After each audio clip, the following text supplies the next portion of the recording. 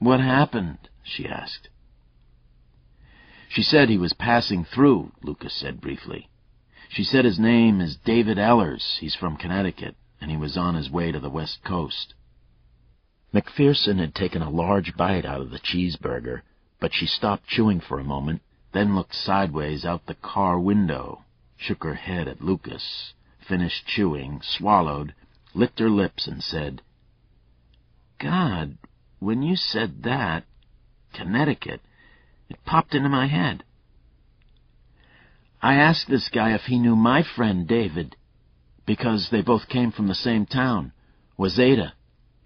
But he said he went to a private school and didn't know him." "Wazeda?" Sloane asked. "I'm pretty sure," she said. "Gloria said his name was David," Lucas said. McPherson shook her head.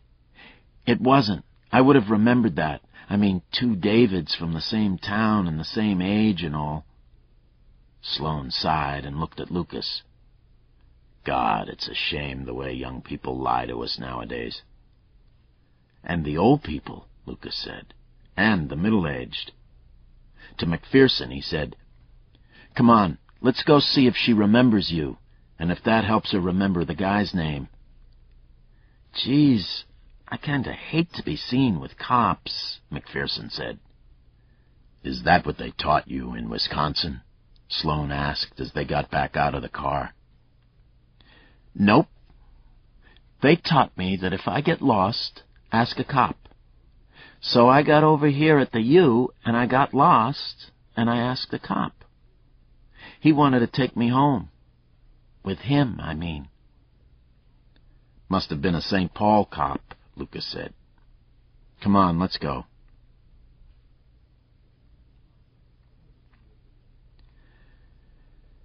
They climbed the stairs again, but when they knocked on Gloria's door, there was no answer. "Could be visiting another apartment," Sloane said. But it didn't feel that way. The building was silent, nothing moving. Lucas walked down to the end of the hall and looked out a window. "Fire escape," he said. An old iron drop-ladder fire escape hung on the side of the building. He checked the window above it, and the window slid open easily. "The window's unlocked from inside. Goes down the back." He leaned out. Nothing moved. Sloane said, "She's running." Lucas said, "And she knows him. You go that way." Sloane ran for the stairs while Lucas went out the window and ran down the fire escape. At the top of the lowest flight, he had to wait for a counterweight to drop the stairs to a narrow walkway between the apartment and the next building. The walkway was filled with debris, blown paper, a few boards, a bent and rusting real estate sign, and wine bottles.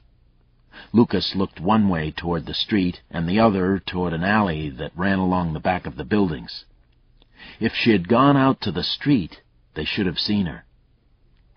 He ran the other way toward the alley, high-stepping over dried dog shit and a knee-high pile of what looked like cat litter.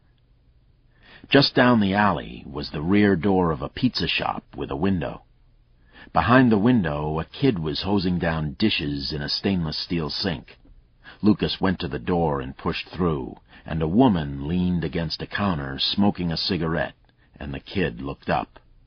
"Hey," she said, straightening up, "you're not supposed to—" "I'm a cop," Lucas said. "Did either of you guys see a woman come down the fire escape in back of the building across the alley 5-6 minutes ago?" The woman and the dishwasher looked at each other, and then the dishwasher said, "I guess. Skinny, dressed in black." "That's her," Lucas said. "Did you see where she went?" "She walked up that way," the dishwasher pointed. "Was she in a hurry?" "Yeah, she sort of skipped, and she was carrying like a laundry bag. She went around the corner. What'd she do?" Lucas left without answering, ran down to the corner. There was a bus stop with nobody waiting. He ran across a street into a bakery, flashed his badge, and asked to use a phone. A flour-dusted fat man led him into the back and pointed at a wall phone. Lucas called dispatch. "She might be on a bus, or she might be walking someplace, but flood it. We're looking for a tall, pale woman in her middle 20s, dressed all in black, probably in a hurry, probably carrying a bag of some kind, maybe a sack. Check for a car registration and get that out." Back on the street, he looked both ways. He could see 3 or 4 women dressed in black. One might have been Crosby, but when she turned to cross a street, Lucas, running up from behind, saw it wasn't her. A cop flashed by. 2 guys looking out the windows. Lucas turned back. There were students everywhere. Too many of them in black.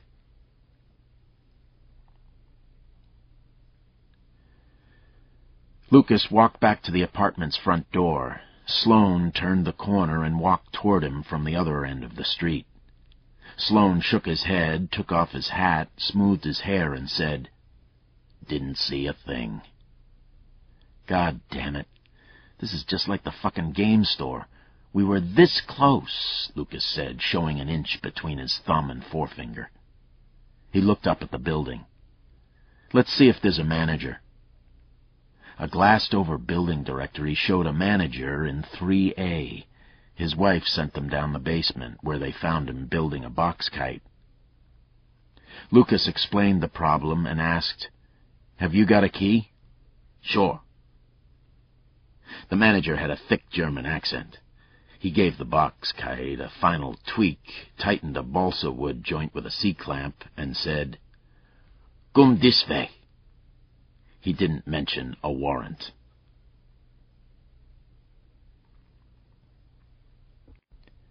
McPherson was waiting in the hall outside Gloria's room. "Could you take a cab?" Lucas asked.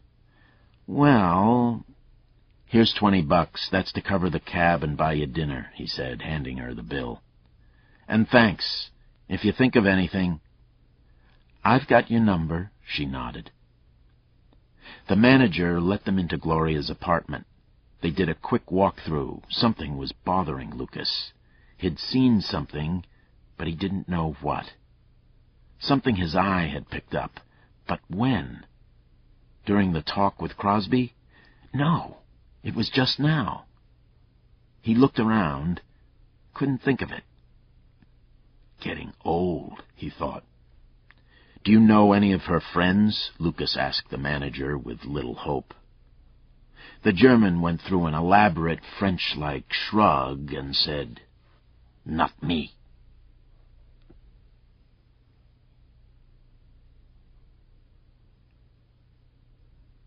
They knocked on every door in the building, with the manager trailing behind them. Few people were in their apartments, and nobody had seen her. 2 patrol cops showed up, and Lucas said, "Go with the manager. He has legal access, so you don't need a search warrant. Check every single apartment. Don't mess with anything. Just check for the girl." As they were walking away, he called, "Look under the beds," and one of the cops said with an edge, "Right, Chief." Lucas, scowling, turned and said to Sloane, "Find the best picture you can. Get it back to the office and get it out. Tell Rosemary to hand it out to the press." "What are you doing?" Sloane asked. Lucas looked around.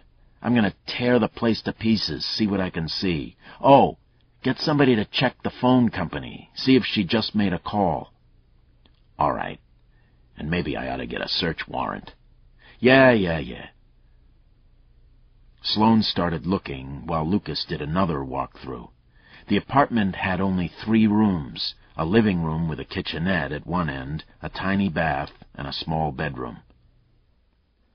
A battered bureau, probably from the Salvation Army store, was pushed against one wall of the bedroom.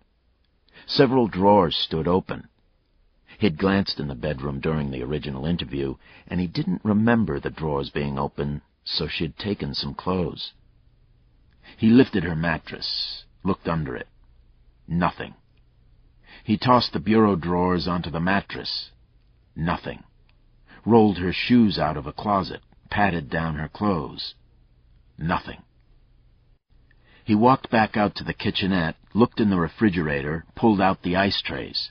He checked every scrap of paper within reach of the telephone. In 10 minutes he had a dozen phone numbers, mostly scrawled on the backs of junk mail envelopes, a few more on a phone book. He checked the exchanges. None was in Egan, or Apple Valley, or down that way. He stacked the phone book on the counter with the envelopes, mentioned them to Sloane. He went to the bathroom next and peered into the medicine cabinet. There were a dozen brown pill bottles on the top shelf, lined up like chessmen. "She's got some weird meds," Lucas called to Sloane. "Let's find out where she gets them and what they're for. Get somebody to check the local pharmacies and maybe the U Clinic.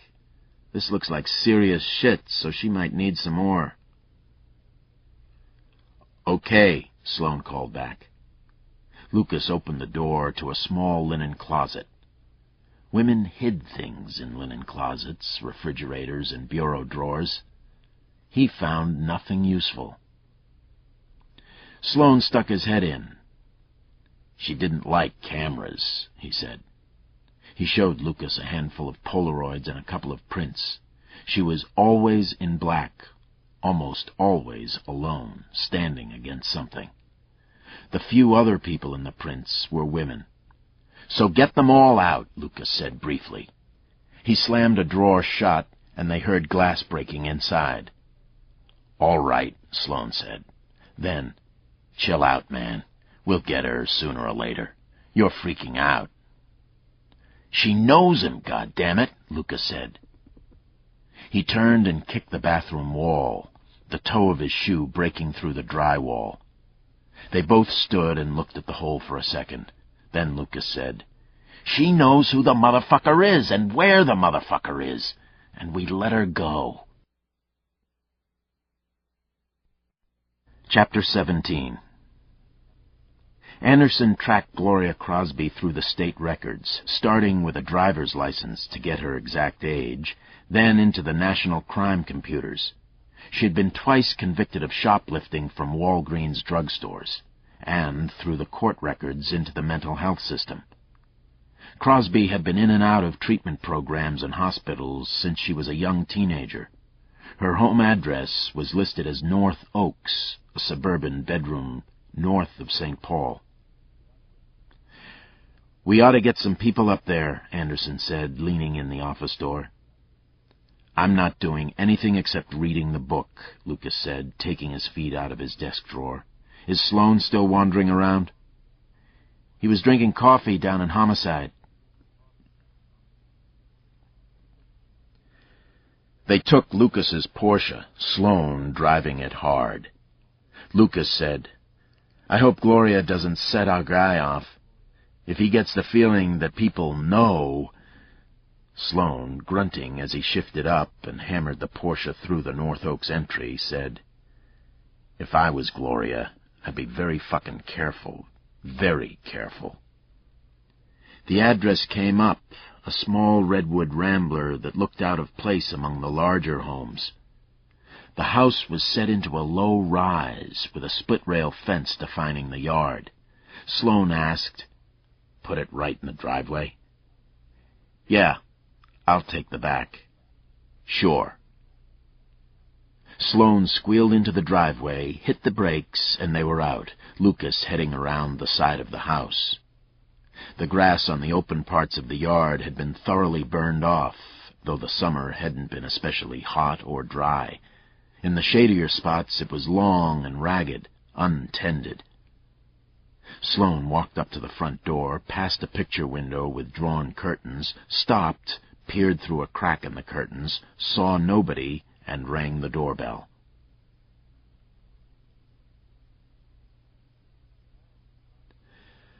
Marilyn Crosby was a slight gray-haired woman, stooped, suspicious, her face lined with worry. She stood in the doorway, one hand clutching her housecoat at the throat. "I haven't seen her or heard from her since last spring sometime. She wanted money. I gave her $75, but we're not close anymore." "We need to talk," Sloane said, low-keyed, relaxing. "She may be involved with the man who did the Manette kidnapping. We need to know as much about her as we can, who her friends are."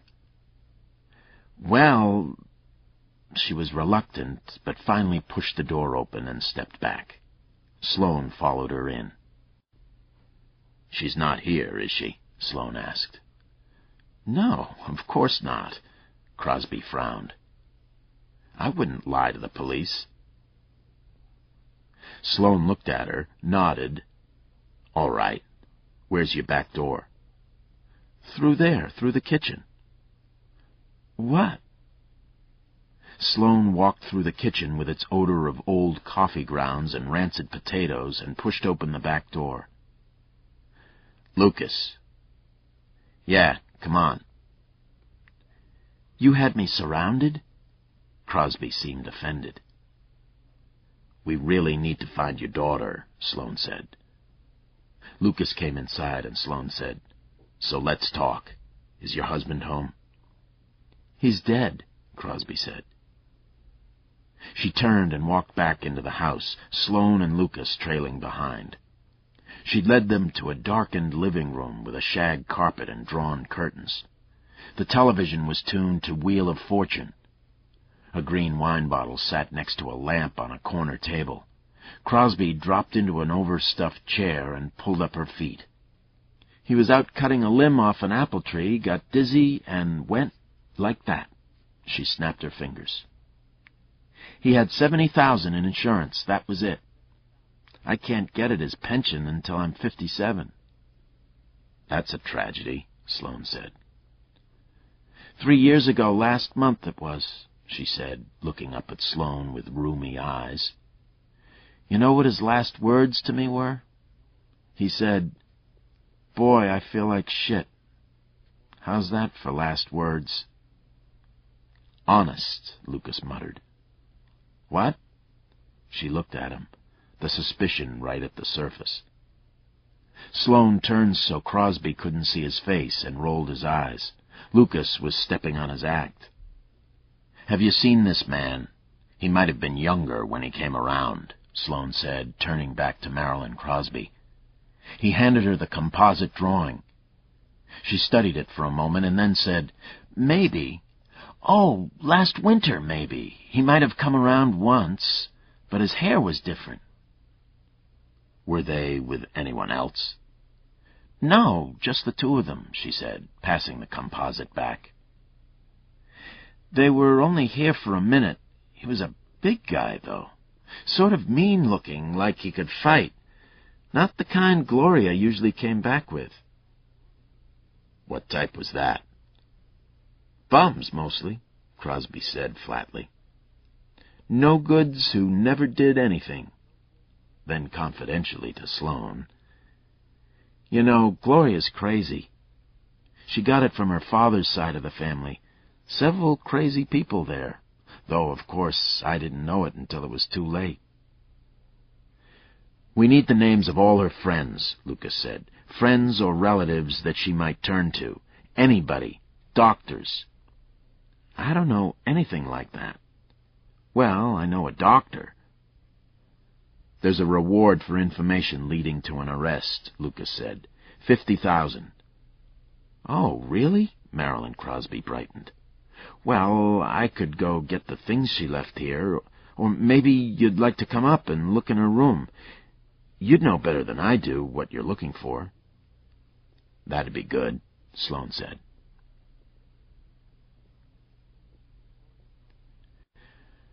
Gloria Crosby's bedroom was an 11-foot square cubicle with a window in one wall, a bed, and a small pine desk and matching dresser. The dresser was empty, but the desk was stuffed with school papers, music tapes, rubber bands, broken pencils, crayons, rock and roll concert badges, drawings, calendars, pushpins. "Usual stuff," Sloane said. He went through it all. Lucas helped for a few minutes, then found Marilyn Crosby in the kitchen, drinking from the wine bottle, and got the name of Gloria's last doctor. He looked the name up in the phone book, noted the address, and called Cheryl, who was doing phone work on the patients they'd uncovered at the university. "Anything you can get," Lucas said. When he got back to the bedroom, he lay down on Gloria Crosby's bed, a narrow, sagging, single width that was too short by 6 inches. A Mr. Happy Tooth poster hung on the wall opposite the bed. "Hi, I'm Gloria," was written in careful block letters on the cartoon molar. The molar was doing a root dance on a red line that might have been an infected gum. "3 names so far," Sloane said, nodding at the pile of junk on the desk. He was halfway through it. "From high school." "We've got a better shot at the pharmacy. She'll have to go in there sooner or later," Lucas said. He sat up.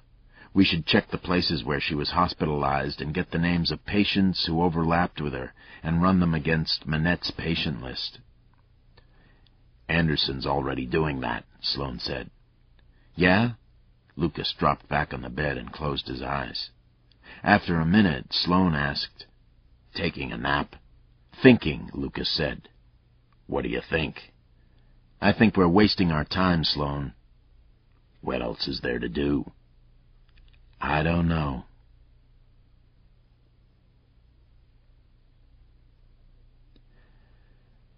As they were leaving, Marilyn Crosby leaned in the kitchen doorway. She held a 12-ounce tumbler of what looked like water, but she sipped like wine. "Find anything?" "No. If my daughter got in touch, if she wanted more money or something, and if I put you in touch with her, who'd get the reward?" "If you put us in touch and we got the information from her, you'd get it," Lucas said. "We know she knows who it is. All we have to do is ask her." "Leave a number where I can get you quick," Marilyn Crosby said. She took a sip from the glass. "If she calls, I'll get in touch. For her own good." "Right," Lucas said.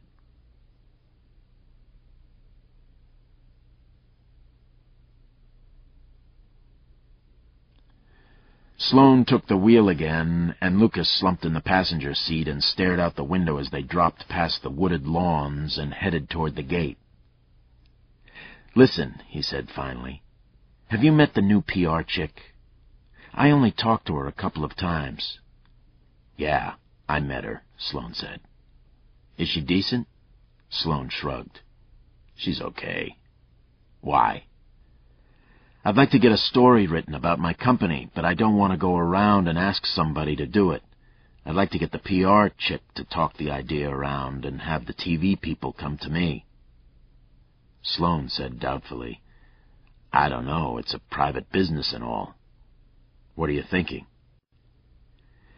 "This guy, whoever he is fairly intelligent, right?"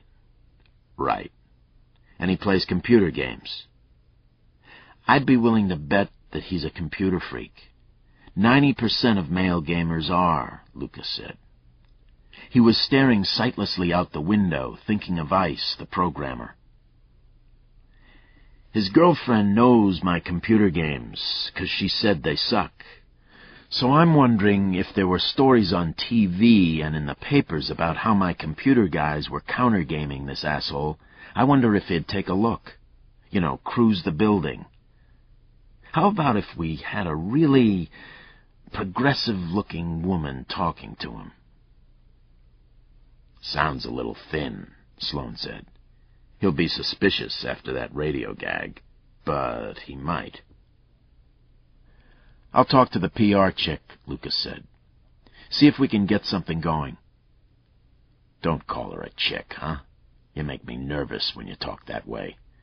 "She carries a can opener in her purse," Sloane said. "Okay." Sloane was driving too fast through traffic, and when Lucas tilted his head back, he punched the radio up, a country station, and they listened to Hank Williams Jr. until Lucas said, "I feel like my head's stuffed with cotton." "What?" "Nothing's going through it at all." He was fumbling with his hand and looked down and saw the ring on his thumb at the same moment that Sloane saw it. You gonna ask her or what? Every time I go home, she's asleep, Lucas said. When I get up, she's gone. You're a cop. That's the way it goes. She's smart enough to know that, Sloane said. At least you're not doing shift work. Yeah, it's just this fucking case, Lucas said, holding the ring up to the windshield, peering through the rock. After this case, we can get back on some kind of schedule.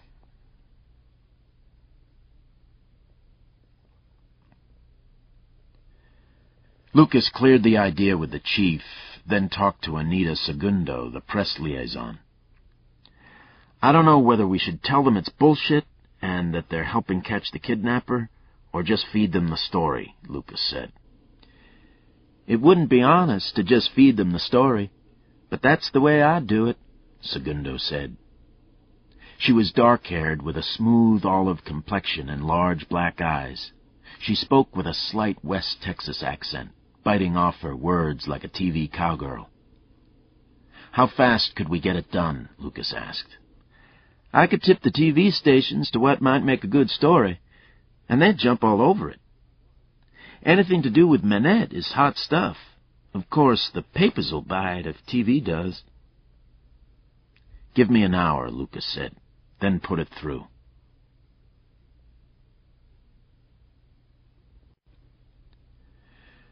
Lucas found Barry Hunt in a huddle with salesmen, pulled him out, and outlined the story idea. Hunt thought about it for 15 seconds, then nodded. I don't see a downside, as long as we have enough cops around for protection. You'll have the cops, but the downside is it might not work, Lucas said. That's not what I meant, Hunt said. I meant there's no downside for us. Whether or not we catch the guy, we can use the stories, video and print, in our PR. You know, tracking a vicious nut kidnapper, blah, blah, blah. Oh, Lucas scratched his head. He had hired the guy to think like this. Yeah, listen then. I'd like Ice to make the presentation to the TV people. Hunt studied him for a moment and then said, You're going a little deeper than I expected. But you're right. If we have the protection. This ends Disc 6. Mind Prey, Disc 7.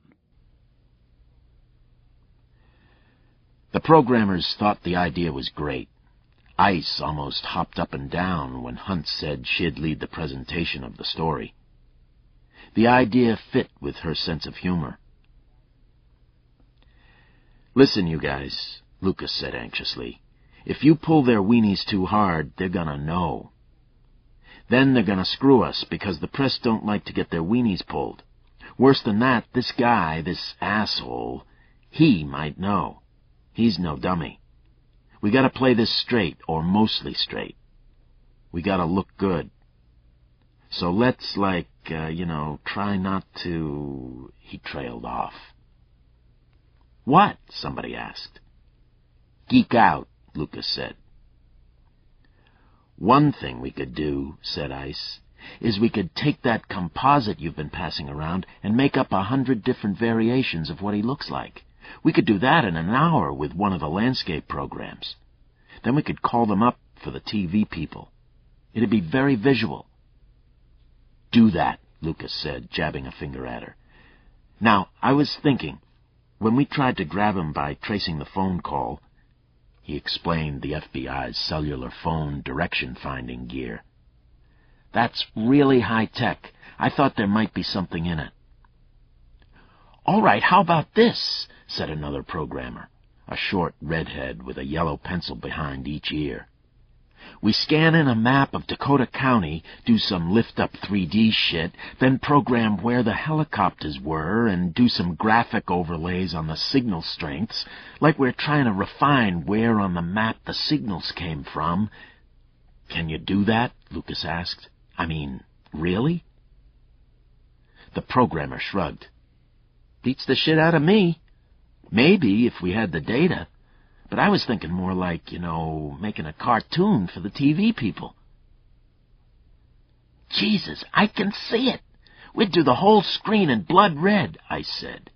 She looked at Lucas. It'd look great. They'd eat the whole thing. That's what we want, Lucas said.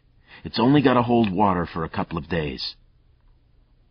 The receptionist stepped into the doorway of the workroom, looked around for Hunt, saw him perched on the end of a workbench. Barry, we've got Channel 3 on the phone. They want to do a story. Hunt hopped off the bench. How long do you guys need? Ice looked around the room, said, We'll need a few hours to set up, get everything together. Could you do it tomorrow morning? No problem, Ice said. Excellent, said Lucas.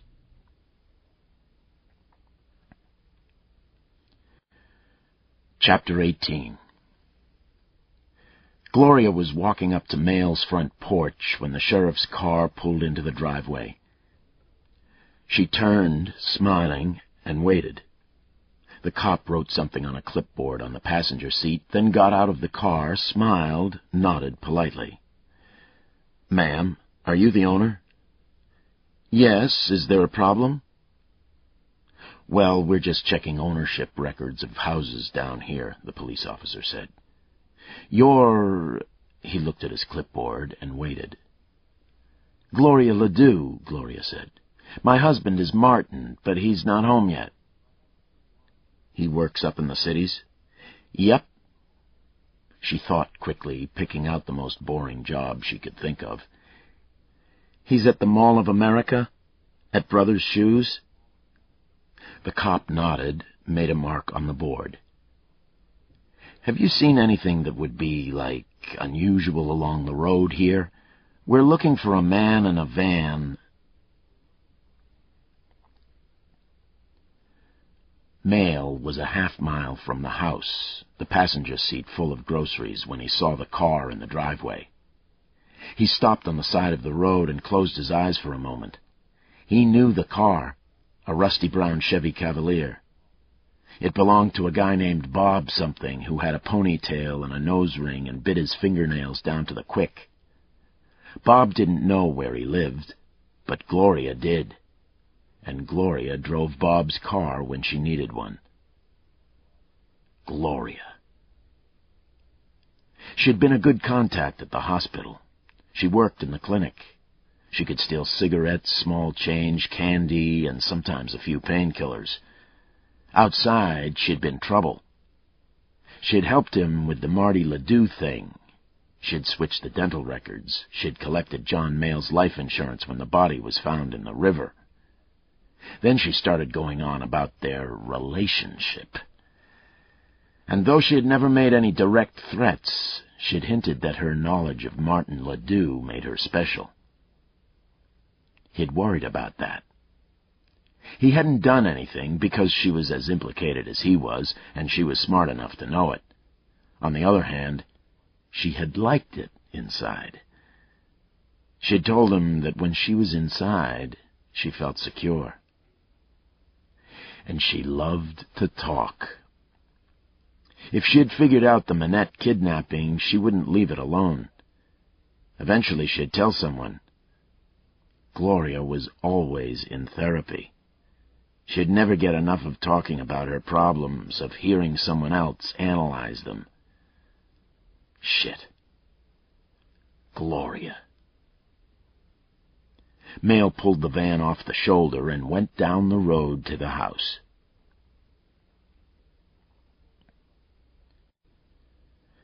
Gloria Crosby felt expansive. For weeks she had felt as though she were living in a box. One day was much like the next as she waited for something to happen, for a direction to emerge. Now it was happening. John had Andy Manette and the kids. She was sure of that. And he must have a plan to get at the Manette money.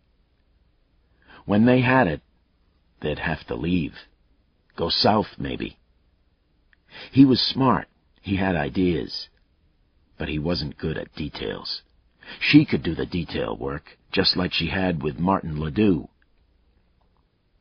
Martin Ledoux had been a robo-geek, the worst of the worst, frightened by everybody, allergic to everything, crowded by others who'd keep him up all night talking to him.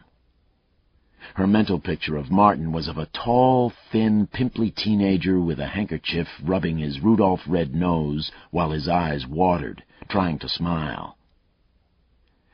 He was useless until the state swept them all out of the hospital and gave them both medical and life insurance, along with their places in a halfway house. The life insurance had doomed Martin Ledoux. Gloria was sitting on Mail's front porch, waiting, not at all impatient. The house was locked, but John was around. Through the front window she could see the pieces of a microwave meal sitting on a TV tray in the living room. The question was, where was he keeping Manette and the kids? The house felt empty. There was nothing living inside. A feather of unease touched Gloria's heart. Could he have gotten rid of them already? No. She knew about John and Manette. He'd keep her for a while, she was sure of that. Gloria was sitting on the front steps, chewing on a grass stem. When Mail pulled the van into the yard, she stood up, dressed all in black. She looked like the Wicked Witch's apprentice, and sauntered down to meet him. "John," she said. Her face was pallid, soft, an indoor face, an institutional face. "How are you?" "Okay," he said shortly. "What's going on?" "I came out to see how you're doing. Got a beer?" He looked at her for a moment, and her face shone with knowledge and expectation. She knew. He nodded to the question. "Yeah, sure. Come on in." She followed him inside, looked around. "Same old place," she said. She plunked down on his computer chair and looked at the blind eyes of the computer monitors. "Got some new ones," she said. "Any new games?" "I've been off games," he said. He got 2 beers from the refrigerator and handed one to the woman, and she twisted the top off, watching him. "You've got a Davenport game," she said, picking up a software box. There was a pamphlet inside and 3 loose discs. "Yeah." He took a hit of the beer. "How's your head?" he asked. "Been okay." She thumbed through the game pamphlet. "Still on your meds?" Sometimes," she frowned. "But I left them back at my apartment." "Yeah?" "Yeah." "I don't think I can go back there." She said it as a teaser. She wanted him to ask why not. She tossed the pamphlet back in the software box and looked up at him. "Why not?" "The cops were there," she said. She took a drink from the bottle, eyes fixed on him. "Looking for you." "For me?" "Yep. They had a picture. I don't know who told them that I know you, but they knew. I managed to put them off and slid out of there." "Jesus, are you sure?" "That they didn't follow?" He looked at the front window, half expecting squad cars. "Yeah, they were stupid. It was easy." "Hey, you know who one of them was?" "Davenport." She nodded. "Yeah." "God damn it, Gloria. I jumped a bus, rode it 8 blocks, hopped off, walked through Janice's apartment building, and took the walkway to Bob's, borrowed the car key from Bob. Did you tell him you were coming to see me?" "Nope." She was proud of herself. "I told him I had to bring some school stuff home. Anyway, I got the key, went down into the parking garage and got his car. There was nobody around when I left." He watched her as she talked, and when she finished, he nodded. "All right. I've been having some trouble with the cops." "I know," she said. And she popped it out. A surprise. They were here, too. Here? Now he was worried. A cop pulled in just after I got here. They're checking all the farmhouses. I don't think he was too interested after I told him I was your wife and we lived here together. Mail looked at her for a moment and then said, "You did?" "I did," she said. "And he left." "All right," he said, his voice flat. She caught the hems of her dress and did a mock curtsy, oddly crow-like in its bobbing dip. "You took the Manette lady and her kids." He was dumbstruck by the baldness of it. He tried to recover. "What?" "Come on, John," she said. "This is Gloria. You can't lie to me. Where have you got them?" "Gloria," but she was shaking her head. "We took down 15,000, remember?" "Yeah." "That was sweet," she said. "I'd like to help you collect on Manette, if you'll let me." Jesus. He looked at her and scratched his head. "Can I see them? I mean, put a stocking over my head or something? I assume they haven't seen your face or anything." "Gloria, this isn't about money," Mail said. "This is about what she did to me in the old days." That stopped her. She said, "Oh." Then, "What are you doing to her?" Mail thought about it for 10 seconds, then said, "Whatever I want." "God," Gloria said. "That's so..." She wiggled in the chair. "Neat." Mail smiled now and said, "Come on. I'll show you."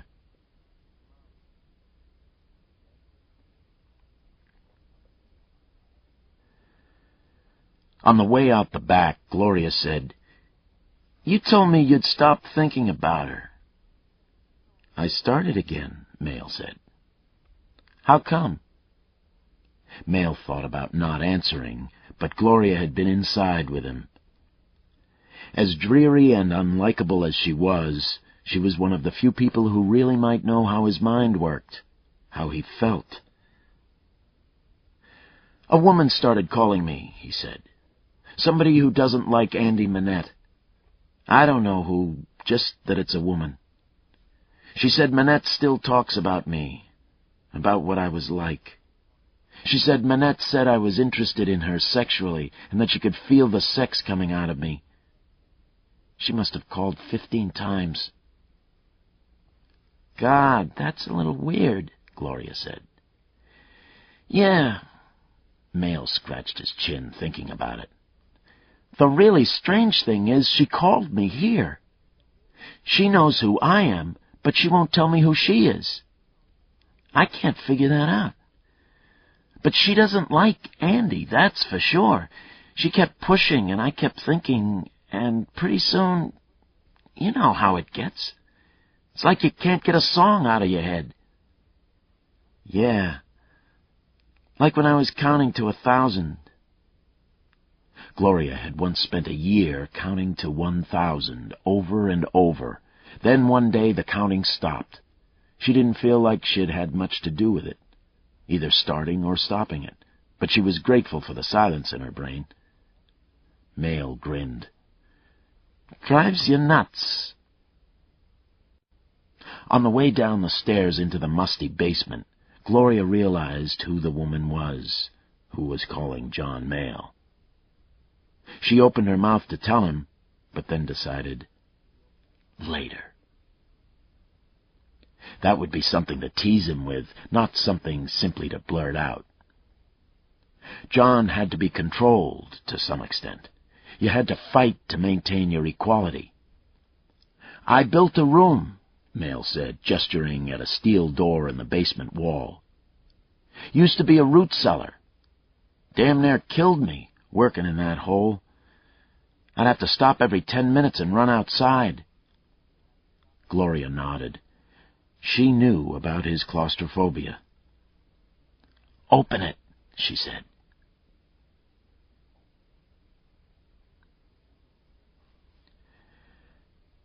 Andy and Grace had used the snap tab from Grace's bra to work on the nail in the overhead joist, but could work only a half hour or so before the skin on their fingers grew too painful to continue.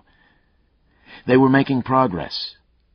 A half-inch of the nail was in the clear, but Andy thought it might take another week to extract it. She didn't think they had a week. Mail was becoming more animated and darker at the same time. She could feel the devils driving him. She could see them in his eyes. He was losing control. "Never get it out," Grace said. She was standing on the porta-potty. "Mom, we're never gonna get it." She dropped the snap tab and sat down on the potty cover and put her face in her hands. She didn't cry. Both of them had gone dry-eyed, as though they'd run out of tears. Andy squatted next to her, took her daughter's hand, and rolled it. The skin where she'd been holding the too small tab was pinched and scarlet, overlying a deeper dark blue bruise. "You'll have to stop. Don't do any more until the red goes away." She looked up at the joist, rubbing her thumb against the shredded skin of her own forefinger. "I'll try to do a little more." "No good anyway," Grace said. "He's too big for us. He's a monster." "We've got to try," Andy said. "If we can only get a weapon, we can—" They heard the thumps of feet overhead. "He's coming," Grace said. She shrank back to the mattress, to the corner. Andy closed her eyes for a moment, opened them, said, "Remember, no eye contact." She spit into her hand, dabbed a finger into a dusty corner, reached up and rubbed the combination of dirt and saliva on the raw wood where Grace had been digging around the nail. The moisture darkened the wood and made the rawness less noticeable. When she was satisfied, when the footsteps were on the stairs and she could wait no longer, she stepped down, pushed the porta-potty against a wall, and sat on it. "Don't talk unless he talks to you, and keep your head down. I'll start talking as soon as he comes in, okay? Grace, okay?" "Okay." Grace rolled onto the mattress facing the wall, pulled her tattered dress around her legs. Mail was at the door. "John," Andy said, her voice dull, her face slack. She was desperately trying to project an image of weariness, of lifelessness. She wanted to do nothing that would provoke him. "Come on. Up. We've got a visitor." Andy's head snapped up despite herself, and from the corner of her eye she saw Grace roll over. Mail stepped down into the cell, and as Andy got to her feet, he took her arm, and she shuffled to the door. "Can I come?" Grace squeaked.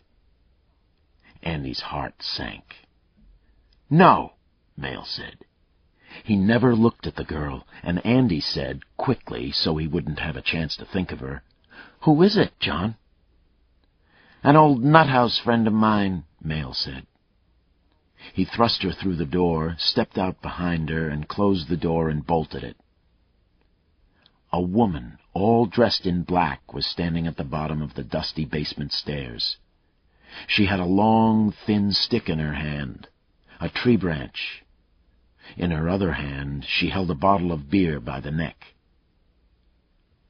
Witch, Andy thought. And then, executioner. "God, John," the woman breathed. She came closer and walked around Andy, looking her up and down as though she were a mannequin. "Do you hit her a lot?" "Not a lot. I mostly fuck her." "Does she let you, or do you make her?" The woman was only inches away, and Andy could smell her breath, the sourness of the beer. "Mostly I just go ahead and do it," Male said. "When she gives me any trouble, I pound her a little." Andy stood dumbly, not knowing what to do, and Male said, "I try not to break anything. Mostly I just use my open hand, like this." He swatted Andy's face hard, and she went down, but her head was clear. Male hit her almost every time he took her out of the room, and she had learned to anticipate the motion. By moving with it just a bit, the blow was softened. By falling, she assuaged whatever it was that made him hit her. Sometimes he helped her pick herself up. Not this time. This time he stood over her, with the woman in black. "Brought some rope," he said to Andy. He showed her several 4-foot lengths of yellow plastic water ski rope. "Put your hands up." "No, don't stand up. Just put your hands up." Andy did what he told her, and he tied her hands at the wrist. The rope was stiff and cut into her skin. "John, don't hurt me," she said as calmly as she could. "I'm not going to," Male said. He tied a second length of the rope to the bindings at her wrist, led it over a joist-mounted rack in the ceiling, and pulled on the end until Andy's hands and arms were above her head, then tied it off. "There you go," Male said to Gloria. "Just the way you wanted her." "God!" Gloria said. She walked around Andy, and Andy turned with her, watching. "Don't turn or you'll really get it," Gloria snapped. Andy stopped, closed her eyes. A second later, she heard a thin, quick whistle, and then the tree branch hit her in the back. Most of the impact was soaked up by her dress, but it hurt, and she screeched, "Ah!" and arced away from the other woman. Gloria's voice was hot, excited. "God! Can we get her dress off? I want to hit her on the tits." "Go ahead," Male said. "She can't do anything to you." Gloria walked straight up to Andy, and as she reached for her blouse, said, "You should have taken her clothes away from her anyway. We ought to cut them off with a knife. Same with the kid. We ought to—" Male had come up directly behind her, a third length of the rope held between his hands. He flipped it over Gloria's neck and twisted. The rope cut into the woman's throat, and she tried to turn, tried to grab the rope. Her face, eyes bulging, was inches from Andy's.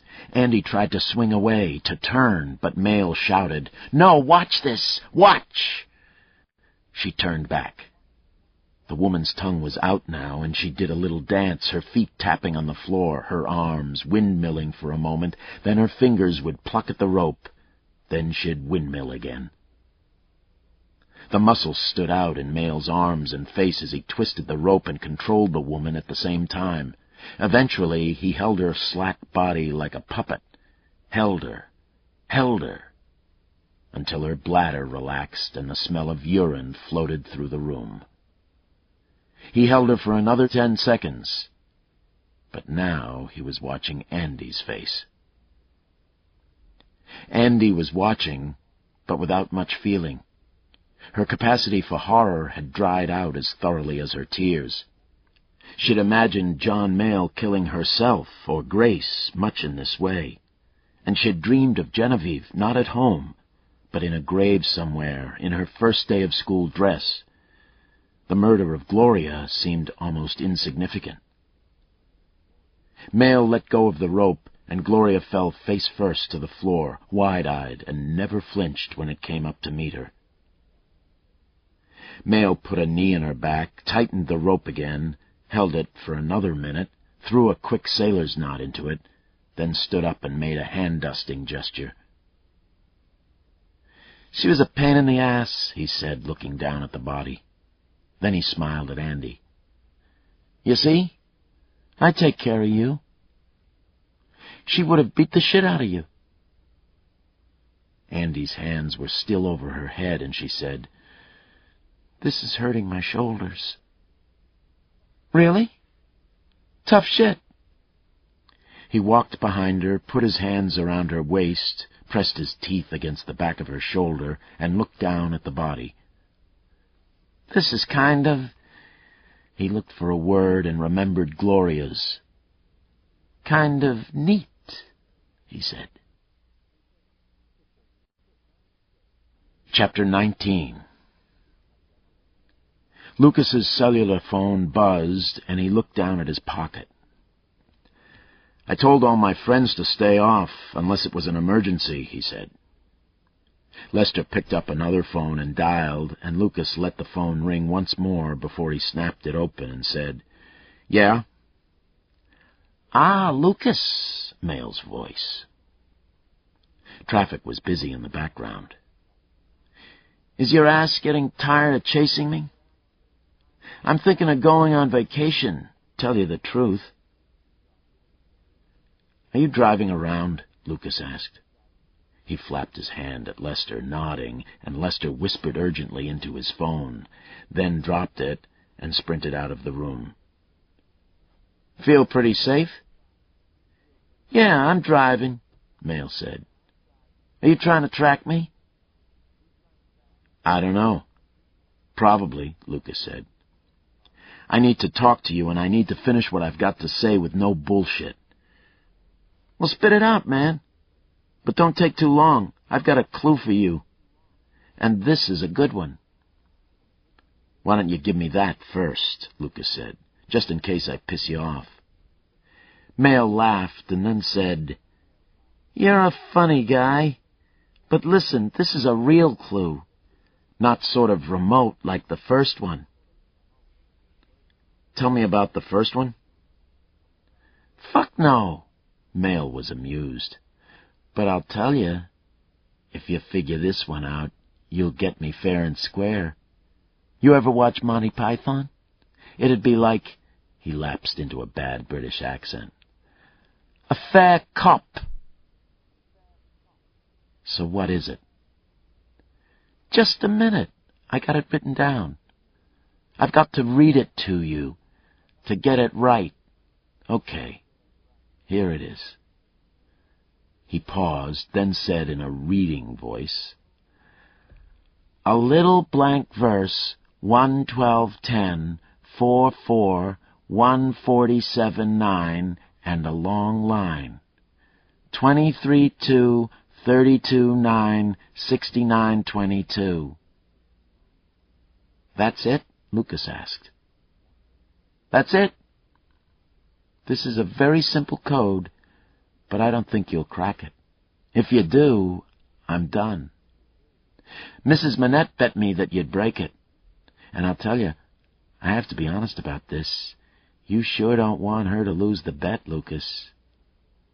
"Hey, did you say it was all right for me to call you Lucas?" Lucas said, "Mrs. Manette's still okay? Can I talk to her?" "After the stunt she pulled last time? Bullshit. We had a hard little talk about that. What do you cops call it? Tough love?" "She's still alive?" "Yeah. But I'm gonna have to go. I feel like a whole cloud of cops are closing in on me." No. Listen to me," Lucas said urgently. "You don't feel it, but you're ill. I mean, you're gonna die from it.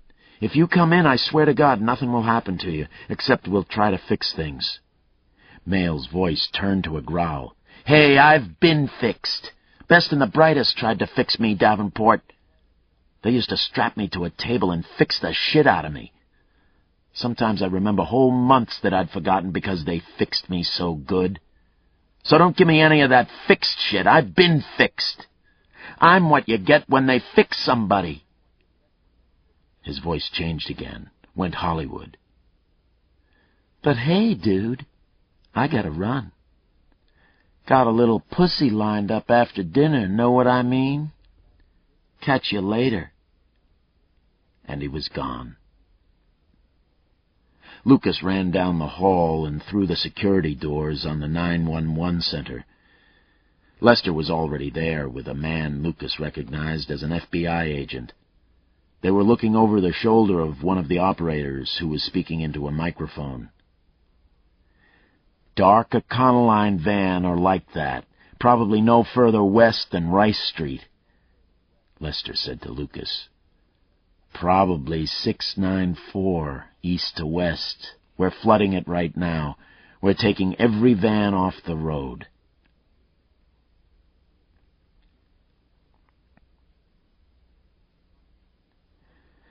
They hung around dispatch for 15 minutes, listening as vans were pulled off the highway wholesale. After a while, they walked back to the homicide office together and found Sloane with his feet on his desk, looking at a printout. "The clue," he said, waving the printout at them. "All ready?" Lucas said. "What do you think?" "Could be Bible verses," Sloane said. "They got that kind of numbers, and he used the Bible last time." "Unless he's cooked up something clever and he's fucking with us," Lester said. "Maybe it's got something to do with the numbers." "Maybe it's his address," Sloane said, "and his driver's license number." "And maybe it's the Bible," Lucas said. "I've got somebody who can look into that possibility." "L," Sloane said, looking up from the list of clues. "Does a nunnery got a fax machine?" "Yeah," Lucas said vaguely. He read through a transcript of the tape. "Shit." "What?" "Don't go away," Lucas said. "Let me fax this to L."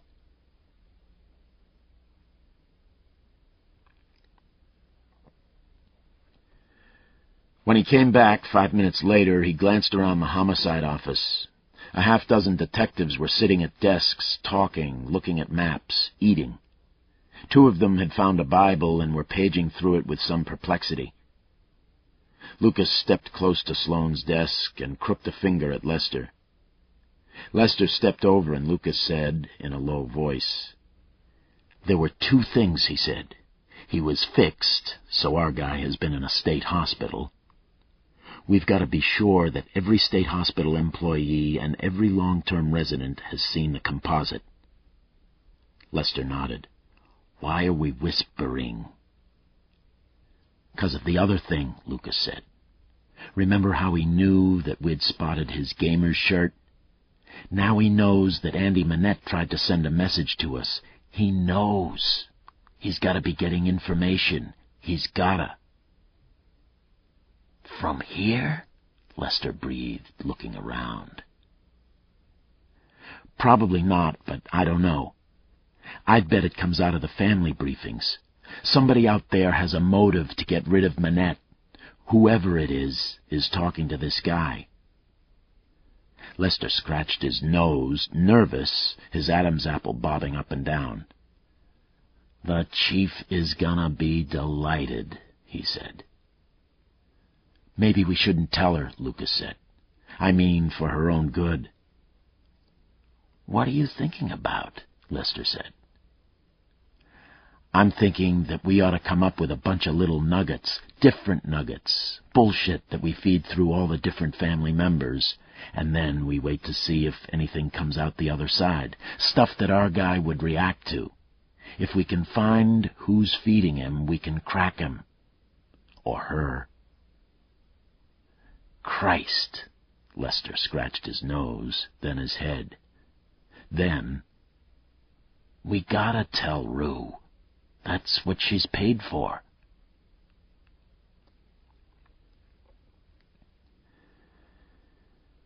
Rue said, "I wish you hadn't told me."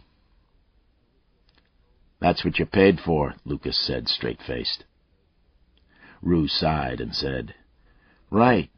So, anything critical we keep to ourselves, though I don't see how we could keep Manette's message to ourselves.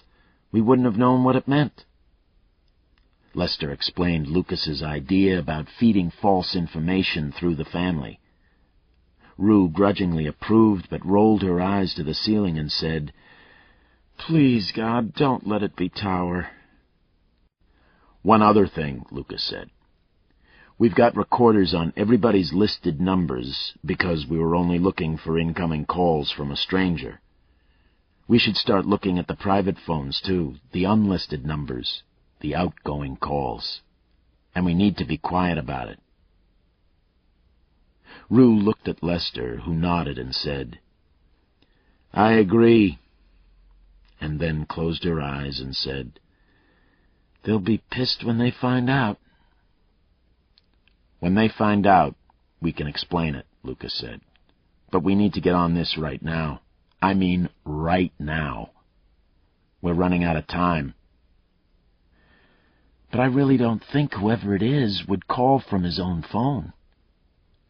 They might if they think they know what's being monitored, Lucas said. And when the asshole needs to get in touch with them, he's got a call. We need to know about anything anomalous. Odd rings, cryptic phone calls, funny-sounding wrong numbers, anything. Rue sighed, spread her hands on her desk, looked at them. I knew there'd be days like this, she said. You gotta do it, Lucas said. All right, Rue said. I'll call Larry Baxter. He'd sign a warrant on the little old lady who lived in a shoe. Tonight, Lucas said. Get Anderson to call the phone company and get a list of all their numbers on every single one of the family members. Then get a guy over to the phone company and have him sit there and listen. We're running out of guys, Lester said. Pull some uniforms, Lucas said. We don't need Einstein over there.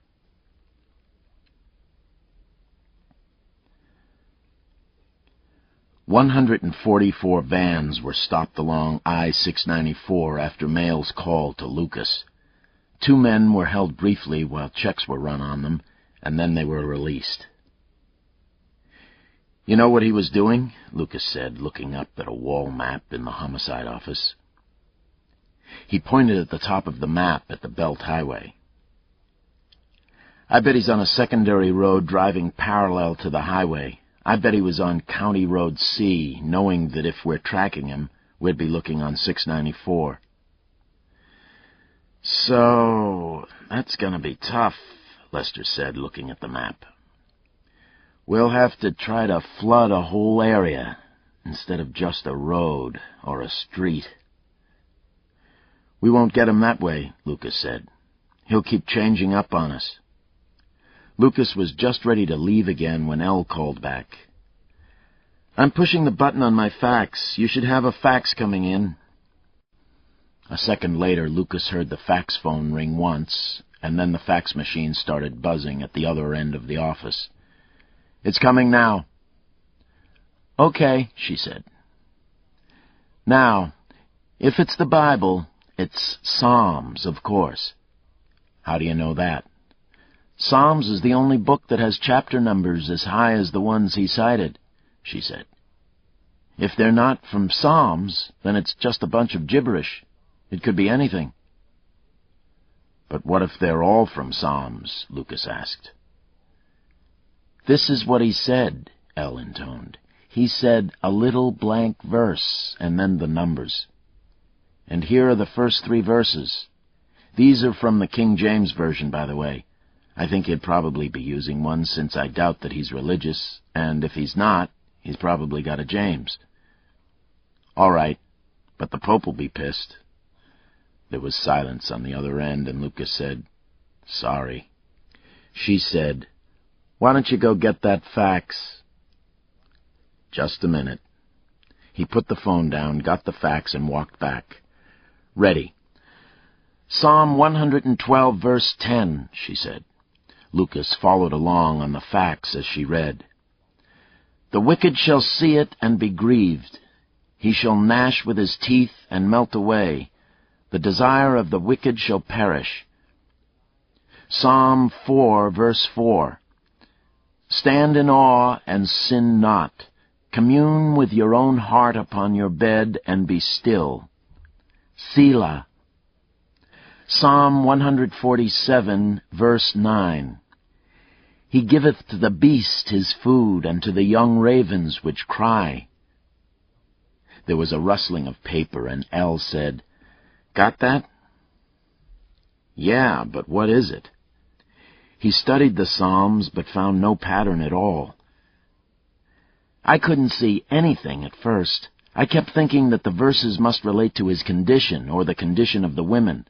I thought he must have made a psychotic connection between them.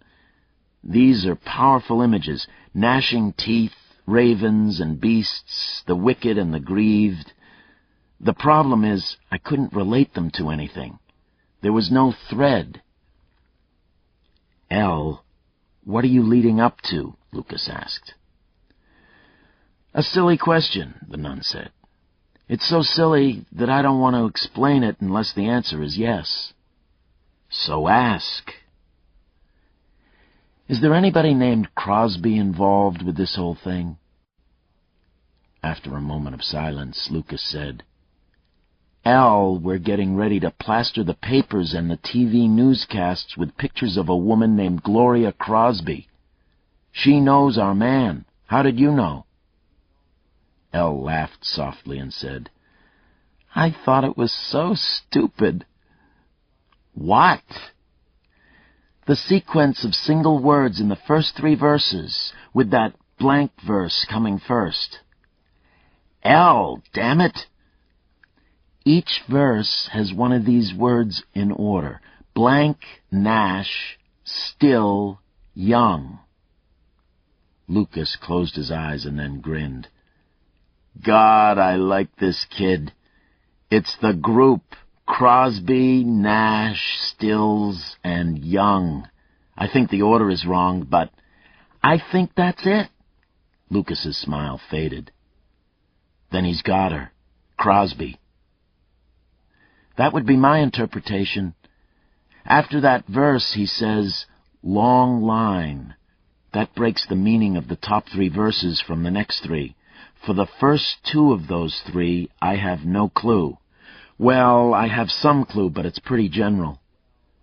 Lucas read the 2 verses under the long line she had drawn across the paper. The first was Psalm 23, verse 2. "He maketh me to lie down in green pastures. He leadeth me beside the still waters." "She's dead," Lucas said. "That's the verse you read at a funeral." "Unless he's hinting that he's taken her to Stillwater." "Yeah." He scanned the 5th verse, Psalm 32, verse 9. "Be ye not as the horse or as the mule, which have no understanding, whose mouth must be held in with bit and bridle, lest they come near unto thee." After a long moment of silence, Lucas said, "Doesn't mean anything to me." "Me either, but I'll think about it." "How about the last one?" "That's the one that worries me. 69, verse 22. Let their table become a snare before them, and that which should have been for their welfare, let it become a trap." "Huh," Lucas said. "Be careful," Elle said. "He's warning you." "I will. And Elle, thanks." "I'm praying for Dr. Manette and the children," Elle said. "But you've got to hurry, Lucas."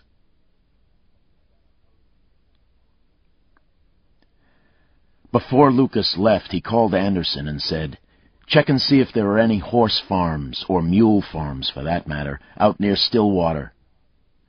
"There are," Anderson said. "Lots of them. It's sort of St. Paul's horsey country." "Better start running the owners," Lucas said. "Make a list."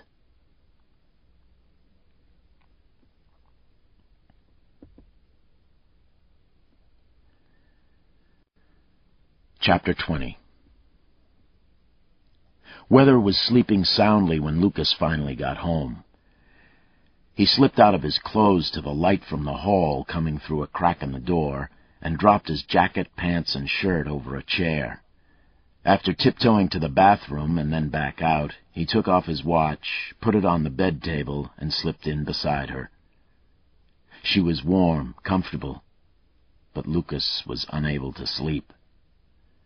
After a few minutes, he got up and tiptoed out to the study, sat in the old leather chair, and tried to think. There were too many things going on at once, too much to think about.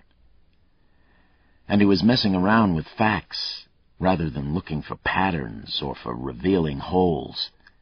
He put his feet up, steepled his fingers, closed his eyes, and let his mind roam. And in 10 minutes concluded that the case would break when they identified the probable killer through hospital records, or when they cracked the kidnapper's source of information. 2 solid angles, but not enough pressure on them.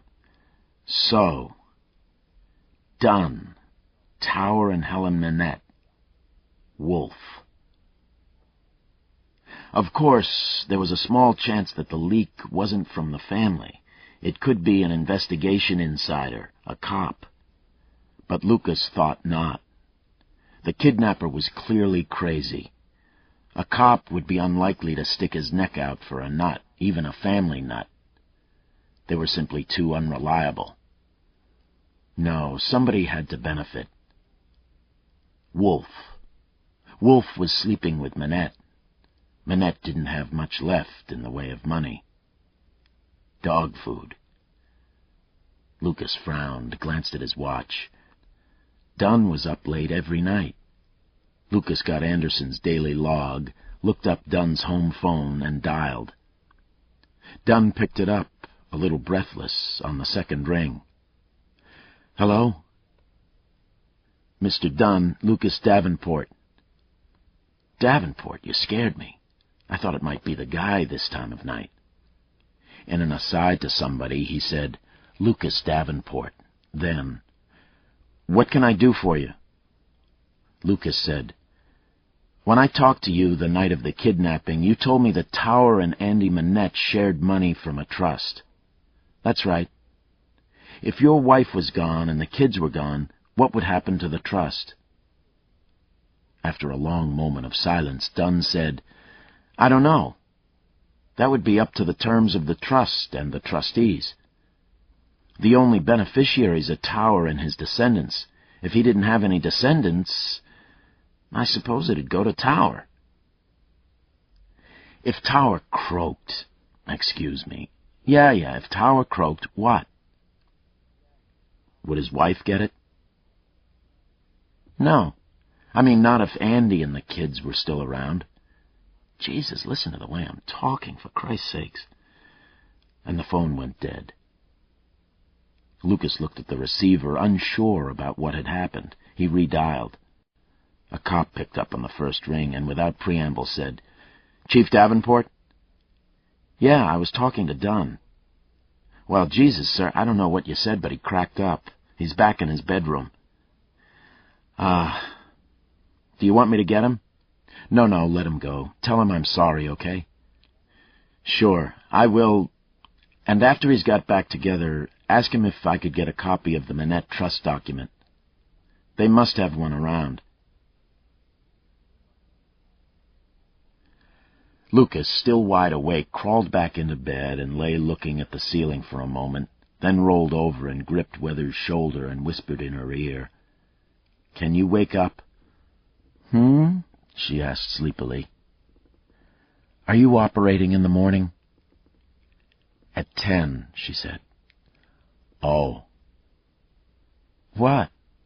She rolled more on her back and reached up and touched his face. "I need to talk to you about the case. I need an opinion from a woman. But if you're working—" "I'm fine," she said, more awake now. "Tell me." He told her and finished with, "Tower could die any time. If Andy and the kids are gone, his wife is going to get a load. Whatever he's got, plus maybe whatever's in the trust. Probably $4 million, plus a $1 million house. So the question is, could Nancy Wolf do that? How about Helen?" Weather had been listening intently. "I can't say. It could be either one. Normally, I'd say no to Wolf.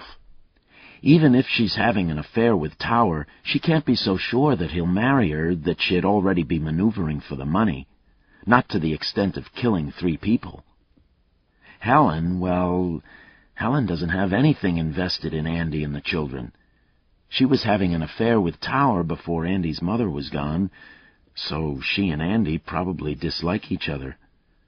And if Helen knows about the affair with Nancy Wolfe, maybe... Yeah.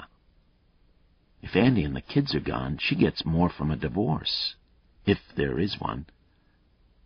If Andy and the kids are gone, and Manette croaked from the stress, or from the stress before a divorce, or both, well, all the better. So Helen looks good. Except, Lucas repeated. Except that we don't know much about Wolfe's relationship with Andy Manette. They are partners and old friends, we're told. But that's exactly where you'll find some really deep, rich, suppressed hatreds, things that go back decades. My best friend in high school got married when she was 19, had a bunch of kids, and wound up flipping burgers in a motel. The last time I saw her, I realized I think she hates me. Andy was always rich. Wolfe didn't have money. Andy married a man who Wolfe met first, and who went on to become a multimillionaire. Andy has good-looking kids. Wolfe is at the time of life when she's got to face the possibility that she won't get married and have children at all. And maybe Andy would interfere with this affair. I wonder if she knows about it. Anyway, that's all pretty emotional stuff and pretty tangled up. Yeah, and there's something else, Lucas said. If somebody sicked a fruitcake killer on Andy Manette, who'd know more about picking a fruitcake killer than Wolfe?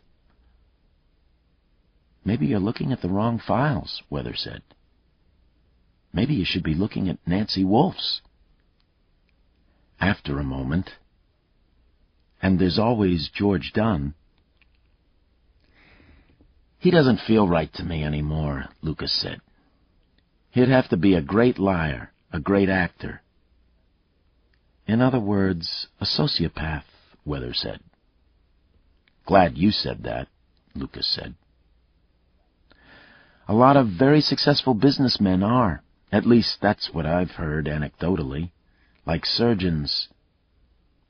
Nancy Wolfe once called him a sociopath, Lucas said. And if he were facing a divorce that would cut his business in half, how much did you say he was worth? Weather asked. If he wasn't lying, could be anything up to $30 million. So Andy Manette's death could be worth $15 million to him, Weather said. I'll tell you something. Rich people get very attached to their money. It's like one of their organs, or more than that. If you asked most people who have $2 million whether they'd rather lose $1 million or lose a foot, I think most of them would rather lose the foot. But that only holds if Andy Manette really wants a divorce, Lucas said. Dunn says he was trying to put it back together. What else would he say? That he hates her and he's glad they were kidnapped? Yeah. The problem wasn't a lack of motive. The problem was picking one. Don't forget the last possibility, Weather said. Tower. Her father. You've got a sick mind, Karkinen. It wouldn't be the first time that a father went after his daughter.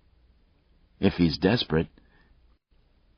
Lucas lay flat on his back, his fingers laced across his stomach, and he said, When I had my little bout of depression, whenever that was, one of the worst things was lying awake at night with everything running through my head in circles and not being able to stop it.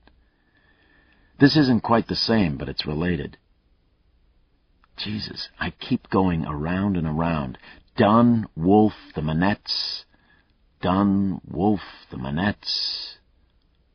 The answer is there. Weather patted his leg. You'll figure it out. Something else is bothering me. I saw something in Gloria Crosby's apartment, but I can't remember what it was, but it's important." She pushed herself up. "You forgot?" "Not exactly forgot. It was there, but it's like I never really recognized it. It's like when you see a face in the street and an hour later you realize it was an old classmate. Like that. I saw something." "Sleep on it," she said. "Maybe your subconscious will kick it out." After a while, in the dark, after Weather had rolled back to her own pillow, he said, "You know, those 2 Bible verses have me whipped, too. Must be Stillwater. That would be too much of a coincidence, or a trick or something, not to be right. But what's he talking about?" And Weather said something that sounded like zzz, tug.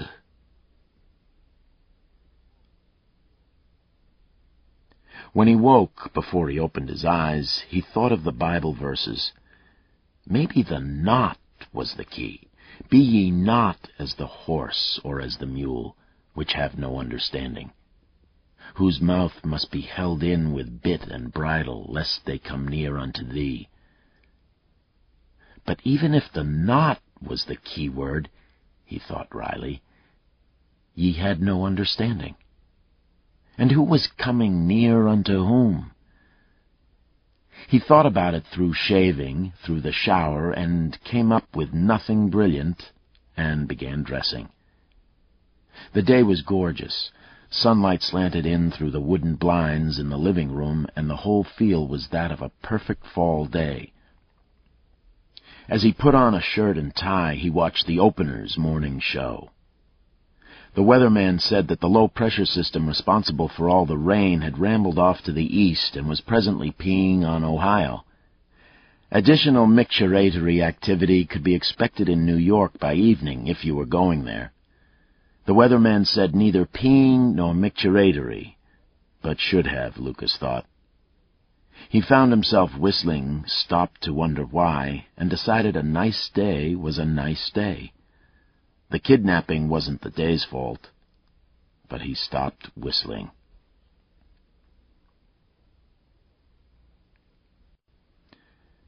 "So we're stuck?" Rue asked. She lit a cigarette, forgetting the one already burning in an ashtray behind her. Her office stank of nicotine and would need new curtains every year. "All we can do is grind along?" "I had those Bible verses sent out to Stillwater," Lucas said. "Maybe the local cops will figure something out." "And maybe the fairy godmother will kiss me on the sweet patootie," Lester said. "Nasty thought," Rue said. "Nasty." "I think we ought to start pushing the Big Four, the Manettes, Dunn, Wolfe. Start taking them apart. Somebody is talking." Rue shook her head. "I haven't entirely bought that. We've got the wiretaps going, but I don't think I'm ready for a full-scale assault." "Who's listening to the wires?" Lucas asked. Lester made a sound like he was clearing his throat. "What?" "Larry Carter from Uniform. Then tonight, Bob. Grieve." "Ah, shit," Lucas groaned. "He can do that," Lester said defensively. "He's not stupid. He's just—" He groped for a phrase. "Investigatively challenged," Rue suggested. "That's it," Lester said. Lucas stood up. "I've gotten everything I can out of the raw paper on Don, Wolfe, and the Manettes, and I want to look at all the stuff from the hospitals and the possible candidates from Andy Manette's files," he said. "That's where it'll break, unless we get a piece of luck." "Good luck. There's a lot of it," Lester said. "And you better pick up a new copy of Anderson's book. There's more new stuff in there. We got lists coming out the wazoo."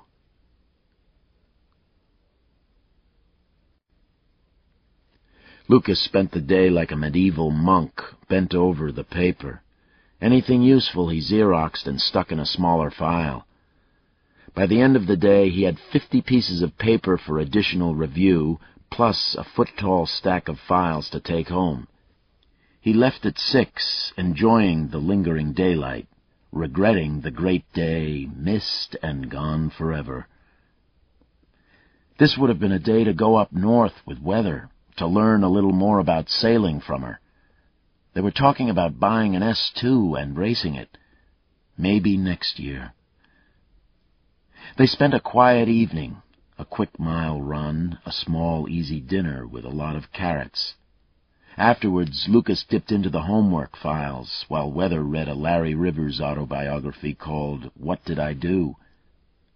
Occasionally she'd read him a paragraph, and they'd laugh or groan together. As she sat in the red chair with the yellow light illuminating half of her face, he thought she looked like a painting he'd seen in New York. Vermeer, that was it, or Van Gogh. But Van Gogh was the crazy guy, so it must have been Vermeer. Anyway, he remembered the light in the painting. And she looked like that, he thought, in the light. "Gotta go to bed," she said regretfully, a little after 9 o'clock. "Gotta be up at 5:30. We ought to do this more often." "What?" "Nothing. Together." When she had gone, Lucas started through the stack of files again, came to the one marked John Mayle. After the name, somebody had scrawled, "Deceased." This one had looked good, Lucas thought. He opened it and started reading. The phone rang, and he picked it up. "Yeah?" "Grieve." "Lucas, I'm peeing my pants. The asshole is talking to Dunn."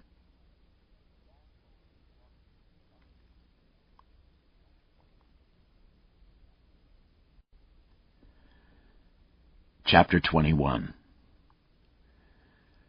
Grieve met Lucas at the elevator doors. He was in shirt-sleeves, his tie hanging around his shoulders, his hair sticking up in clumps. "Christ, lit me up like a fucking Christmas tree," he said. "I couldn't believe what I was hearing." He led Lucas down a bare but brightly lit hallway toward an open office door, their heels echoing on the tile floor. "You call the Phoebes?" Lucas asked. "No, should I?" "Not yet." The office was furnished with a cafeteria-style folding table, 3 office chairs, and a television. A group of beige push-button telephones and a tape recorder sat on the table with a plate of donut crumbs. The TV was on, but the sound was off, Jane Fonda hustling a treadmill. A pile of magazines sat on the floor beside the table.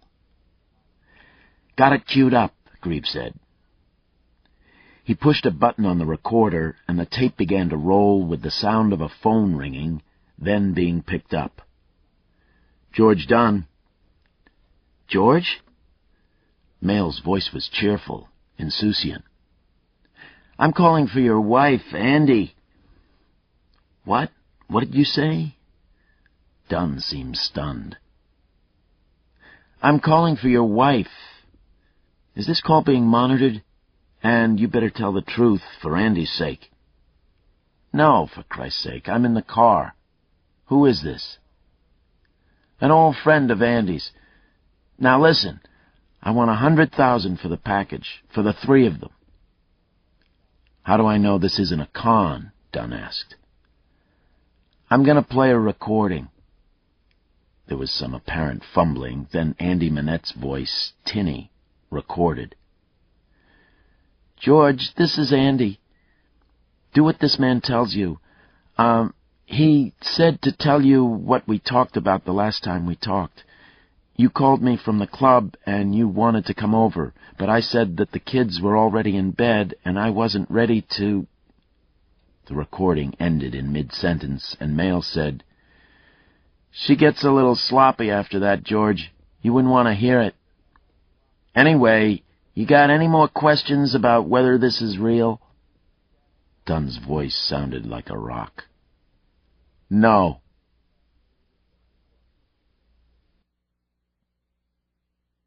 "So, I don't want you to go to the bank, and get a bunch of money with the numbers recorded and dusted with UV powder and all that FBI shit.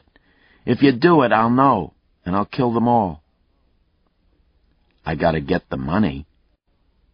George, you've got almost 60,000 in case money, mostly Krugerrands, that nobody knows about, in a safety deposit box in Prescott, Wisconsin.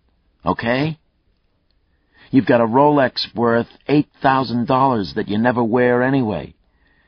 Andy has $25,000 in diamond jewelry and a ruby from her mother, all in your joint safety deposit box at First Bank. And you've got several $1,000s in cash hidden in the two houses. Get that. You son of a bitch. Hey, let's try to keep this businesslike, okay? Mayle's voice was wry, but not quite taunting. How do I get it to you? I've got cops staying with me, waiting for you to call. Take I-94 east all the way to the St. Croix. Get off on Highway 95. Get back on going west and pull off at the Minnesota Welcome Station. You know where that is? Yeah. There's a phone by the Coke machine. Get on it just before 7 o'clock, but keep your finger on the hook. I'll call right at 7 o'clock. If it's busy, I'll try again at 5 after 7. If it's still busy, I'll try at 10 after, but that's it. After that, I'm gone. Don't even think about telling the cops. I'll be driving around, and they can't track me when I'm moving. They've been trying. When I get you on the phone, I'll give you some instructions. Okay. If I see any cops, I'm gone. This ends Disc 7. Mind Prey, Disc 8. The phone went dead. That's it, Greaves said. Jesus. Lucas walked in a quick circle, stopped to look out the window at the lights of the city, then said, We talked to Lester and the chief. Nobody else. Nobody. We've got to get a team going. Rue brought the FBI in. Lucas argued against it, but she insisted. For Christ's sake, Lucas, this is the thing they do. This is their big specialty. We can't leave them out. If we do, and if we blow it, it'll be all our asses. And it should be. We can handle it. I'm sure we can, if it's real. But if it's anything else, we'd be in deep shit, my friend. No, they've got to come in. Lucas looked at Lester, who nodded, agreeing with Rue. So, I'll call them and you two can brief them. We'll want representatives on the team that tracks Dunn. You, Lucas, somebody else. Sloan or Caps Lock. Whichever, or both, Rue said. She turned away from them, flicked her lighter, and touched off another cigarette. Christ, I hope this is the end of it.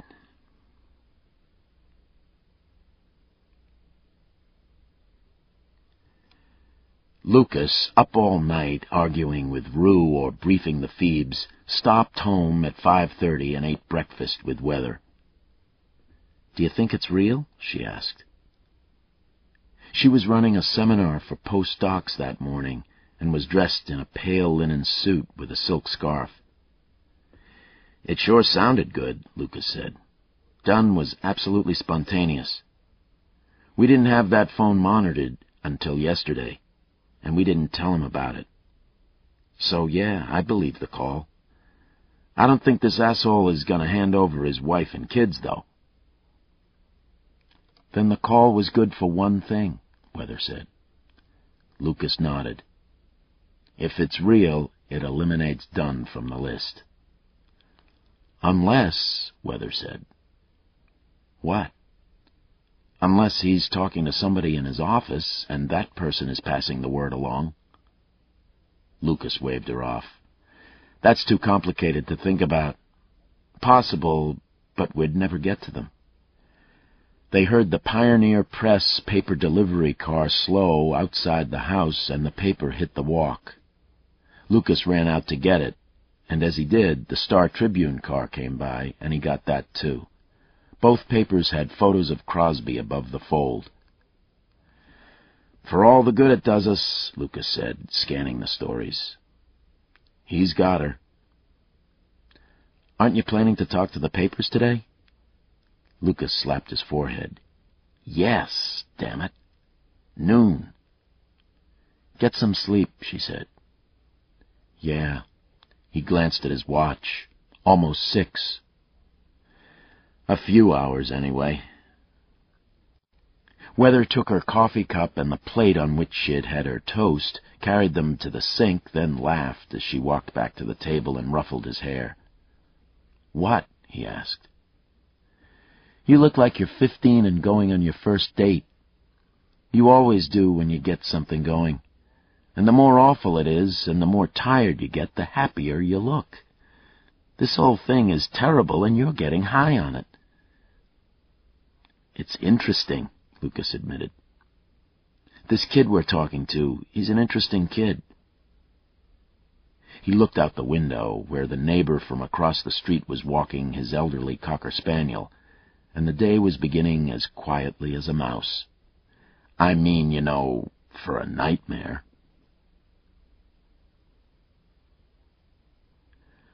Reporters from 5 television stations and both major papers showed up at the company headquarters at noon. Lucas talked for 5 minutes about police tactical simulation software and gaming programs, then passed the reporters to Ice. Ice said, with the camera rolling, "We're going to show you how we're going to catch this sucker and nail his butt to the wall." Lucas saw the quick smiles from the cameramen and the reporters. He had a hit on his hands. Barry Hunt caught his eye, and they nodded at each other. "The first thing is, we know what he looks like." Ice ran the art program that manipulated the facial characteristics of the composite drawing of the suspect, adding and deleting hair, mustaches, beards, glasses, and collar styles. The other techies set up a camera to take pictures of the on-air reporters and manipulate their faces through the various styles.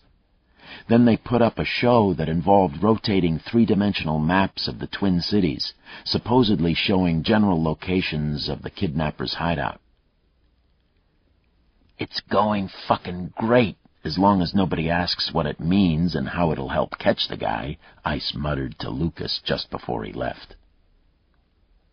Lucas looked back at the crowd of laughing reporters standing around the computer displays.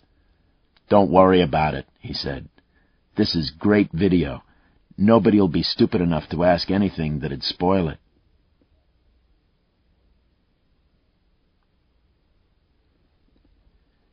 At 3 o'clock, the Dunn Task Force met at the Federal Building, with Rue, Lucas, and Sloan representing the city. Rue and Sloan were just walking in when Lucas arrived, and Rue said, "Dunn's picking up the money. The feds are all over him." "Excellent," Lucas said. Dumbo and 20 FBI agents were packed in a conference room, with space left for the 3 city reps. Lucas sat down next to a girl whom he thought must be an intern of some sort, though she hardly seemed old enough. 15, he thought, or 16. She looked at him, a level, speculating glance that struck him as too old for her body and face. He felt uncomfortable with her sitting behind him as he faced Dumbo.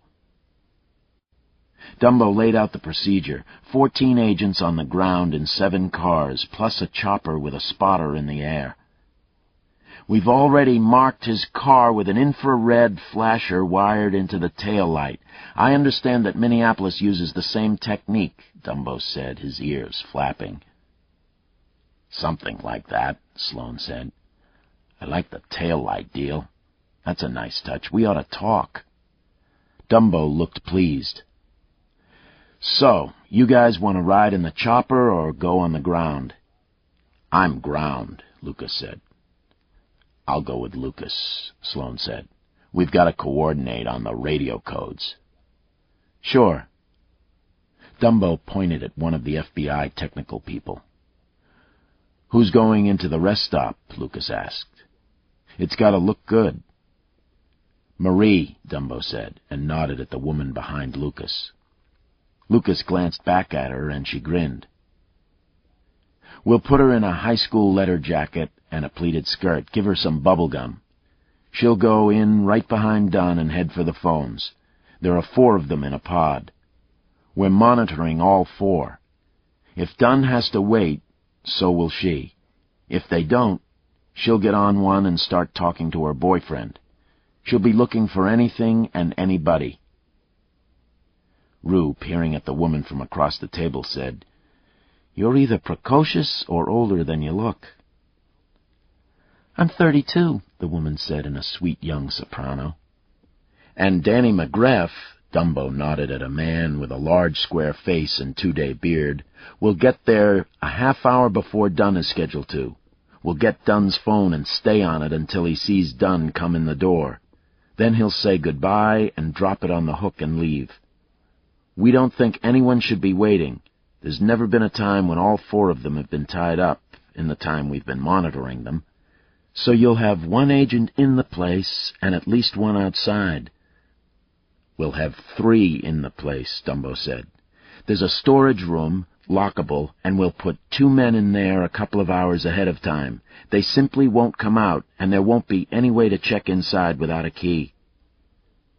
As the meeting was breaking up, Dumbo said, "Let's try to keep the radio communications clean, huh? Washington has asked us to allow a cameraman to ride with us tonight for a documentary being made, Anyway, for a documentary. I've agreed." On the way out the door, an FBI technician muttered at Lucas, "Keep your box on Fox."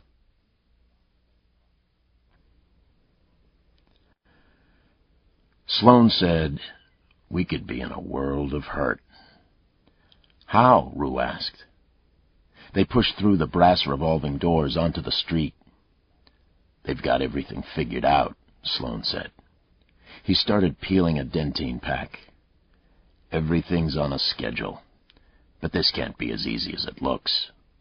There's a joker in the deck somewhere." Lucas looked up and down the street and saw a one-time pimp named Robert Lika, whom the local wits called Leica because of his fondness for flashing preteen girls. Lika was peeing into a doorway, one hand braced on the door jamb as though the doorway were an ordinary urinal. "Will you look at this?" "Rather not," said Rue, and her face colored. "You're a little pink," Lucas said. "You know, you didn't see much of that until the last 2 or 3 years," Rue said, looking down at Lika. "Now you see it all the time. It's such a weird turn."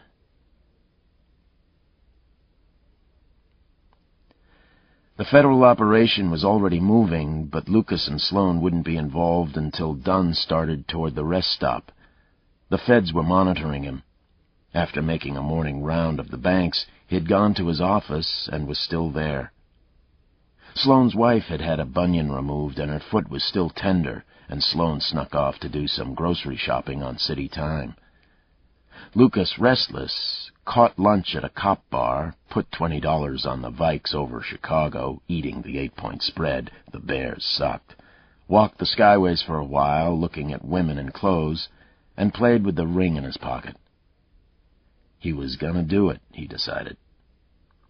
Something simple, no juvenile tricks, no sophomoric misdirection or declarations. He'd just ask. What could she say, other than no? But she wouldn't say no. She had to know what he was thinking. She could read his mind. She'd prove that. Hell, she was probably getting impatient. Maybe she saw all this delay as some kind of insult. But the main thing was, she wouldn't say no. Well, technically, you know, she could say no. What if she started out to be really nice about it? Fucking women. Wonder what Dunn's doing.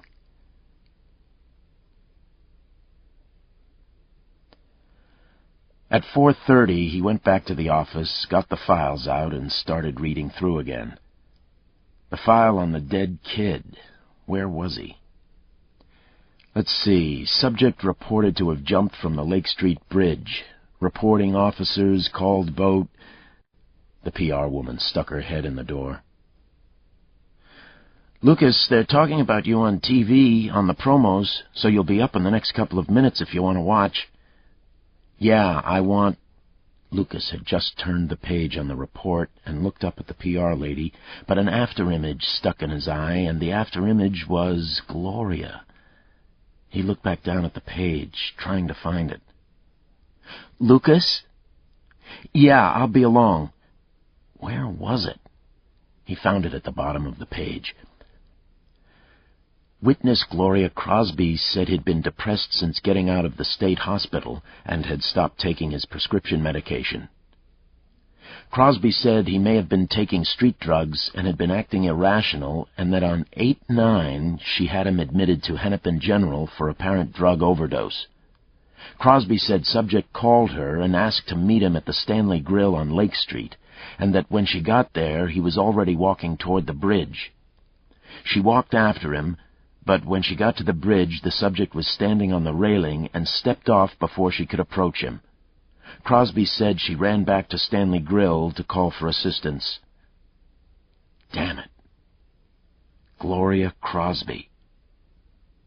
Crouched over the desk, he thumbed through the rest of the papers, trying to figure out what had happened. The phone rang, and he snatched it off the desk. "What?" "Lucas, you're on." Yeah. He banged down the receiver, went back to the papers, and then picked up the phone again, punched in Anderson's number. "This is Lucas." "Lucas, you're on." Yeah, fuck that. Listen, you gotta get everything you can find on a guy named John Mayle, DOB 7768. Did time in the state hospital. We need the most recent photo we can find. Check the DMV and find his parents. Wait, I've got this." Lucas shuffled through the papers. "His folks lived at 28 Scharf Lane in Wazeda." "God damn it, that's where McPherson said he was from." "Who?" "Just get that shit, man. This is something." Off the phone again, he went through the file on Mail and found the reference to the dental records. Damn it. He got his book, looked up the medical examiner's number. "Sharon, this is Lucas Davenport." "Yeah, fine. It's all healed up. Yeah, listen, I need you to pull something for me. You should have some records on a guy named John Mayle, went off the Lake Street Bridge a few years back. I can get you the date if you need it. John Mayle." "Yeah, I'll wait." 10 seconds later, she was back. Mayle was on the computer. "Just hold it there," Lucas said. "I'm going to run over right now." Lucas was out the door and down the street, a fast 5-minute walk to the medical examiner's. An Emmys investigator named Brunswick was peering at a computer. "Something hot?" he asked. "You say a guy is dead," Lucas said. "I think he might still be alive." "Well, the guy we saw was dead," Brunswick said. "I've been looking at the pictures." He passed a group of 8x10 color photographs to Lucas. The remains of the body, still partly wrapped in the remains of a pair of Levi blue jeans, was spread on a stainless steel table. Most of it was bone, although the torso looked like a gray ball of string or grass. The face was gone, but the dark hair was still there. Both hands were missing, as was one leg. "Bad shape. Were the hands... Is that natural? Is there any possibility they were taken off?" Brunswick shook his head. "No way to tell. The body was falling apart. The one unusual thing is that there was evidence of a ligature around the torso, wire or something. God knows, in that part of the Mississippi, it could have been anything." "Could somebody have anchored the body somewhere until it was ready to be found?" "You've got a nasty turn of mind, Davenport." "But you already thought of that," Lucas said. "Yeah, and it's possible. Whatever it was tied him down, had him for a while. Nearly cut the body through in the end. There was no sign of any ligature when the body was found, though." "What about the dental records?" "It's the right guy by the records. Here are the x-rays on the body, and you can see the dental x-rays." Lucas bent over them and looked. They were patently identical. In the corner of the dental records was a response phone number at the state hospital. Lucas picked up Brunswick's phone and punched the number in. Can't be right, Lucas said. A woman answered. Lucas identified himself and said, I need to talk to Dr. L.D. Rader. Does he still work there? I'm sorry, she? Yeah, it really is important. Yeah. To Brunswick, he said, I'm on hold. Brunswick said, Is this the Manette case? Part of it, Lucas said. My wife went on a march last night to protest violence against women, Brunswick said. Hope it works, Lucas said. On the phone, a woman said, This is Dr. Rader. Yeah, Dr. Rader. Some time ago, one of your patients apparently committed suicide. The body ID was confirmed by dental records from your office, Lucas said. A kid named John Mayle. I remember John. Her voice was pleasantly clipped. He was with us for quite a while. Is there any way he could have gotten to the records to switch them with somebody else's? I mean, before he got out of the hospital? Oh, I don't think so. He was confined in a completely different area. He would have had to escape over there, break in here without being detected, then get out of here and break back in over there. It would have been very difficult. Damn it, Lucas said. Is there some question about whether it was John who jumped off the bridge? Rader asked. Yes. Have you by any chance seen the police composite pictures of the man who kidnapped Mrs. Manette and her daughters? Rader said. Yes, I have. John had dark hair. He may have changed the hair color. Just a minute. Let me get my paper. Getting her paper, Lucas said to Brunswick. He shuffled through the pictures of the body while they waited. Then Rader came back on and said, If the hair was changed, if the hair was black, I've just colored it in with my felt-tip pen. It could be John. There's something not quite right about the chin line. Lucas nodded. He knew he was right. Okay. Does the name Gloria Crosby mean anything to you? Gloria? Rader said. Gloria was an aide. Gloria worked for us. Lucas closed his eyes. Gotcha.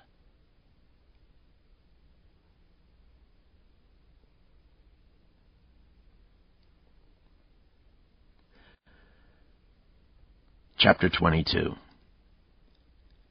Anderson, harried, his hands full of paper, his sharecropper's face pickled in a permanent squint, said, Sloan said to tell you he's bringing the car. Dunn's moving. You gotta get out of here.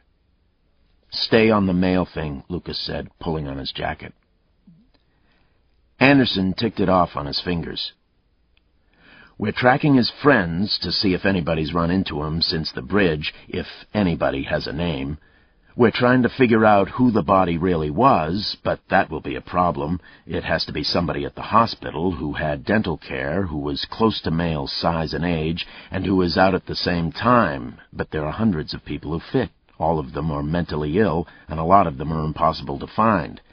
We're trying to find Mayle's parents, his mother and stepfather.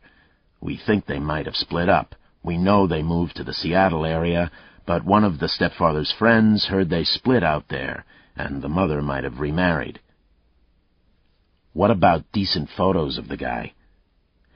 We've got photos coming from the hospital and the DMV, but they're all years old, Anderson said. Yeah, but with something real to work from, we can age him. Get them over to the company if you need to. They were doing some good stuff this morning. Okay. But you need to talk with the chief about whether to release them to the press. If he's as close to the edge as you say he is... Yeah, I'll be back. Don't do anything until we talk about it. And if anything breaks, anything, call me. I'll be on the phone.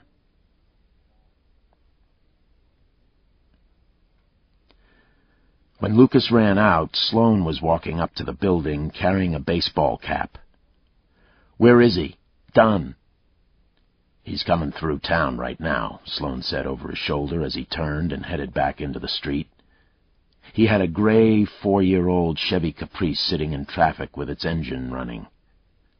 We've got to motivate. The radios they'd gotten from the feds were standard. Lucas called in, checking the identification protocols, and was told that Zebra is underway. The subject has been acquired. That means they can see the car from the chopper, Lucas said. Fucking wonderful, Sloane said. It's better than the 10-4 bullshit, Lucas said. I never did understand that. Did you bring the maps? Yeah, and I got one for the Hudson area, just in case. Lucas took the maps out of his pocket. The radio burped. Approaching White Bear Avenue interchange. This is really fucked, you know, Lucas said. I'm sitting here thinking that it's a little too strange. As they paced Dunn's car through the city and into the burbs, Lucas told Sloane about the identification of John Mayle. Haven't pinned him yet, Lucas said. If he's the guy, we will, Sloane said confidently. Once we get a face... I hope, Lucas said. They were in the countryside now, and white, puffy clouds cast long shadows on new-cut hay, the last cut of the year. The beans and corn, as far as Lucas could tell, were about as good as they ever got in Minnesota. The corn showing stripes of gold along the edge of the leaves, the beans already brown and drying. A few miles out of St. Paul, an ultralight aircraft circled over the highway, the pilot plainly visible in his leathers and black helmet. Further on, toward the St. Croix River, a half-dozen brightly colored hot air balloons drifted east toward Wisconsin. And the radio said, "He's off at 95. He's back on, heading east. This is 5. We got him coming in." Dumbo.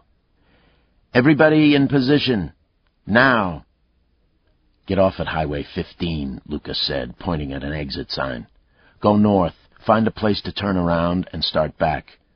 We don't want to sit anywhere. If Mayle is out roaming around and sees us, he'd recognize me." Sloane took the off-ramp, paused at the top, and started north on the blacktop road.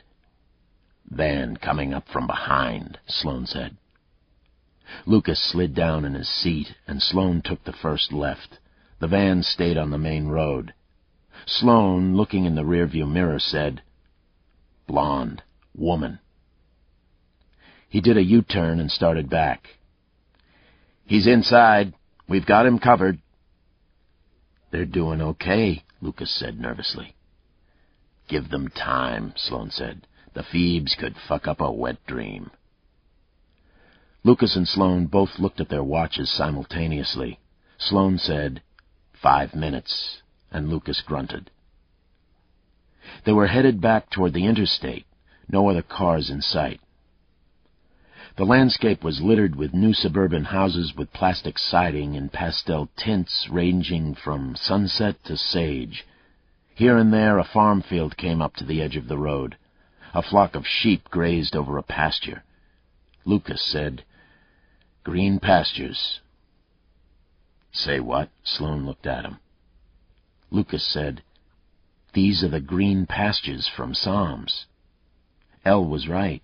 I'll bet my ass that he's about to lead us into Stillwater. How far are we from Stillwater? 10 miles? About that. Let's head that way, Lucas said urgently. We're pretty useless anyway. If he's leading us, then this might not be what it looks like. Yeah, Lucas said. Exactly right. And the radio said, "We've got a confirmed hit. Confirmed hit. He's off. He's gone. Jimmy, get me..." "What?" "We've got cellular confirmed, but no cell designation. It was too quick. Can we run that, Jimmy? Jimmy?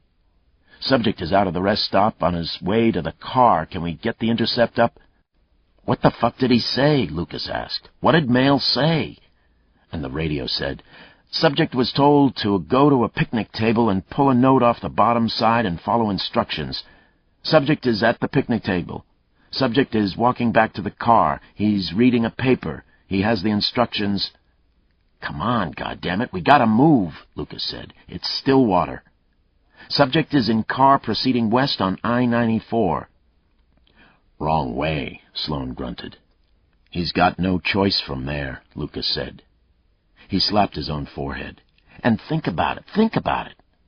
The guy makes the initial contact on Dunn's cellular phone and routes him to a public phone. Why'd he do that? Why didn't he call him on the cellular again? Then he wouldn't have to fuck around with the possibility that somebody else was using the payphone. Why'd he do that, Sloan? I don't know. Sloan frowned as he thought about it. Maybe... No. If he doesn't trust the cellular now, why'd he trust it yesterday? He didn't. Maybe he figured we'd be monitoring it, Lucas said. Maybe he did it so we'd be close by, but he'd know where we were at. I'll bet that son of a bitch is in Stillwater right now. God damn it, what's he doing? 3 minutes later, the radio burped. Subject exiting at Highway 15. Crossing interstate. Re-entering interstate. What's he doing? Sloan asked. Why didn't he go this way? He's going down to 95 and he'll take 95 north to Stillwater, Lucas said. It's simpler if you don't have a map. How fast can we get there? We'll be there in 6 or 7 minutes. He'll be 10 minutes behind us, if you're right. I'm right. Yeah, I know. Sloan had the Chevy up to 90, sloughed past the Lake Elmo Airport with its pole barn hangars, and onto Highway 5, east toward Stillwater. God damn it, I wish we were set up with the Stillwater cops. Just a few guys to sit and watch. We could have shipped a picture of mail out here. They listened to the parade moving east on the interstate. Then Lucas got on the radio to Dumbo. We're headed to Stillwater. We think he's playing out the Bible verses he sent us. You probably ought to have your lead cars get off at Highway 95 and start north. And take it easy. We've got 2 more verses to go, but the last one talks about a trap. Got it covered, Minneapolis, Dumbo said. Keep your heads down. We don't want a crowd. Thanks for the technical advice, Sloan muttered.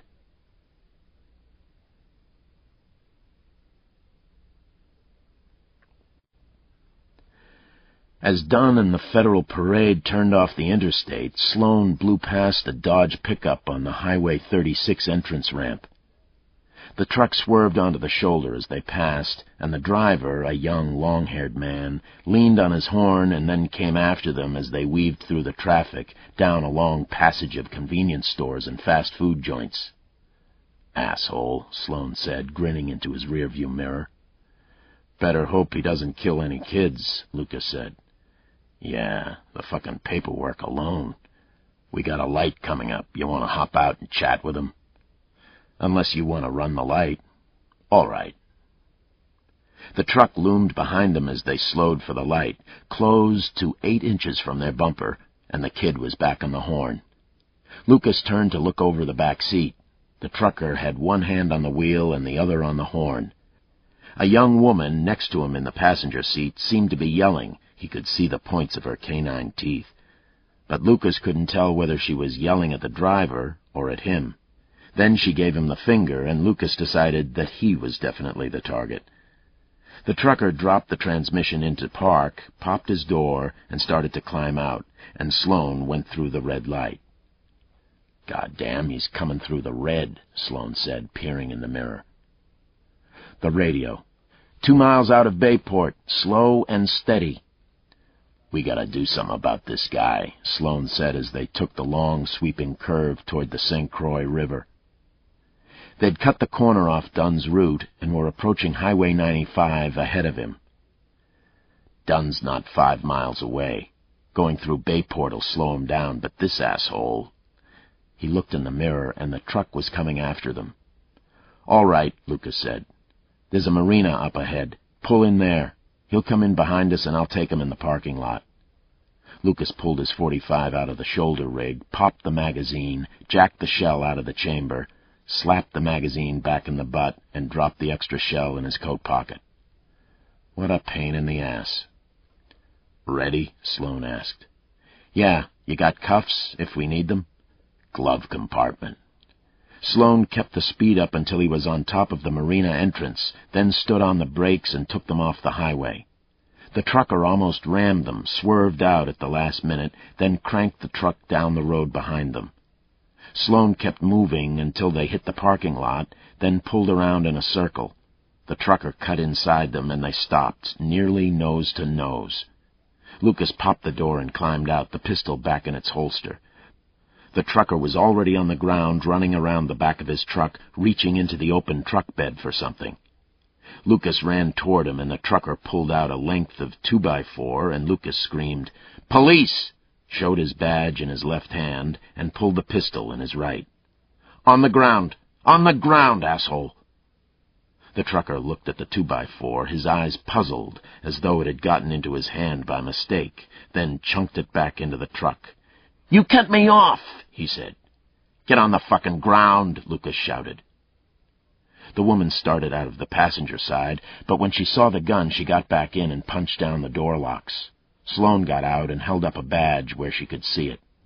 The trucker was flat on the blacktop looking up, and Lucas said, "We're on an emergency run. We're in a big goddamn hurry, or I'd kick your ass into fucking strawberry jam. As it is, I'm going to take your truck license number. I want you to sit here out of the way for a half hour. You can sit in the truck, but you sit for a half hour, and then you can leave. If you leave before then, I'll be all over your ass. I'll put your ass in jail on 15 fucking traffic counts and a couple of felonies like interfering with officers. You understand that?" "I understand, sir." The trucker had grown calm. "All right, get in the truck and sit. Half an hour." Lucas hurried back to the car, and Sloane pulled it around in a circle, and they were halfway out of the parking lot before they started laughing. "Funny, but Christ, I wish that hadn't happened just then," Lucas said as he reloaded the .45. "They say anything more on the radio?" "Yeah, they said..." Before Sloane could get it out, the radio said, "He's into Bayport, still proceeding north. We got him." "We've got 5 minutes," Sloane said. "Main Street's only about 10 blocks long. Let's run down it and see what we can see," Lucas said. Stillwater was an old lumber mill town with most of the turn-of-the-century mercantile buildings still in place, crowding Main Street. The buildings had been renovated with tourists in mind and were now filled with bricks-and-copper-pot restaurants, fern bars, and butter-churn antique stores. The long row of brick storefronts was inflected by the white plastic of a Fina station. Lucas slumped in his seat, Sloane's baseball cap on his head, only his eyes above the windowsill. He hoped he looked like a child, but wouldn't have bet on it. 2 million vans, he said. "Everywhere you look, there's a van. If the son of a bitch is dumb enough to be still driving that van around." The chopper. "Subject proceeding through Bayport." Sloane idled the length of the town, and they saw nothing of interest. Storefronts full of tourists, teenagers idling along the sidewalks, one kid who might have been male but wasn't. In the light of a pizza place, his face was 5 years too young. At the north end of town, Lucas said, "We've got 3 or 4 minutes to set up. Let's go back to the other end and find a spot where we can watch the street. If he turns off right away, we should be able to see him. If he goes on past, we can fall in behind." "Piss off the feds," Sloane said. "Fuck 'em, something's happening." Sloane made a U-turn in the parking lot of a run-down building with a line of dancing cowboy boots painted on the bare, corrugated metal in flaking house paint. They waited for a break in traffic and then drove back to the south end of town, pulled into a parking lot, and found an empty handicapped parking space facing the street. A line of pine trees separated the lot from the street. "Probably get a ticket," Sloane said as he pulled into the handicapped space. "I don't know," Lucas said. "I've always thought of you as handicapped." Radio. "The subject has exited Bayport and is proceeding north." "Why is he talking like that?" Sloane asked. "He's got that camera with him. He'll say perpetrator in a minute." From their vantage in the parking lot, they could look through the line of trees and see the cars coming into town on Highway 95. Dunn drove a silver Mercedes 500S, and as the chopper radio said, "Subject is entering Stillwater," Lucas picked it out in the traffic stream. "See him? I've got him. Let him get past." Sloan backed the car out of the handicap slot. I wonder where the feds are. Probably not real close. They waited behind the trees until the Mercedes went past, and then Sloan pulled out of the lot and back onto Main Street. There were 2 cars between them and Dunn. Lucas slumped in his seat. Couldn't see him. "What's he doing?" he asked when they all stopped for a red light. Sloan had edged a bit to the left and said, "Nothing." Looking straight ahead. "What do you think? Is Dunn legit?" Sloan looked at him. If he's not, they had to set it up ahead of time. "Well, he's a smart guy." "I don't know," Sloan said. The traffic started moving again. That'd be awful tricky. "Yeah." After a moment, Sloan said, "It looks like he's going all the way through town, unless he's going to that old train station or one of the antique places." "Shit. I hope he doesn't take a boat somewhere. Did the feds think of a boat? Boy, if the son of a bitch goes out on the water..." "We could grab a boat from somebody," Sloan said. "I'd give $10 to see that note he got from the picnic table." "With your money, you could do better," Sloan said. "Hey!" He's slowing down. God damn, he's turning around right where we did. "Go on past," Lucas said. He sat up a bit and saw the silver Benz turning in the gravel parking lot outside the building painted with the cowboy boots. Sloan pulled into the next parking lot, a marina, and found a space with 2 cars between them and Dunn. "God damn it," Lucas said. He put his hand to his forehead. "Subject has stopped. Subject has stopped. 5, are you on him?" "We see him. We're proceeding into parking lot down the street." "The whole fucking lot's gonna be full of cops," Sloan said. "That must be them." A dark Ford bumped into the lot, and Lucas could see that it was full of adult-sized heads. "Can you see the name of that place?" Lucas asked. "Where he's at?" "No light," Sloan said. Across the street, Dunn was getting out of his car. He looked up at the boot store and started toward it ponderously. He carried a briefcase and slumped with it, as though it weighed 100 pounds. Lucas picked up the federal radio. "This is Davenport. We're in the same parking lot with your guys. If he tries to go into that building, I'm going to stop him. We need you to spread your people out on the street. Set up a net and look at faces. See if you can spot male. He's around here." Dumbo was sputtering. "Davenport, you stay the heck out of here. You stay out of here. We've got it under control." Sloan was looking at him curiously and said, "Lucas, I don't think." Fuck me, Lucas said. He pushed open the door. "Lucas," Sloan was whispering, though Dunn was a long way away. A concrete loading dock ran along the front of the cowboy building, and Dunn was climbing heavily up the steps at one end. The building was dark, with no sign of movement. Dunn went to the door, and Lucas climbed out of the car, radio in his hand. Sloan said, "Lucas." And Lucas put the radio to his mouth and said, "I gotta stop him. Get your men out." He tossed the radio back into the car and started running, yelling at Dunn. Dunn, wait! George Dunn!" Dunn stopped, his hand on the door of the store. Lucas waved and, glancing back, saw Sloan coming after him. "Take the back of the building," Lucas shouted. Sloan yelled something and broke off, and Lucas ran toward Dunn, who simply stood. "Get down off there," Lucas shouted as he came up. "You son of a bitch," Dunn shouted back. "You've killed my kids." "Get out of there," Lucas yelled. He ran up the steps, saw in the dark window the barely discernible words, "bit and bridle," and reached for his gun. "What the fuck are you doing here?" Dunn asked. His face was stretched with tension and anger. "There's something wrong," Lucas said. "The whole thing is a setup." "Setup!" Dunn shouted. "Setup! You're just fucking—" And before Lucas could stop him, Dunn turned the doorknob and shoved the door open. Lucas flinched. Nothing happened. "Fucking killed my kids!"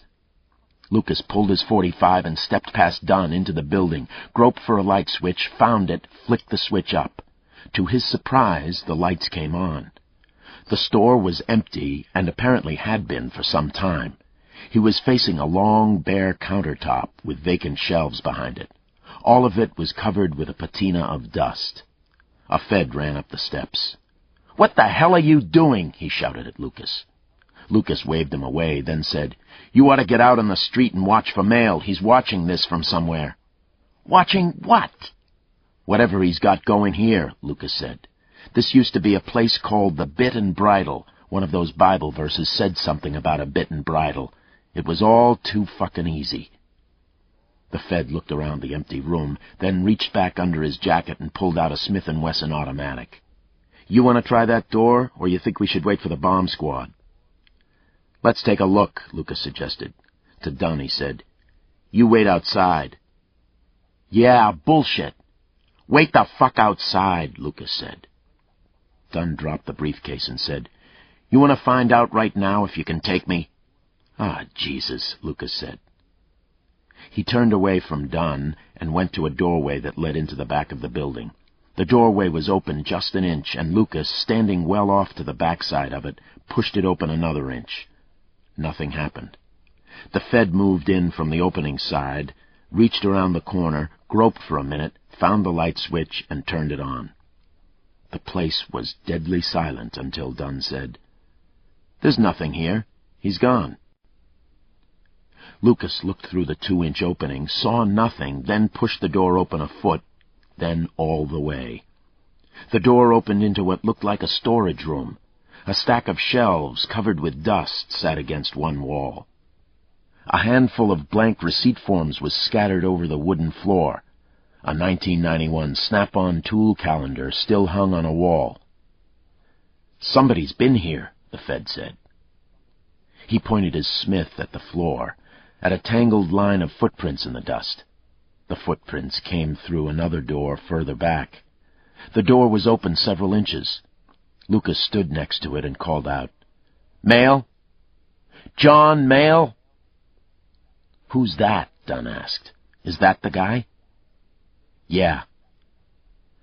"There's a light switch," the Fed said. "I'm going to get it. Watch it." He hit the switch, and 3 light bulbs, scattered around the central shaft of the building, popped on. The building had been remodeled since it had last been used to store grain, and the grain storage shaft had been partitioned into storage rooms and a receiving dock.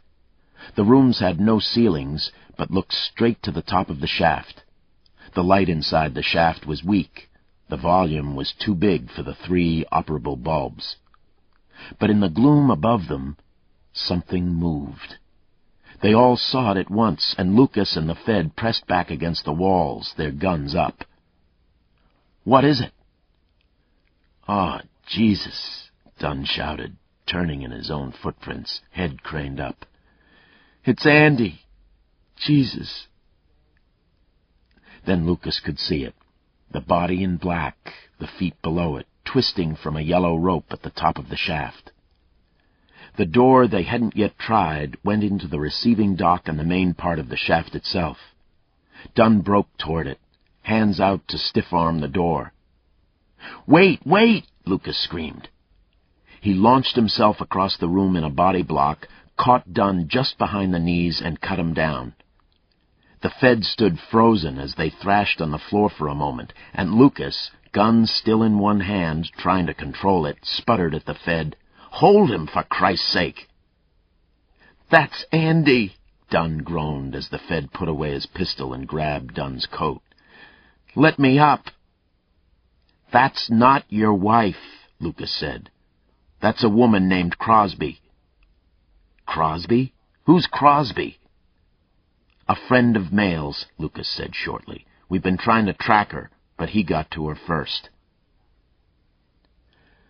Lucas, back on his feet, holstered his pistol and went to the partially open door to the shaft.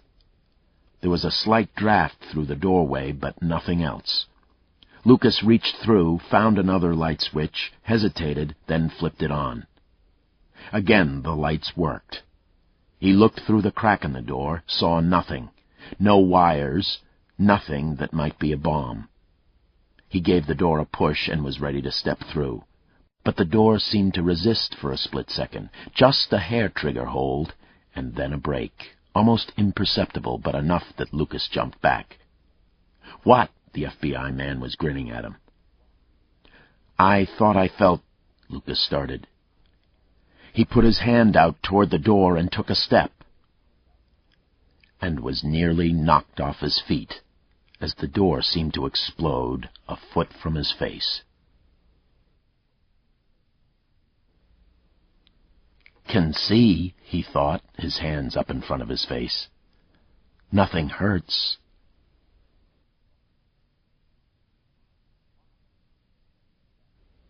"What?" The Fed was shouting, his gun out again, pointing at the shattered wooden door. "What? What was that?" Dust filtered down on them and rolled out of the back room like smoke. Lucas could taste dirt in his mouth, feel the grit in his eyes. Dunn had reflexively turned away, but now turned back, his hair and shoulders covered with grime. What was that? Lucas stepped back to the door, pushed it again, pushed hard. It opened a foot, and he looked through. On the other side, the floor was littered with river rocks, granite cobblestones the size of pumpkins, 15 or 20 of them. "Trap," Lucas said. He pushed the door again, and a rock rolled away from it. Lucas stepped through and saw the rope from the top of the door leading up into the darkness. They fell a long way.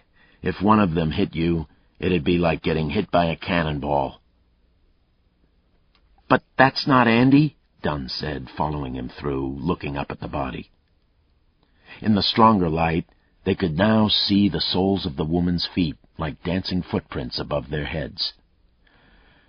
"No, that's just bait," Lucas said. "That was to get us to run through the door without thinking about it." "Asshole," said the Fed. He was dusting himself off. "Somebody could have got hurt."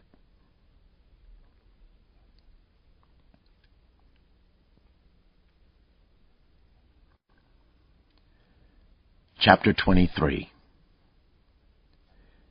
Mayle's trap had snapped, but it had come up empty.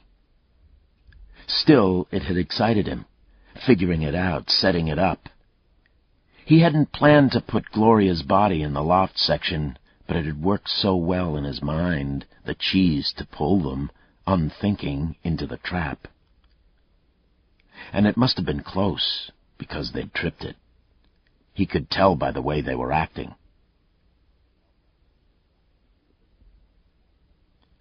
"We knew there'd be a booby trap, that there'd be something," Davenport said. He seemed to find the situation almost funny in a grim way. He stood with his back to the bit and bridle, his hard face made even harder by the television lights. His suit seemed unwrinkled, his tie went with his cool blue eyes. "We were hoping that by flooding the area with unmarked cars we'd spot him. We're still processing license numbers." "You're lying, asshole," Mayle shouted at the television screen. Then he laughed, pointed at the screen with a beer bottle. "You got lucky, motherfucker." Davenport looked out at him, unblinking. Behind Davenport, cops swarmed over the bit and bridle storefront. He missed some of what Davenport had said and picked up on, "We'll have to wait for the medical examiner's report on Gloria Crosby. She may have been up there for quite a while. We don't think he'd risk confronting us." "You're fucking lying," Mayle shouted. He jumped out of the chair and punched the TV off, sat down, bounced twice, picked up the remote and punched it back on. This was not right. He'd pulled them into Stillwater with the phony verses. He'd known that they'd look at Stillwater, but they wouldn't have gone into the city when Dunn was just outside it. They would have stayed with Dunn.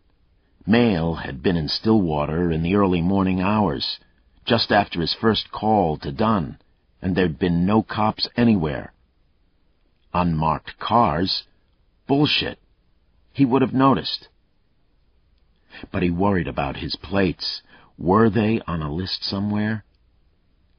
The talking head had moved on.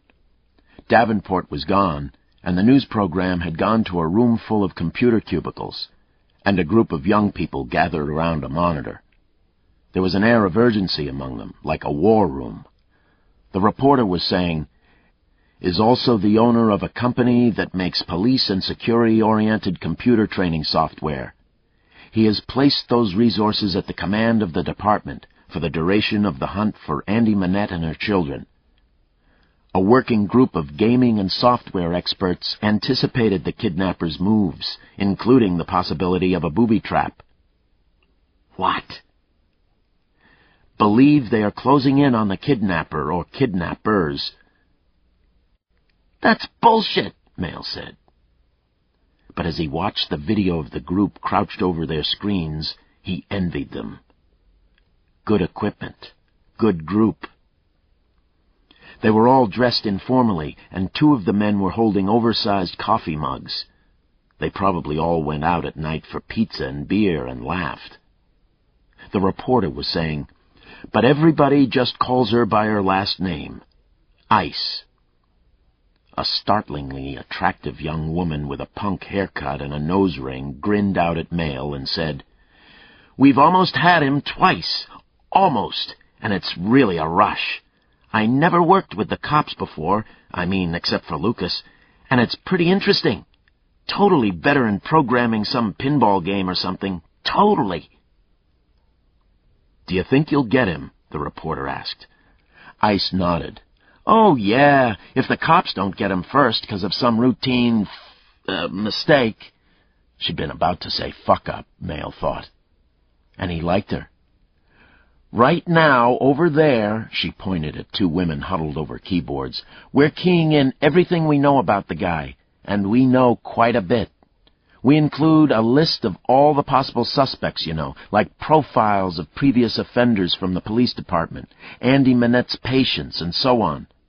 Not too long from now, we'll push a button and some names'll come out, cross-referenced by the other things we know. I'd bet my beep that our guy's name's totally on the list." When the story ended, Mail went into the kitchen and pulled out a phone book, looked up Davenport's company. He found it on University Avenue in Minneapolis, down in the old warehouse and rail yard district west of Highway 280. Probably cops all over the place. Back in the front room, a different talking head was going on about a troop movement in the Middle East, and Mail picked up the remote and surfed. Ice came up again. Channel 3.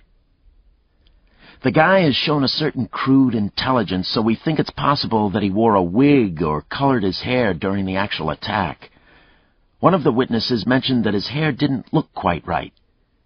If he's really dark-haired, he'd look more like this." The TV went to a composite. Mail was riveted. The computer composite didn't look exactly like him, but it was close enough. And they knew about the van and about the gaming. He nibbled nervously on a thumbnail. Maybe these people really did amount to something. This Ice chick, she was as good as Andy Manette. He'd like to try her sometime. But Davenport and this computer operation, something should be done.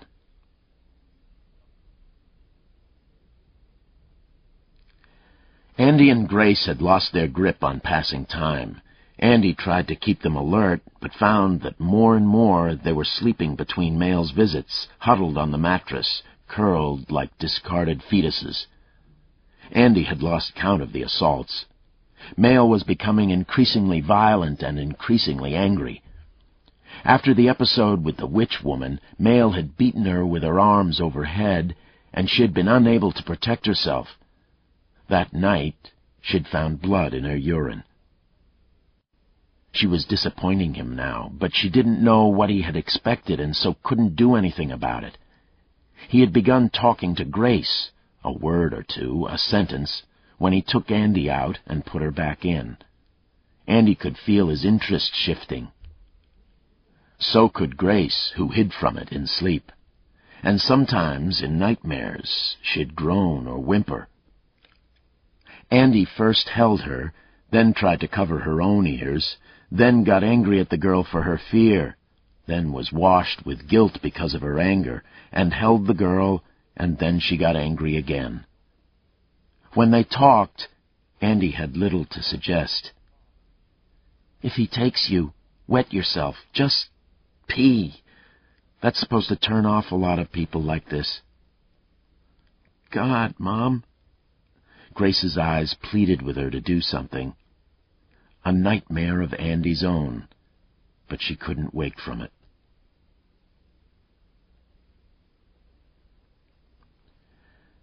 The nail in the overhead beam was perhaps half exposed, and was as unmovable as before. They'd given up working on it, but when Andy rolled onto her back, she could see the nail head glowing faintly in the dark wood. A reproach. She and Grace hadn't spoken for 2 hours when Grace, exhausted but unable to sleep, rolled from her left side to her right, and a spring tensioner broke in the mattress. The spring pushed up into the pad that covered it and thrust a small, uncomfortable bump into Grace's cheek. "God," was all Grace said. "Andy." "What?" She rolled onto her back and looked up at the light bulb. Sooner or later it'd burn out, she thought, and they'd be in the dark. Would that be better? She tried to think. "Something broke in the mattress," Grace said. She pushed herself up with one hand and punched the bump with the other hand. "It makes a bump." Andy turned her head to look. The bump looked like somebody was gently trying to push a thumb through the pad. "Just move over." Then suddenly she sat up. "Grace, there's a spring in there." Grace said, "So?" "So a spring is as good as a nail." Grace looked at her, then at the mattress, and some of the dullness seemed to lift from her face. "Can we get one out?" "I'm sure." They crawled off the mattress, flipped it over, and tried to scratch through the fabric. The fabric was as tough as leather. Andy broke a nail without even damaging it. "We're trying too fast," Grace said. "We've got to go slow, like with the nail. Let me chew on it." Grace chewed on it forever, for 5 minutes. Then Andy chewed on it for another 2 and finally cut through. The hole was small, but with a little worrying, they opened it enough that Grace could get a finger through. Tugging on the hole, she started to split the fabric, and then Andy could get fingers from both hands through at once, and she ripped a 2-foot hole in the bottom of the mattress. The springs were coiled steel, both tied and sewn in. They took another 20 minutes working one free, using their teeth. "Got it," Andy said, lifting it out of the hole. Grace took it, turned it in her hands. The spring had a sharp, nipped-off tip. She used it to pick at the stitching around another spring, and in a minute had the second one free.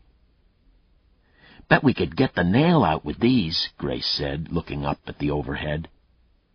Her face was grimy, with dirt grimed into wrinkles around her eyes. "We could try, but let's see what happens when we stretch these things out. Maybe we won't need it." Andy rubbed the end of the spring on an exposed granite rock in the wall, the concrete floor. After a moment, she looked at it and then at Grace. "It works," she said. "We can sharpen them." A moment later, they heard the feet on the floor above. "Back in the mattress," Andy snapped. They put the springs back in the hole, flipped the mattress over, shoved it against the wall, curled up on it. Grace's back was to Andy, so she whispered to the wall, "Be nice to him. Maybe he won't hurt you." "I can't be," Andy whispered. "When he takes me out there, something turns off." "Try," Grace pleaded. "If he keeps beating you, you'll die." "I'll try," Andy said. As the steps got closer, she whispered, "Head down. No eye contact."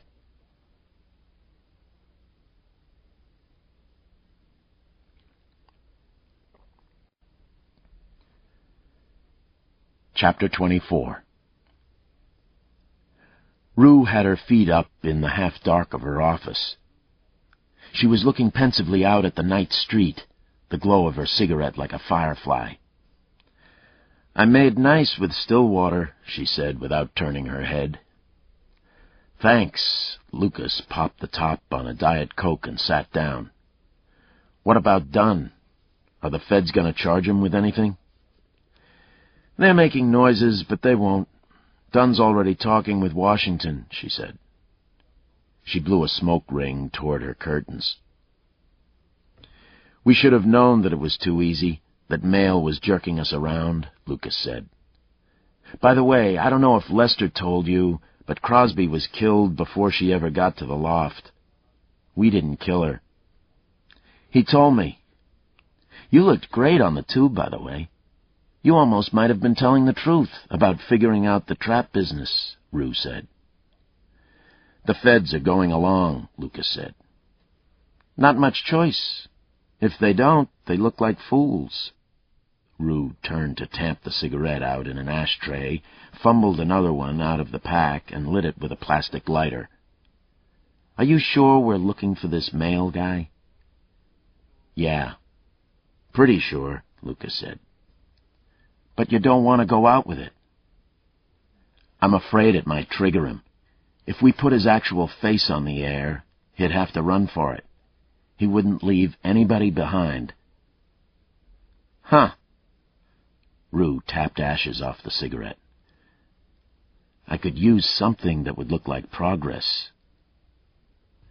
"I don't have anything like that." "Mail's name is going to get out," she said. "Yeah, but maybe not for a day or two. I don't see it going much longer than that." "I wonder if she's still alive, Manette." "I think so," Lucas said. "When he kills her, we won't hear from him anymore. There won't be any point. As long as he's fucking with us, as long as he's calling me, she's alive, and I think one of the girls." "Christ, I'm tired," she said. "Tell me," Lucas said. He yawned. "I'm sleeping at the company tonight, on a cot." "Who's with you?" "Intelligence guys, and Sloan is over there tonight." "You still think he'll come in?" "If he's watching TV, he might. He'll be curious. And in the meantime, we're trying to nail down his friends."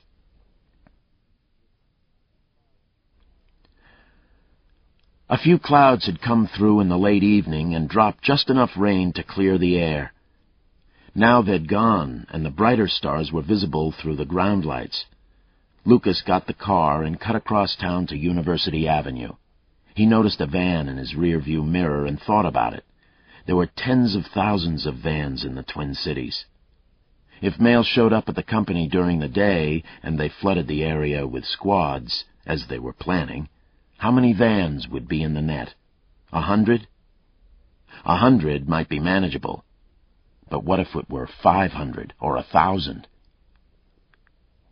Maybe the techies at the office had some kind of statistics software that would tell him how many vans he could expect in, say, a 10-minute period in a square mile of the city. Would the density of vans be higher in an industrial area than in a suburb? This ends Disc 8. Mind Pray, Disc 9. He was still mulling it over when he pulled into a Subway shop off University.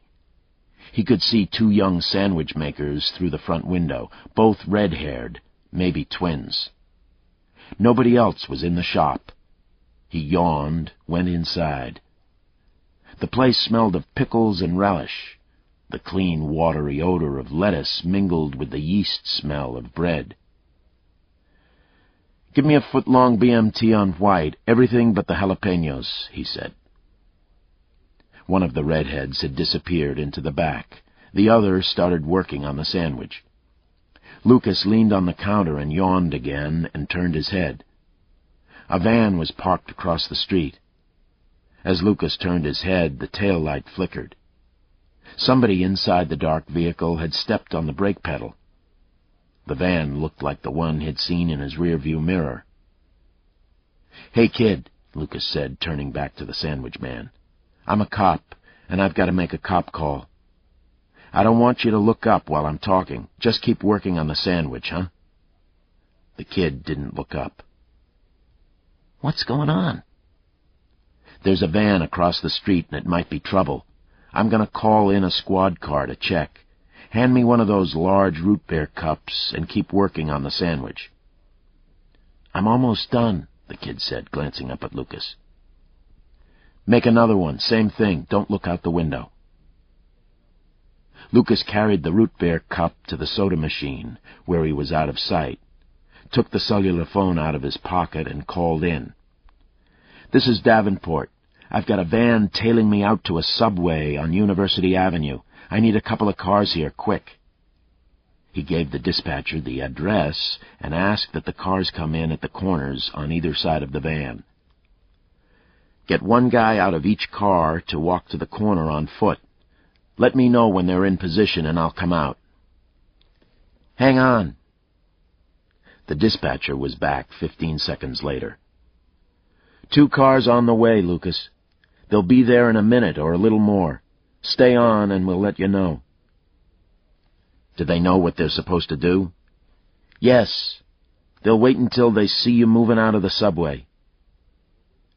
The kid was finishing the second sandwich when Lucas moved back to the counter with the cup full of cellular telephone.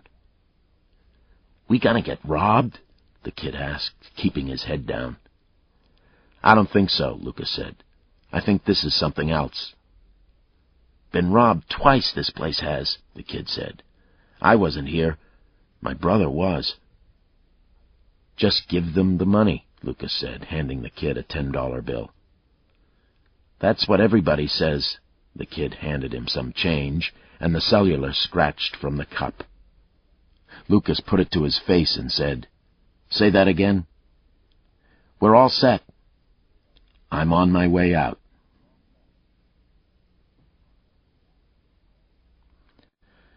A hell of a way to end it, Lucas thought as he walked toward the entrance. He was tight. Something was wrong at the van. Something was about to happen. Anyone who had been on the streets would have seen it, would have felt it coming. At the door, the sandwich bag in one hand and the cup and cellular phone in the other, he paused, put his hand in his pocket as though fumbling for car keys, and checked the van. It was older, with rusted-out holes on the fenders, side panels, and around the tail lights. The cup said something to him, and he put it to his mouth. What?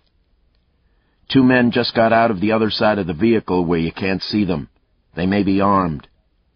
Okay. 2 men? Lucas pushed through the door and started toward the Porsche. He was halfway to the car when the 2 men came around the back of the car and started toward him. One was tall and thin with a thin goatee, the other short and muscular with long, heavy arms. The tall one wore a thin cotton jacket. The short one wore a high school letter jacket without a letter. They were pointing toward him, and he thought, a mugging? Maybe nothing to do with mail? They were 20 yards away and walking fast, hands in their pockets, looking at him, cutting him off from the car. Lucas stopped suddenly, and they changed direction toward him, and he stooped and put the sandwiches on the blacktop and drew his pistol in the same motion, pointed it at them. Police! Stop right there! Get your hands in the air! Get your hands up! And 2 uniformed cops came running in from behind, guns drawn, and one shouted, Police! The van tried to leave. The driver, unseen behind the dark glass, cranked the engine, gummed it forward, and a squad popped out of the street halfway down the block and paused. The van driver stopped, then pulled to the side of the street. The 2 men in the street were looking around uncertainly, and one pulled his hands from his pocket slowly and said, What? What do you want? The other slowly lifted his hands. On the ground, Lucas shouted. Come on, you know the routine. On the ground. And they knew. They dropped to their knees, then lay on the ground with their hands behind their heads. Lucas moved in close and asked, Is that mail in the van? Don't got no mail, the taller of the 2 men said. What are you doing to us?" "You know what the fuck I'm talking about," Lucas said harshly. "You've got Andy Manette and her daughters, and if we don't find out real fucking quick where they're at, we're gonna turn you over to the feds. The federal penalty for kidnapping is the electric chair, my fine friends." The shorter man now turned his eyes up. He was scared and puzzled. "What? What are you talking about?" The 2 cops on foot had arrived, while the 2 squads boxed the van. "Cuff 'em," Lucas said. He walked down to the van where the driver was slowly climbing out, keeping his hands in sight. He was black. Lucas said, "Shit," and walked back to the 2 men on the ground. The uniforms had frisked them and had come up with a Davis .32 and a can of pepper gas. "So what are we doing?" asked one of the uniforms, a sergeant named Harper Coos. They were going to mug me," Lucas said. "Probably picked up on the car. I thought it might be the other thing." The cops at the van called. "We got a gun." "Run 'em, and if you can do a gun charge, do it," Lucas said. "Otherwise, you're going to have to cut them loose. I never gave them a chance to actually start mugging me." "Too bad," Coos said. "Yeah," Lucas said. "Fuckheads had me excited."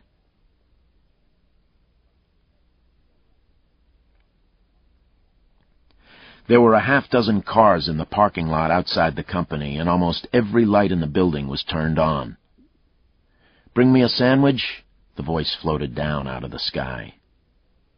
"Who's that?"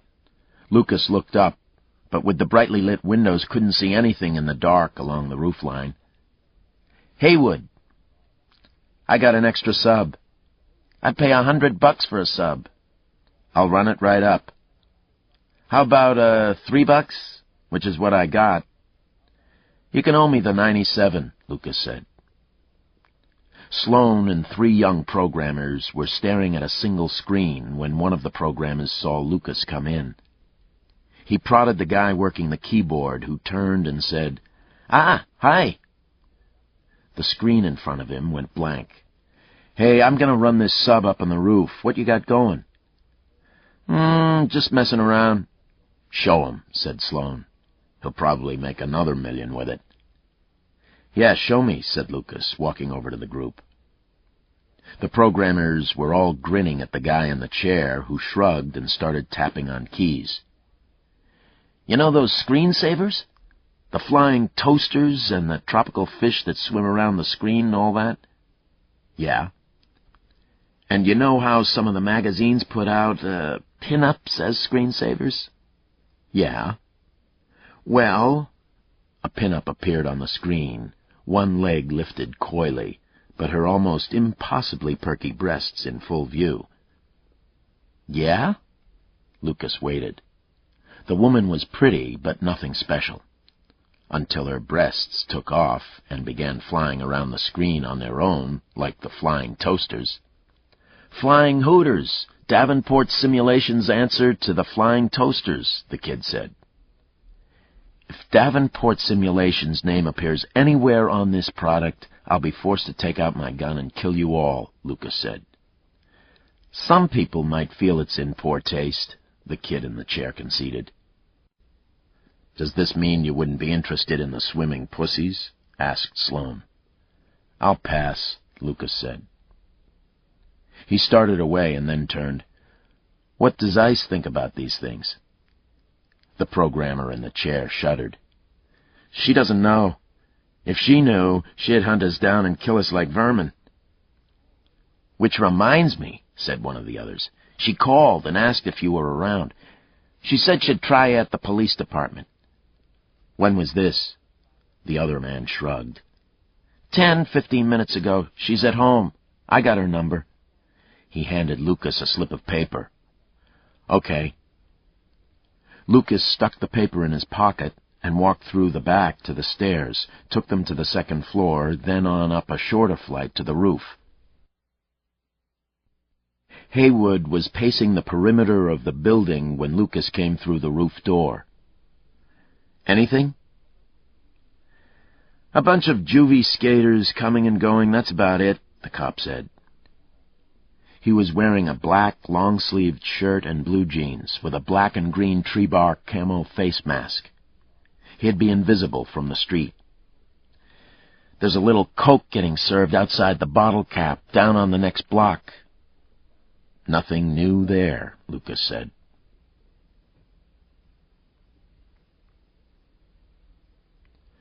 The night was pleasant, cool, with the stars brighter away from the heavy lights of the loop.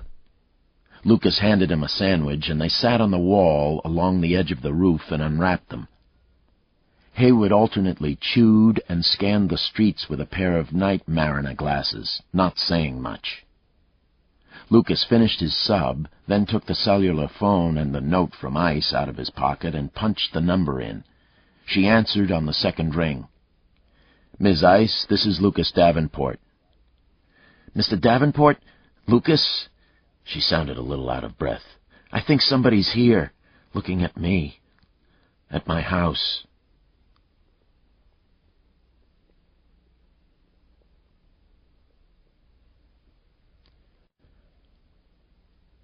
Chapter 25. Ice lived in a brick two-story in St. Paul's Denoyer Park, a few blocks from the Mississippi. Only the upper floor was lit. When Dell touched the doorbell, he said, without looking back, "Nothing." Lucas was in the back of Dell's van, invisible behind the tinted glass, a radio in one hand, a phone in the other. His .45 was on the floor. He could see almost nothing in the dark. Behind them was a hurricane fence, and on the other side, the Town and Country Club golf course. "The guy on the porch can't see anything," he said into the phone. "Should I go down?" Ice asked. No, just wait. He'll be up, if the door's open." "It should be." "Hang on," Lucas said to Ice. And to Dell on the radio, "Go on in. Straight ahead to the white door, through it, then a hard right up the stairs." "Jesus, I love this shit," Dell said. He was wearing a derby hat, a white shirt pulled out at the waist, pants that were too large and too short, and a cotton jacket. A guitar case was slung over his shoulder. In the dark, from a distance, he might pass for a musician in his 20s. "I'm going in." Dell pushed through the front door, his right hand crooked awkwardly in front of his belly. He was holding a Ruger 357, trying to keep it out of sight from the street. When he disappeared into the house, Lucas crawled to the other side of the van and looked out, then quickly checked the street through the front and rear windows. There were only a few lights on. Nothing moved on the street. Lights went on, then off in Ice's house. Then Dell's voice burped from the radio. "I'm at the stairs. Not a sound. I'm on my way up." Lucas said into the phone, "He's coming up," and to himself, "He's gone."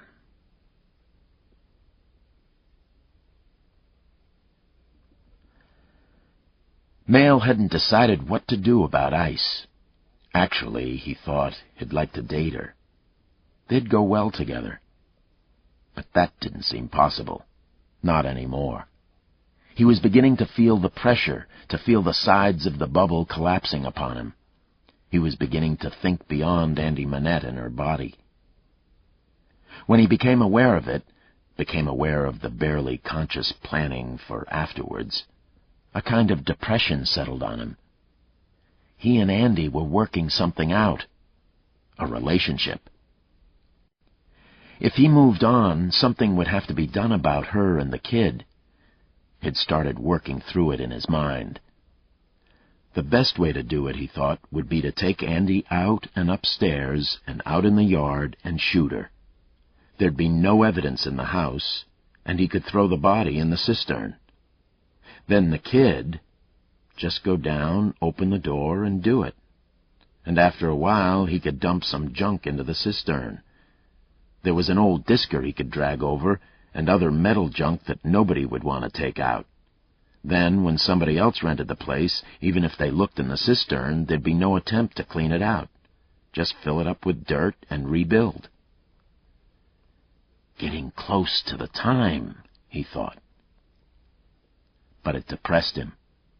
The last few days had been the most fulfilling he'd known. But then he was young. He could fall in love again. With somebody like Ice. Mail was parked a block from Ice's house, in the driveway of a house with a for sale sign in the front yard.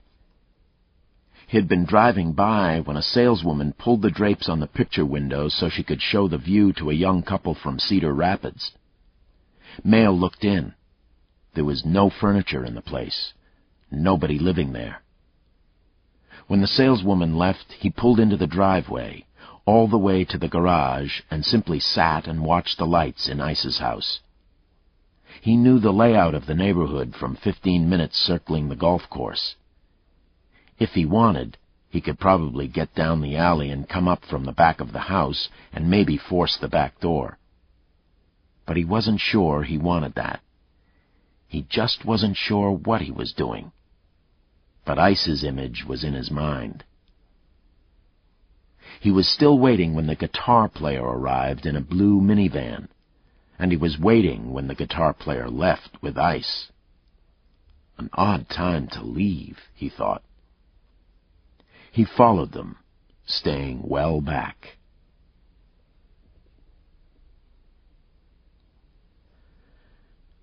Ice and Dell came down the sidewalk together, Ice wearing a Korean War-era army field jacket and tights, smoking a cigarette. She flicked the cigarette into the street, blew smoke, and climbed in the passenger side of the van. As they headed across the interstate back toward the company offices, she half-turned to talk to Lucas. And he thought how young she was. Her unmarked face, the way she bounced in the front seat out of excitement, engagement. She was emphatic. 3 people saw him. 2 of them out front, 1 of them around by the alley. He was going through in a van, and Mr. Turner, who's the guy behind me, saw his face up close. When I showed him the composites we made, he picked out the one where we aged Mail's face. He was sure. He said Mail was the guy in the alley. He saw you on television, Lucas said. I thought he'd go after the company. I didn't think he'd come after you in person. Why me? 'Cause of the way you look, Dell said bluntly, after a couple seconds of silence. We've got an idea of the kind of kid he is. We thought he might go for you.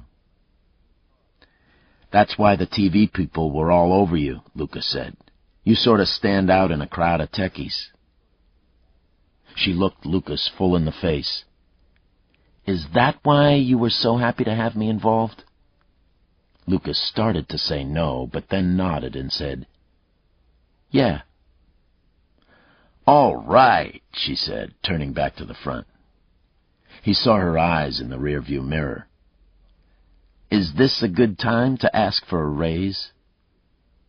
Lucas grinned and said, We can talk about it. How come you didn't come in with Dell? Ice asked. He knows who I am, that I write games, Lucas said, and he probably knows me by sight. I think I actually ran into the son of a bitch the day after the kidnapping. At least he's sniffing around, Dell said. Yeah, Lucas nodded, looking out the back windows. Another van was back there, and yet another was waiting at a cross street. He's out there. Good thing I had a gun, I said. Lucas turned back to her and said, What? Ice dug into her waistband and came up with a blued .380 automatic, turned it in the dome light, worked the safety. Gimme that, Lucas said, irritated, putting his hand out. Fuck you, pal, she said. She pushed it back in her waistband. I'm keeping it. You're asking for trouble, Lucas said. Tell her, Dell. Dell shrugged. I just bought one for my old lady. Not a piece of shit like that, though. He looked at Ice. If you're gonna have one, get something bigger. Ice shook her head. I like this one. It's cute. You got a shell in the chamber? Nope. Good. You don't have to worry about blowing your nuts off, carrying it in your pants like that.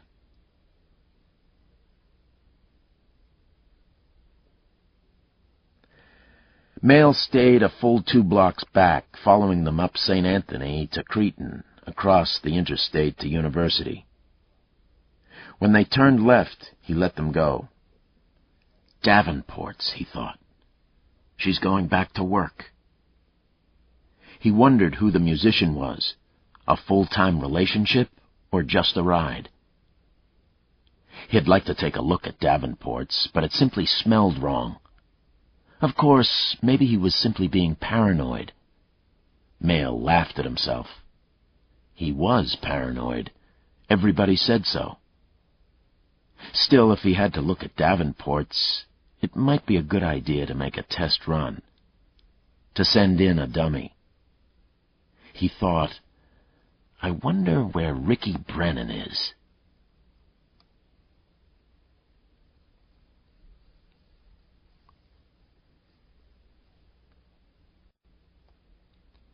Chapter 26. Haywood called from the roof. We got somebody coming in. Lucas had been on the cot for an hour, half wrapped in an unzipped sleeping bag, his mind moving too restlessly for sleep. He kicked the bag off, groped for the radio. Coming in? What do you mean?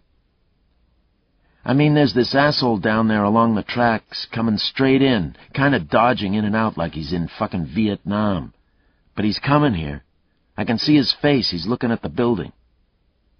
Stay on him, Lucas said. He stood up, flipped on the storeroom lights, and pulled on his pants. The radio burped again. Sloan asked, We moving? Maybe. Lucas called dispatch. You're up in the flood plan? Yes. A little tension popped into the dispatcher's voice. I might call it, Lucas said. On my address. Put out a preliminary call right now. Get people to their staging points, but don't bring anybody in yet. Got it. They'd been sleeping in a conference room, Sloan on an air mattress under the conference table, Lucas next to the door. Sloan fumbled into his pants and shirt in the dark. What's going on? Lucas had slept in his clothes, except for his jacket. He pulled on his pistol rig and said, Got somebody coming in. Hayes watching him. Haywood called. He's coming up to the back of the building, boys. He's like sneaking up on the place.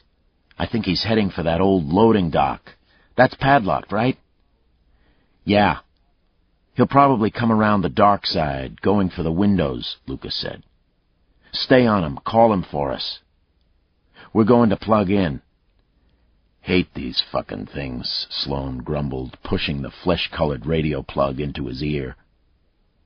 Lucas had trouble with his, finally got it in as they started down the stairs. Lucas said, You go around the building to the left. I'll go around to the right. Take it easy, Sloan said. He had his piece out, pointing down his leg. Yeah. Lucas jacked around into the chamber of the 45, a harsh ratcheting noise in the tiled hallway. He's headed for the windows, Haywood said. His voice seemed to come from the middle of Lucas's skull. This guy is something else. He's like tiptoeing. He looks like Sylvester the cat sneaking up on Tweety Bird. Lucas shook his head. His mental picture of Mail was neither funny nor stupid. We're out, he muttered into his microphone. We'll take him. Sloan ran around to the left while Lucas moved slowly to the right, the pistol up and ready. At the corner he waited, listening. Too many cars, and a voice floating down from the doper bar. You see that? Did you see what she did? Do that again. He's trying the windows. I'm right over his head, Haywood spoke softly into Lucas's ear. Sloan should be ready. Lucas stepped around the corner of the building. A man was just breaking out a corner of a window, just swinging a piece of re-rod, when Lucas stepped around and shouted, "Freeze!" Sloane, coming from the other side, shouted, "Police!" a second later, and they both moved out from the building a step, 2 steps, the guy pinned between them at the point of a widening triangle. The trapped man had blonde, shoulder-length hair, and Lucas thought of the first descriptions of the kidnapper. He was muscular, too, but short. His head snapped first at Lucas, and then at Sloane, then back to Lucas. And then, without a word, he rushed at Sloane, lifting the re-rod. "Stop! Stop!" Sloane and Lucas were both screaming. But the man rushed in. Lucas brought up his weapon, but the man was closing on Sloane too quickly. Sloane shot him. There was a quick, flat muzzle flash, and the man screamed, staggered, and went down, and Sloane said, "Ah, shit, ah, shit." Lucas said to Haywood, "Get dispatch. Tell them we got a guy down. Tell them to get an ambulance over here." "Calling," Haywood said. "Got it, Lucas. Ambulance on the way." The man on the ground was rolling, holding his leg, and Lucas put his pistol away and walked over, knelt on the man's back, cuffed him, patted him, found a cheap chrome .38 and handed it to Sloane, who put it in his pocket. Then Lucas rolled the wounded man. He groaned, swore. He had a fat, round face and pale blue eyes. This was not John Mayle. "Can you talk?" "Fucking leg, man." The wounded man's eyes glittered with tears. "My leg's broken. I can feel the fucking bone." "Ah, Jesus," Sloane said. "What a fucking day." Lucas checked in the bad light and saw the spreading wet patch on the man's right thigh. "Where are the Manettes?" he asked. "Who?" The man was frightened and seemed genuinely confused. "Who are you? What's your name?" Lucas asked. "Ricky Brennan." "Why'd you come here, Ricky? Why'd you pick this place?" "Well, man..." Ricky's eyes slid away from Lucas, and Lucas thought he might lose him. "Come on, asshole," Lucas said. "Well, this dude said I could pick up a little toot from the computer freaks. Said they had a bag of toot in the back room, like a couple ounces to keep them going all night. My fucking leg, man. My fucking leg is killing me." "Shit," Sloane said. And he looked like he was going into shock. Lucas got on the radio. "Janet, flood it. I'm calling the flood." "You got it." Sloane sat down beside the wounded man. "Got an ambulance coming," he said. "I'm really hurting, man." Haywood ran up, and Lucas said, "You got a flash?" "Yeah." Lucas pulled a folded pad of paper from his pocket, unfolded it, sorted through the composites, and found the one of Mayle with dark hair. "Is this the dude?" Lucas turned the flashlight on the paper. Ricky was slipping away again, but the light brought him back, and he focused on the paper. "Yeah, that's the dude." "Where is he?" "He was gonna wait in the parking ramp." He flopped an arm out. The ramp was out of sight on the far side of the building. Lucas got back on the radio. "Janet, goddammit, this is the real thing. He's here, somewhere. Keep them coming."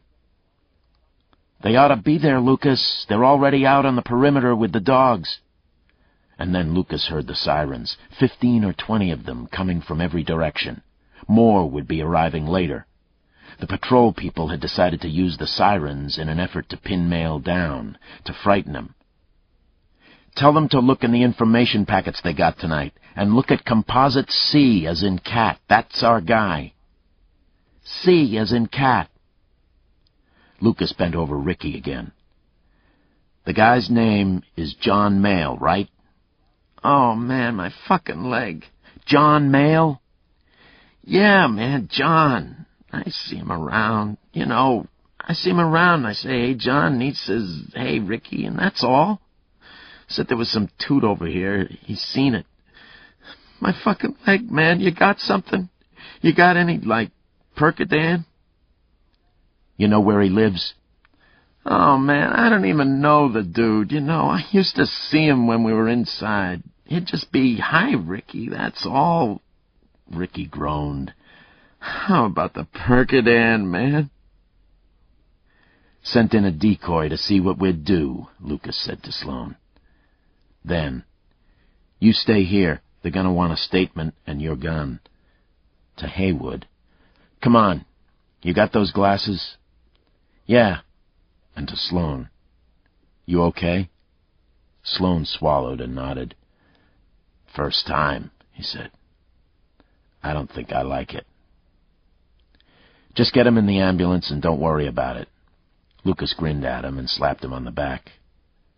"I can't believe you shot low, you dumb shit," he said. "If you'd missed him, he'd have sunk that re-rod about 6 inches into your skull." Yeah. Sloane swallowed. "Actually, I was aiming at the middle of his chest." Lucas grinned and said, "I know how that goes. Come on, Hay." Lucas and Haywood ran around to the front of the building, Lucas glancing back once. Sloane was standing over Ricky, and Lucas thought he might be apologizing. He'd have to watch his friend. Sloane seemed unbalanced by the shooting. And that was in character, Lucas thought. Sloane liked the relationships that came out with cop work, the tussle. He even enjoyed an occasional fight, but he never really wanted to hurt anybody. Then Lucas turned back toward the parking ramp, and he and Haywood ran up the sidewalk together, weapons out. Far up University, they could see the roadblocks going in, and everywhere, in every direction, the red flashing lights. "Looks like a fucking light rack convention," Haywood panted. Lucas heard him, but had no time to answer. They rounded the office building on University and were coming up on the ramp. Lucas said, "Let's go up. Ready?" "Out of fucking shape," Haywood said. "Let's go." Lucas took the first set of steps. There were a half-dozen cars parked on the first floor, and they checked them quickly. Then up the next set of steps, and Lucas, looking over the low concrete deck wall, saw taillights flicker to the north, headed toward the railroad tracks. "Did you see that?" "What?" The lights flickered again. "There!" "Yeah. Somebody crawling along in the dark, no headlights," Haywood said. "Son of a bitch, that's him!" Lucas put the radio to his face. "I need a car at the... What the fuck is the name of this building?" "I need a car by the Hanson Dairy place, first road west of the Hanson Dairy trucks. We've got the suspect in sight, going down toward the elevators." Haywood was already running across the slab and down the stairs, Lucas a few steps behind. The blacked-out vehicle was almost 2 blocks away, and once they were on the ground, they could no longer see it. They were running awkwardly over the uneven ground toward the grain elevator when one set of headlights caught them in the back, then another. They turned and saw 2 squads coming down toward them. Lucas waved them on and kept running. When the cars caught up, Lucas pointed up ahead. He was going under the elevator. The driver in the lead car was a sergeant. "No way out of there," he grunted. "That's all dead end back there." "Could he just bump it across the tracks?" The cop shrugged. "Maybe, but we'd see him. He might be able to snake his way out alongside of them." He picked up his radio and said, "We need a car on the 280 overpass across the tracks. Put some light down onto the tracks. Where's the chopper?" "Chopper's just leaving the airport. He'll be 5 minutes. We're confirming the car on the tracks." "Get some K9 down here," Lucas said. The sergeant said, "We called them. They're on the way." And the car pulled ahead of them, the second car close behind him. The sergeant spoke into the radio. "We need some guys north of the tracks." "Gonna be dark in there," Haywood grunted as they jogged up toward the elevators. "But once we got him, even if we only get his van, we get the VIN, even if he's pulled the plates, then we get a name and an address." "You're counting your chickens," Haywood said. "First goddamn chicken we've had to count, and I'm counting the son of a bitch," Lucas said.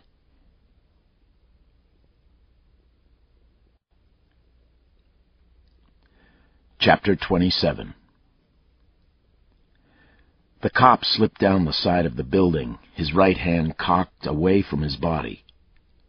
Carrying a gun, Mail thought. The night air was thick, cool, and moist, and the night seemed particularly dark. He couldn't see that well, but the cop was too small to be Davenport.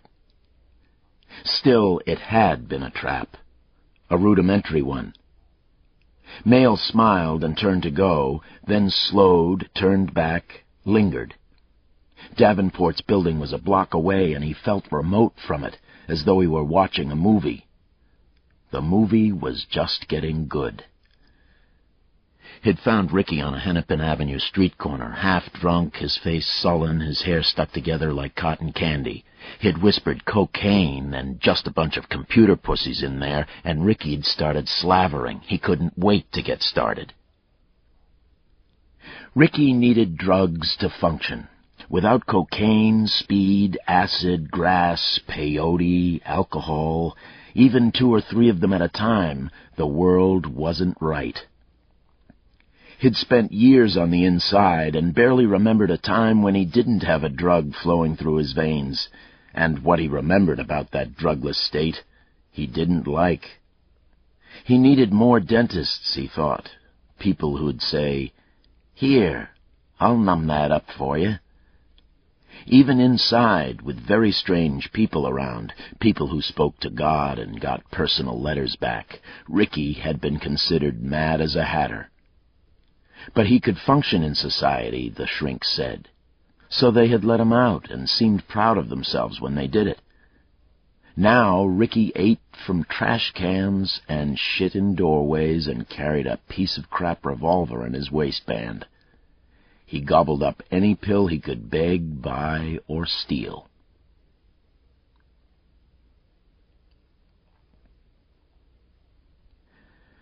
Now Ricky was out of sight, trying the windows on the far side of the building. The cop was running along the back of the building, to the side where Ricky was. He looked like an inmate in a prison movie, caught in a spotlight as he ran along a wall. The cop stopped at the corner, did a quick peek, pulled his head back, peeked again, ran out from the building, pointing his gun, and the shouting began, the words indistinguishable in the distance. Again, Mail turned to go. Then he heard the gunshot and turned back. Son of a bitch. He smiled again, amused. He almost laughed. What a joke. They'd shot Ricky, or Ricky had shot one of them. The cop, he could see, had dropped his pistol to his side and moved forward. So it had been Ricky. Time to move. He ran across the parking ramp, down a short flight of stairs to the street. The van was already pointed into University Avenue. He'd be a mile away in a minute and a half. He unlocked the door, hopped in. He'd leave the lights blacked out for a few 100 feet. Pulled up to the corner, looked right, looked left, and heard the sirens, saw the lights. A cop car far down the street to the left, coming in a hurry. But that was the way he wanted to go. If he turned right, he'd have to drive past Davenport's building. He didn't want to do that. He hesitated. The cop was probably on the way to the shooting. He could wait until he passed. Mail shifted into reverse and started to back up, but then the cop car, still 6 or 8 blocks away, unexpectedly slewed sideways across the street. And then he saw more lights far down to his right, and then another car joining the squad blocking the street to his left. Motherfuckers! He felt as though a hand had grabbed his heart and squeezed it. He underestimated Davenport. The building wasn't the trap. The whole goddamn area was the trap. Headlights still off, he did a quick U-turn and rolled down the street toward a grain elevator at the end. He hadn't been down there, didn't know what to expect, but once out of the immediate neighborhood, he could work his way through back streets until he was completely clear. A cold sweat broke on his face, and his hands held the steering wheel so tightly that they hurt. He had to break out of this. But he couldn't see much without the lights. Strange, odd shapes, wheelless tractor-trailers loomed off to the left. Here and there a machine with claws like mutated earth-moving equipment. He drove between two elevator buildings, slowed. The van dropped into a pothole 7 inches deep and half as long as the van itself, then climbed out the other side. 2 trailers were parked against a loading dock. Another van was tucked in between them, facing out. Mail leaned toward the windshield, trying to see better, then rolled down the side window, trying to hear.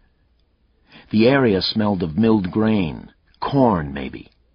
He bumped along through the dark, then into a lighter patch, the light thrown from a naked bulb over an office door. No lights on in the office, though.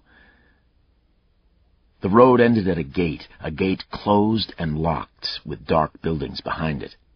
A dead end? There'd been no dead-end sign. He backed up, found a gravel track that went east along the side of the grain elevator. Ahead he could see the lights of a busy street, a little higher than he was, maybe up a hill. If he could work his way over there... But what was that? A cop car, lights flashing, stopped on the hill, and Mail realized it wasn't a hill at all, but an overpass.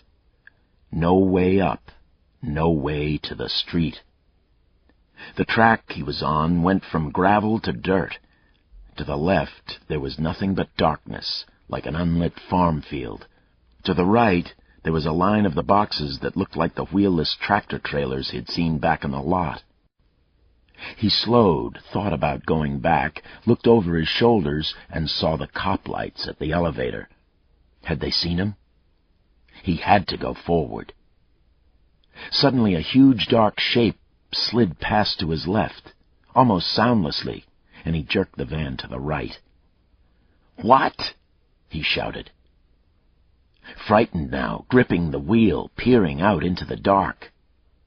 The shape made no noise, but he could feel the rumble of it. The thing had materialized from the dark like some creature from a Japanese horror flick, like Rodan, and he realized it was a string of freight cars ghosting by in the night. There was no engine attached to them. They simply glided by. And he realized that off to his left, in the darkness that looked like a farm field, were multiple lines of railroad tracks. He could see some of them now in the dim, ambient light, thin, steely reflections against the field of black. He couldn't see how many there were, but there were several. The cop car on the overpass suddenly lit up, and a searchlight swung across the tracks, left to right. If it had come the other way, right to left, it might have caught him, though he was still a half-mile away. As it was, he had time to drive into a hole in a wall of the boxes that lined the track. In between the boxes, he couldn't see at all. He had to risk the parking lights. The cop's searchlight swept the field behind him, and he edged forward again and found another row of boxes parallel to the boxes he was crossing through. Another dirt track ran between the rows of boxes, and he turned onto it. His parking lights caught a sign that said, "Burlington Northern Container Yard. Trespassers will be prosecuted." Containers? Huh. The track ended when the containers did. Nothing ahead but dirt and grass and the certainty of being seen. A second cop car had joined the first on the overpass, and a second searchlight popped out and probed the tracks. He could see the cops like tiny action figures standing along the overpass railing. God damn! God damn! He was caught, stuck. He reached under the seat, got his .45. The gun was not comforting. It was a big, cold lump in his hand. If he had to use it, he was dead. He put the gun between his thighs, backed the van up until he was out of sight of the overpass, turned it off, started to get out. But the overhead light flickered, and he quickly pulled the door closed. Shit! How to do this? He finally reached back, scratched the dome off the overhead light, and twisted out the bulb. Then he got out, put the gun in his pocket, and slipped down to the end of the line of boxes. There were sirens everywhere, like nothing he'd ever heard before, not even when he was starting fires all those years ago. The sirens didn't seem especially close, but they came from every possible direction. "Fucked," he said, half out loud. "I'm fucked." And he kicked one of the containers. "Fucked!" He ran his hands through his hair. Had to get out. He ran back to the van, stopped for a second, then ran further down the line of containers. The container boxes were stacked 2 by 2, end to end, in 2 long rows, with the track between them. In places, a container had been pulled. In a few, both containers had been pulled, like the hole he'd driven through. In those spots he could see out, either across the tracks or into the neighborhood on the other side of the elevators. He found one of the double brakes and walked carefully down it, trailing his hand along the edge of the container, feeling the clumped weeds underfoot. The neighborhood on the other side of the elevator was coming awake. Lights were on all up and down the street, and he heard a man shouting. The reflections of red flashing lights bounced off the side windows of the houses. Cops all over the place. Damn it! Damn it! They had him. Or they would have him. The van, anyway. He walked back toward it, and it occurred to him that if he backed it into one of the spaces left where a single container had been pulled, then nobody could see it unless they walked down the center track and looked into each space. If a cop simply looked down the track would appear to be empty. That might give him some time. Mail hurried down to the truck, backed it up 50 feet, then maneuvered it into a single container space. He doubted that he'd see it again. He'd have to abandon the Rose's name along with the van, and probably all his computers. What about fingerprints? If they found the Rose's name, that would be fine, but if they found his fingerprints, he'd never have any peace. He stripped off his jacket, shirt, and T-shirt, put the shirt and jacket back on, and used the T-shirt to wipe everything he might have touched in the van. His mind was working furiously. Get the door handles, the wheel, of course, the ashtray, the seats, the glove compartment, the dashboard. Get rid of all the paper crap on the floor. But then he thought, the computers. Damn! Everything at the self-storage would have his prints. If they found the van, they'd find the storage place and get his prints there. He continued wiping, working the problem in his mind. He finished inside, got out, pushed the door shut with his elbow, and started wiping outside. The goddamn computers! He did the outside handles, plates, took a swipe at the wipers. He never messed with the engine, had never lifted the hood in his life, so that wasn't a problem. And he thought, fire. If he could get back to the store, there could be a fire. A fire would do it. 10 gallons of gas, a little oil, and the computers would burn like kindling. Even so, he couldn't take any chances. He might not get everything. They might find a print or two. So he'd have to get lost for a while, and that meant he'd have to settle Andy Manette and the girl. He could dump them in the cistern. That'd only take a second.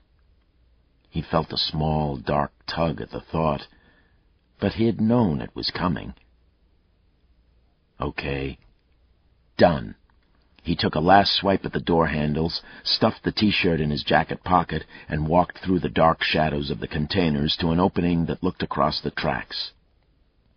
With the dark jacket and the jeans, he was almost invisible in the rail yard.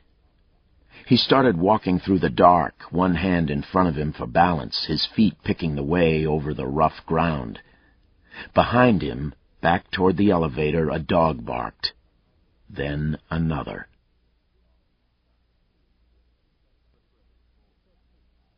A patrol captain arrived as Lucas was punching the driver's side window out of the van. He used a piece of paving stone to break out the glass, then reached through the broken window and popped the lock. Haywood was beside him, trying to peer through the dirty windows. "Paper," Lucas grunted when they got the door open. A clipboard lay on the floor of the passenger side, and he picked it up. A pad of pink paper was clipped into it, with a letterhead that said, "Carmody Foods." "Got him?" the captain asked, coming up. Lucas frowned, shook his head. "I think this belongs here. We ought to check it out, but we'd better look for another van. It's here. We saw it coming back here." The captain walked around to the front of the van, fished around for a moment, then said, "Engine's cold." "Then this ain't it," Lucas said. He tossed the clipboard back in the truck. "Come on, Hay, let's go down the tracks." "How do you want to work this, Chief?" the captain asked. "It's your call." "You run it," Lucas said. "You know how to do this shit better than I do. Just tell your people that Haywood and I'll be out there, wandering around." Captain nodded. "You got it." He jogged away, yelling for somebody, and they heard a canine car arrive, and a moment later the helicopter buzzed overhead on its first pass. The elevator yard had been dark, forbidding, when Lucas and Haywood first ran down into it. Now there were headlights everywhere, and the chopper lit up a searchlight. There were still dark areas, but there was less and less room to hide. "That was an elevator down in Stillwater, wasn't it? Where you found the hanged girl?" Haywood asked, craning his neck to look at the elevator above them. "I wonder if there's a connection." "That doesn't seem reasonable. That's got to be a coincidence," Lucas said. "You don't believe in coincidences," Haywood said. "Except when they happen," Lucas said. They were walking behind a canine officer with a leashed German shepherd. When the cop and his dog went to examine the back of the elevator, Haywood said, "What do you think?" Lucas looked around. There were a number of buildings, ranging from small switch shacks to the huge elevators, on the near side of the tracks, and more on the far side. Another set of elevators loomed back to the west. "I doubt that he's hiding. Given the chance, he'd run. And there's no van, and all these little side tracks tend to go east. He probably picked one out and rode it as long as he could." "There were squads up on 280 before he could have gotten through there." "Yeah, so he's between here and there." They heard the beat and then the lights of the chopper coming in, and then a searchlight lit up the tracks beyond them, and the chopper roared overhead. "Let's go down that way. Follow the lights."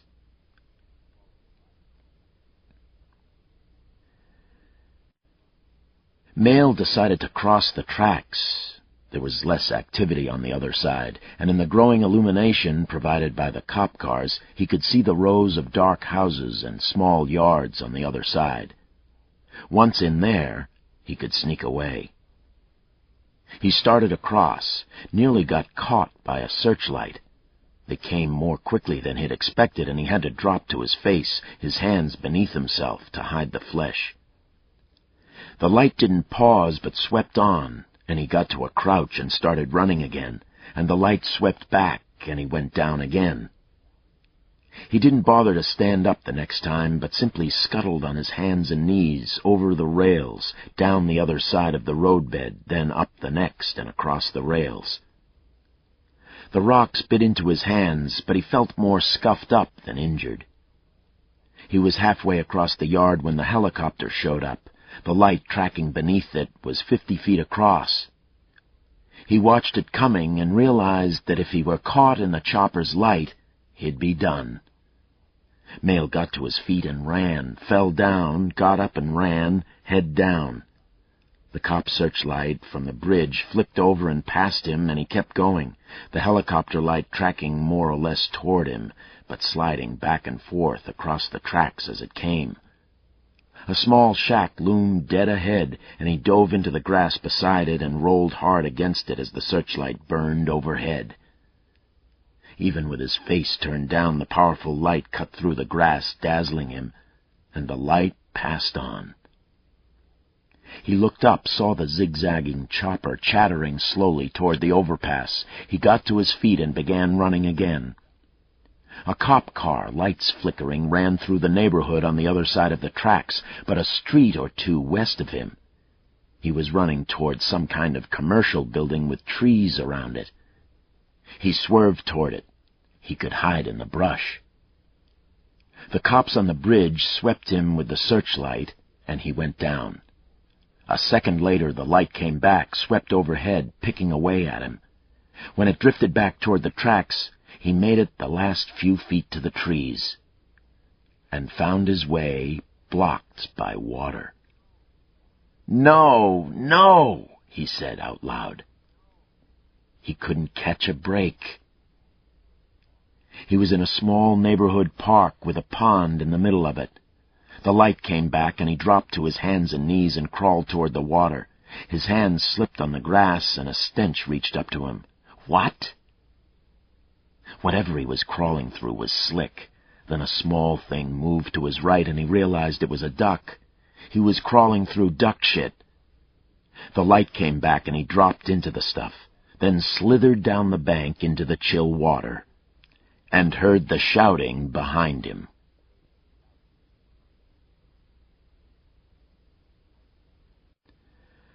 The night glasses were useless.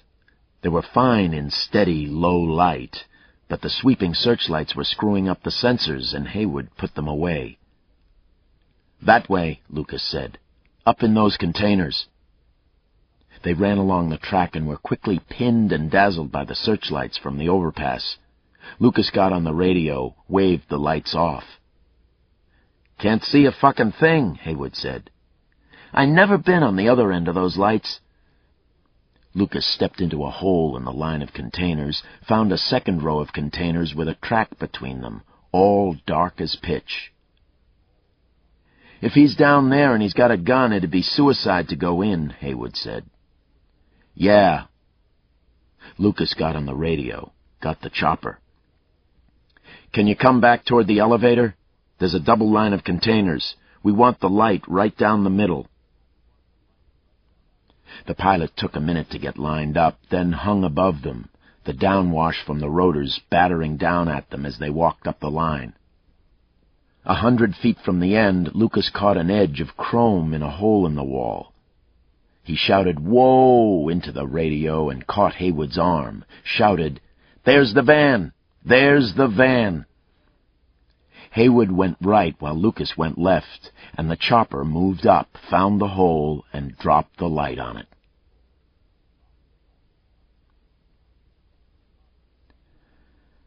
The cops were walking through the neighborhood, and lights were coming on. Mail could hear their voices far away, but distinct enough.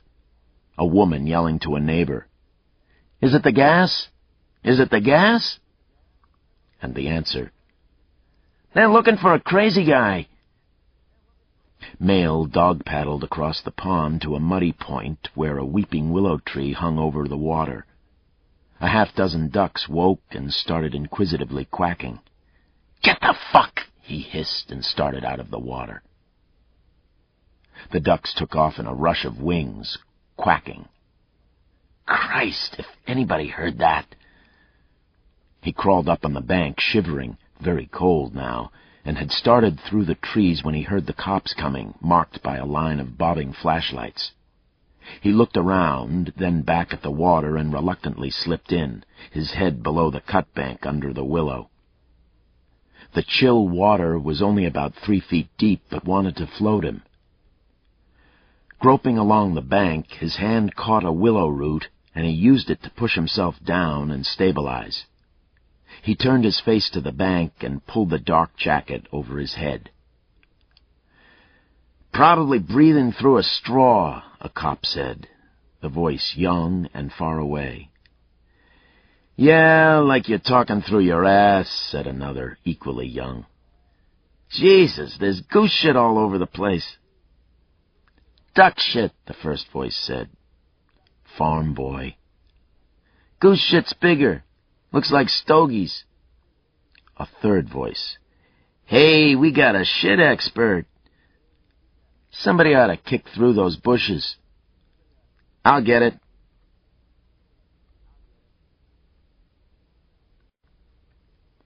Mail bowed his head as the footsteps got closer. Then the cop began kicking through the brush overhead. The cop came all the way down to the willow tree. Mail could have reached out of the water and grabbed his leg.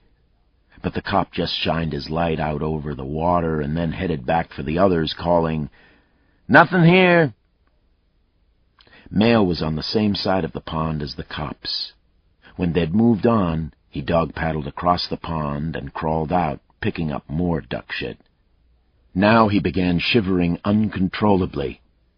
Cold. He'd never been this cold. He crawled straight ahead toward the corner of the commercial building, the rubble on the ground cutting into his hands. He pushed into a clump of brush where he stopped and pulled his legs beneath him, trying to control the shivering. His hair hung across his forehead, and he pushed it back with one hand. He smelled like duck shit. Across the tracks, the helicopter was hovering in one spot, and 3 cop cars were bumping along the line of containers. "Found it," he said out loud. They'd already found the goddamn van.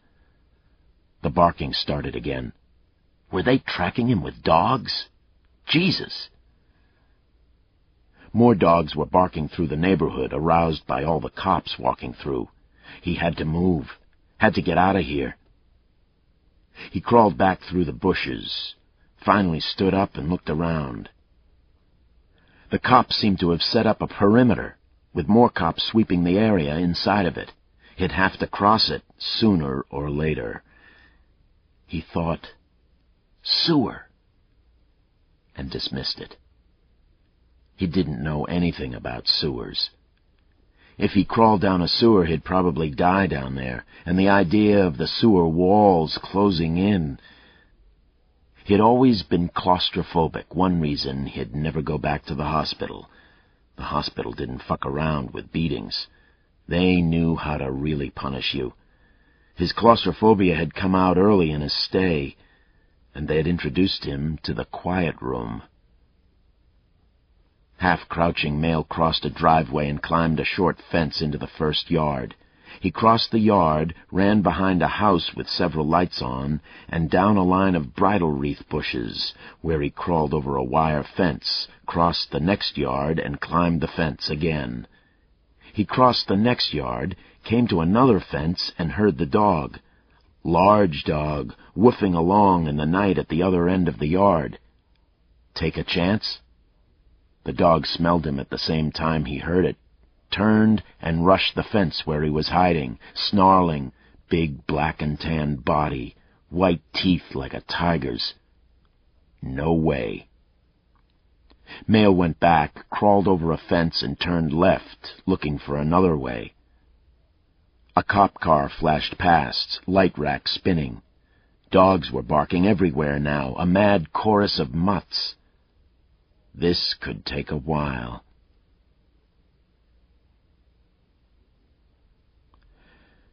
Lucas called in the plate number on the van and the VIN. 30 seconds later, on the radio, "Lucas, we've got an address down in Egan."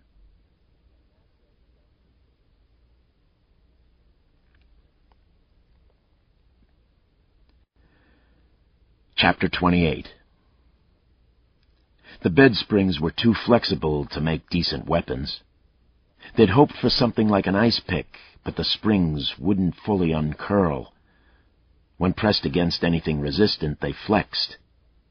But if they couldn't get ice picks from the springs, they got 2 fat 3-inch-long needles honed on the granite rocks and the fieldstone walls. Grace stood on the porta-potty and began picking at the nail. "Lots better," she told Andy. "This works great." She picked for 10 minutes, and Andy picked for 10 minutes more. Then Grace started again. Grace was working on it when it finally came free. She thought it moved under the spring needle and grabbed it between a thumb and forefinger. It turned in her fingers, and she held tighter and put weight on it, felt it twist again. Grace said breathlessly, "Mom, it's coming out!" And she pulled it free like a tooth. Andy put a finger to her lips. "Listen!" Grace froze, and they listened.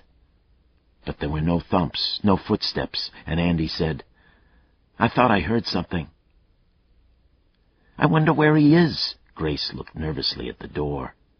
Mail had been gone a long time. "I don't know. We just need a little more time." And Andy took the nail, sat on the mattress, and began to hone it on a granite pebble. The nail left behind what looked like tiny scratches in the rock, but were actually whisper-thin metal scrapings. "Next time he comes, we have to do it," she said. "He'll kill me soon if we don't. And when he kills me, he'll kill you." "Yes," Grace nodded. She'd thought about it. Andy stopped honing the nail to look at her daughter. Grace had lost 10 pounds. Her hair was stuck together in strings and ropes. The skin of her face was waxy, almost transparent, and her arms trembled when she stood up. Her dress was tattered, soiling, torn. She looked, Andy thought, like an old photograph of a Nazi prison camp inmate. "So, we do it." She went back to scraping the nail, then turned it in her hand. The rust was gone from the tip, and the wedge-shaped nail point was fining down to a needle tip. "What we have to do is figure out a scenario for attacking him," she said. Grace was sitting at the end of the mattress, her knees pulled up under her chin. She had a bruise on her forearm. Where'd she gotten that? Mail hadn't touched her yet, though the last 2 times he'd assaulted Andy, he hadn't bothered to dress before he pushed her back in the cell. He was displaying for Grace. Sooner or later, he'd take her. She put a finger to her lips. "Listen." There was nothing. Grace whispered, "What?" "I thought I heard him," Grace said. "I don't hear anything." They listened for a long time, tense, the fear holding them silent, but nobody came. Finally, Andy went back to honing the nail, the ragged zzz, zzz, zzz, the only sound in the hole. She had mail in her mind as she honed it. They'd been in the hole for almost 5 days. He had attacked her, she didn't know how many times, but probably 20. 20? Could it be that many? She thought so.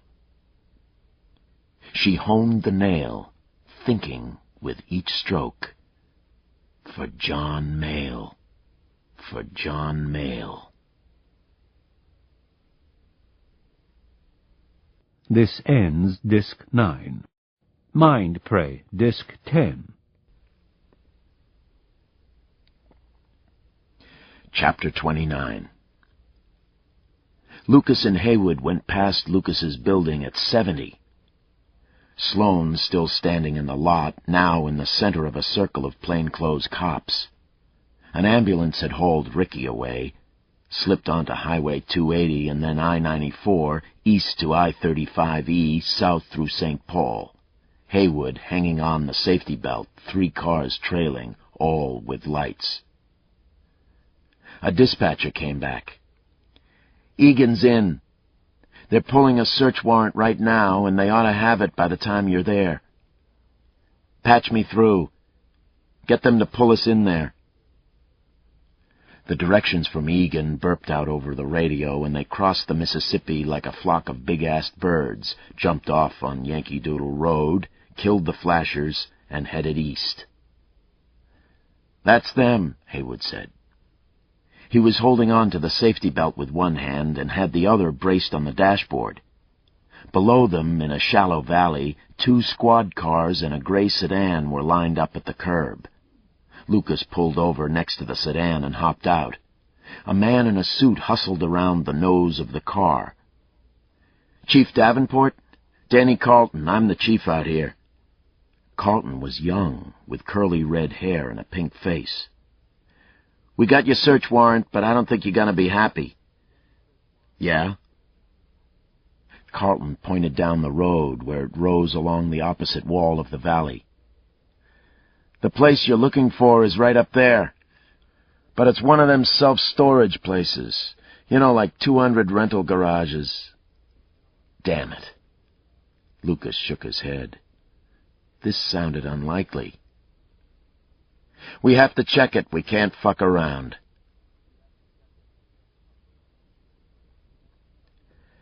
The self-storage warehouse was a complex of long, one-story concrete block buildings, the long sides of the buildings each faced with 20 white garage doors.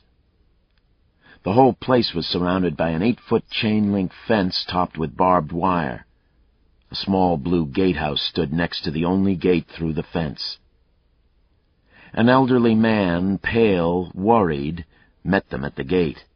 He carried a .38 that looked older than he was. "No problem," he said when they gave him the warrant. "Roses. That'd be 57. "Have you seen him?" Lucas asked. "Hasn't come through here. Not tonight." Lucas showed him a copy of the computer-aged mail photo. "Is that him?" The guard held it under a light, tipping his head back, the better to use his bifocals, stuck out a lip, raised his eyebrows, then handed it back. "That's him. Got him to a T," he said.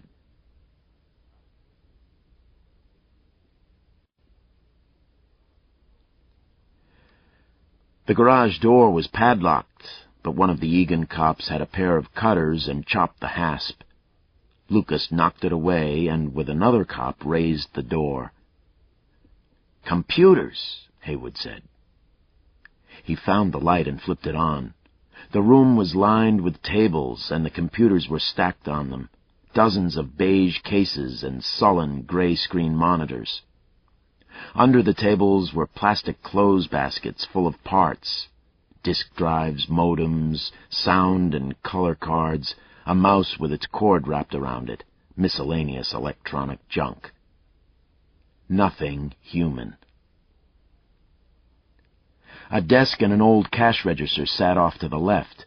Lucas walked over to the desk, pulled open a drawer. Scrap paper, a single ballpoint.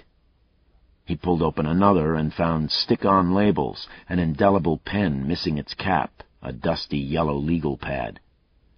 The middle drawer had another pencil and 3 X-Men comics in plastic sleeves.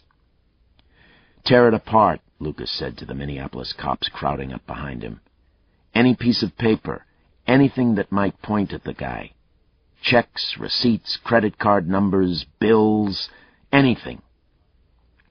The Egan chief lit a cigarette, looked around, and said, "This is him, huh?" "Yeah, this is him." "I wonder where they are." "So do I," Lucas said. He stepped outside and tipped his head back, and the Egan chief thought for a moment that he was sniffing the wind. "I bet they're close. I bet this is the closest self-storage to his house. God damn it.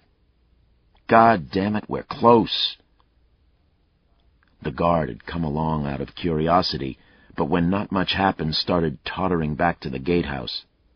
Lucas walked after him. "Hey, wait a minute." The guard turned. "Huh?" "You see this guy come and go? You ever see him spend any time here?" The guard looked slowly left and right, as if checking for eavesdroppers. "He runs a store here on weekends. All kinds of long-haired kids running around." "A store?" The Egan chief had come up behind him. "It's illegal, but you see it quite a bit now," he said.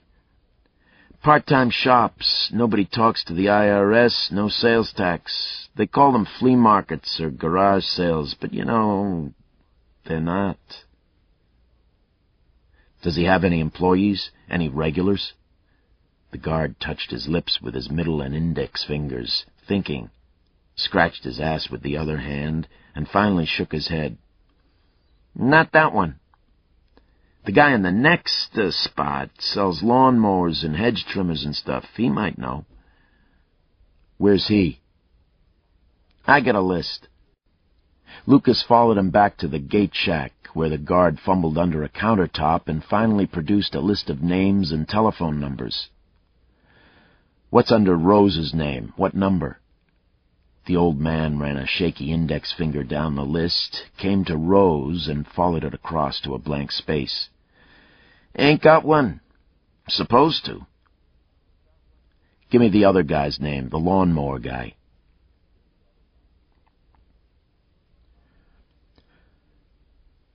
The cop wasn't going to leave. Mail lay behind a bush 30 feet away and watched him. The cop checked his shotgun, then checked it again, playing with it, flipping a shell out, catching it in midair, shoving it back in. Hummed to himself, spoke into a radio a couple of times, paced back and forth, and once, looking quickly around first, moved up close to a maple tree and took a leak. But he wasn't going anywhere.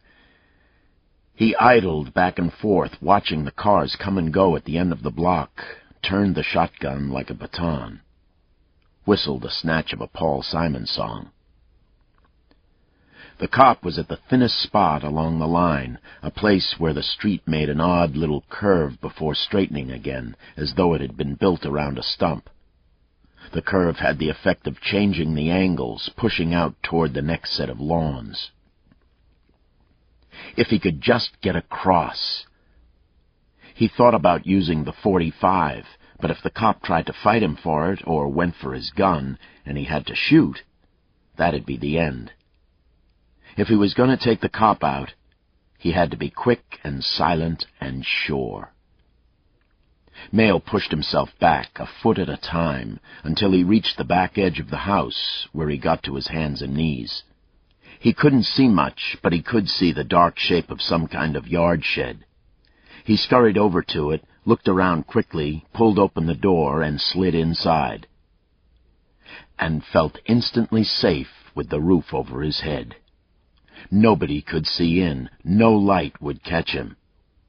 The shed was full of yard tools and smelled of dead autumn leaves and old premix gasoline. Groping in the dark, he found a couple of rakes, a hoe, a shovel. He could try the shovel, but it was awkward, and he groped along the floor for something else. He found a short piece of 2x4, thought about it, decided he liked the shovel better. Moved on, found 2 snow shovels, a pair of hedge clippers. He touched a gas can, smelled the gas on his fingers. And then in the corner, a spade handle. The handle had broken off just above where the blade had been. He hefted it, made a short chopping motion. Okay. This would work. He didn't want to go back outside, but he had to. He slipped outside, scrambled back to the corner, and eased down the side of the house to the bush where he'd watched the cop. The cop was still there, hat off, rubbing his head. Then he put the cap back on, said something to his radio, got something back, and whistled the snatch of Paul Simon again. Like he had the song on his mind, Mail thought. The cop turned, looking away from Mail, drifted toward the maple tree where he'd taken the leak. Mail tensed, and when the cop's head was behind the tree, stood up and padded toward the tree, slowly at first, but more quickly as the cop came out from behind it, his back still turned. The cop heard him coming, though. When Mail was 10 feet away, he flinched and turned his head, his mouth open. But even a slow man can cross 10 feet in a small fraction of a second, and Mail hit him with the spade handle, the steel grip burying itself in the cop's forehead with a wet crunch. The cop dropped, his shotgun flying out to the side and clattering down the sidewalk. Mail dropped the spade handle, caught the cop under the armpits, and dragged him back between the houses. In a few seconds he had pulled off the cop's jacket, hat, and gun belt. His own dark jeans would do well enough for uniform pants. The gun belt was heavy and awkward, and he struggled to get it on. The cop said a word, and Mail looked down at him, prodded him with a foot. The cop's head rolled to the other side, limp, loose. "Die, motherfucker," Mail said. And he walked away, out to the sidewalk, pulling on the hat. It was too small and perched on top of his head, but it would do. He picked up the shotgun, crossed the street, walked between a dark house and a lit one, and started running again.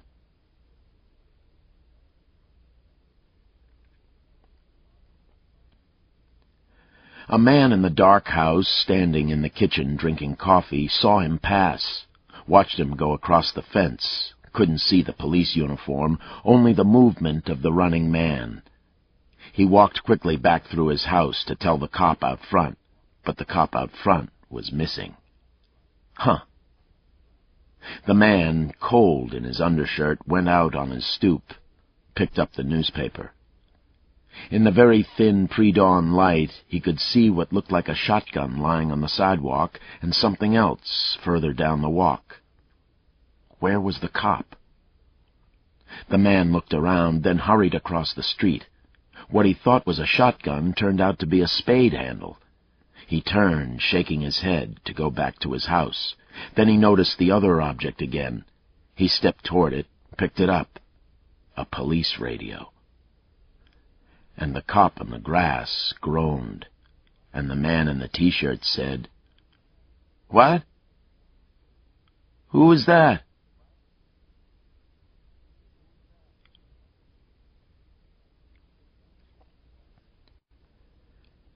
They'd found a thick wad of computer printout, and Lucas and Haywood were taking it apart a page at a time, looking for anything.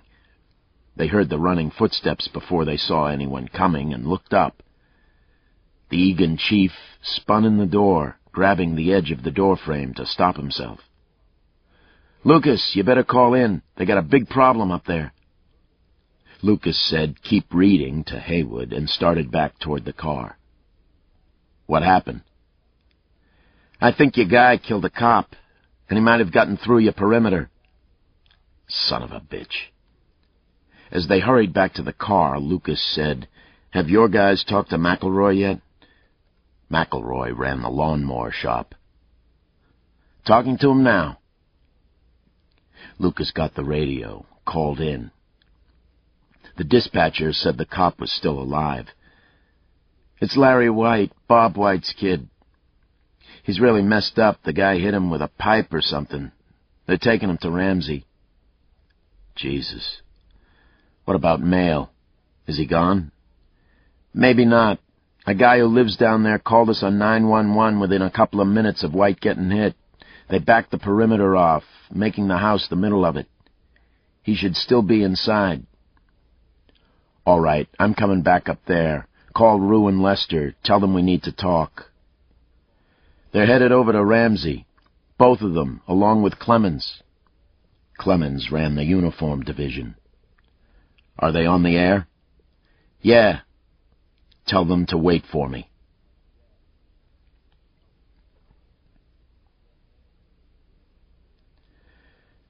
Mail made it through the new perimeter, but not by much.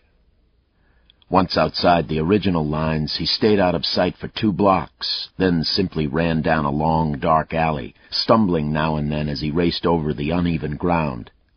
He had been running for a minute or perhaps a minute and a half when he heard the sirens screaming behind him. Christ, they'd found the cop. He ran faster. Another minute, and a cop car flashed down a cross street in front of him, but continued past the alley. Mail slowed just a bit. He was breathing hard now, still carrying the shotgun, the hat perched on his head. At the end of the alley, he edged cautiously out toward the street. The cop car was a block away, dropping off 2 foot patrolmen. They were crouched over the car window, intent on what the man inside was saying, or the radio. Mail took a breath, took 2 quick steps across that put him behind a car, then another behind a maple tree. The cops were still talking. Mail took another breath and walked quickly across the street to a maple on the other side, and waited. But the cops had missed him. Watching them, trying to keep the tree between himself and the mouth of the alley, he walked backwards until he was into the alley, then turned and broke into a run. A dog barked at him, and Mail ran faster, and the dog barked a few more times, but there were still dogs barking everywhere. Nobody came after him. Mail stayed in the alley until it ended, then walked down a block to another alley and ran down that. The sirens were getting fainter, and he could no longer see lights, but he could see houses against the sky. Dawn was getting close, and the traffic would be picking up. He'd be more visible now, and there'd be more people around. He needed wheels.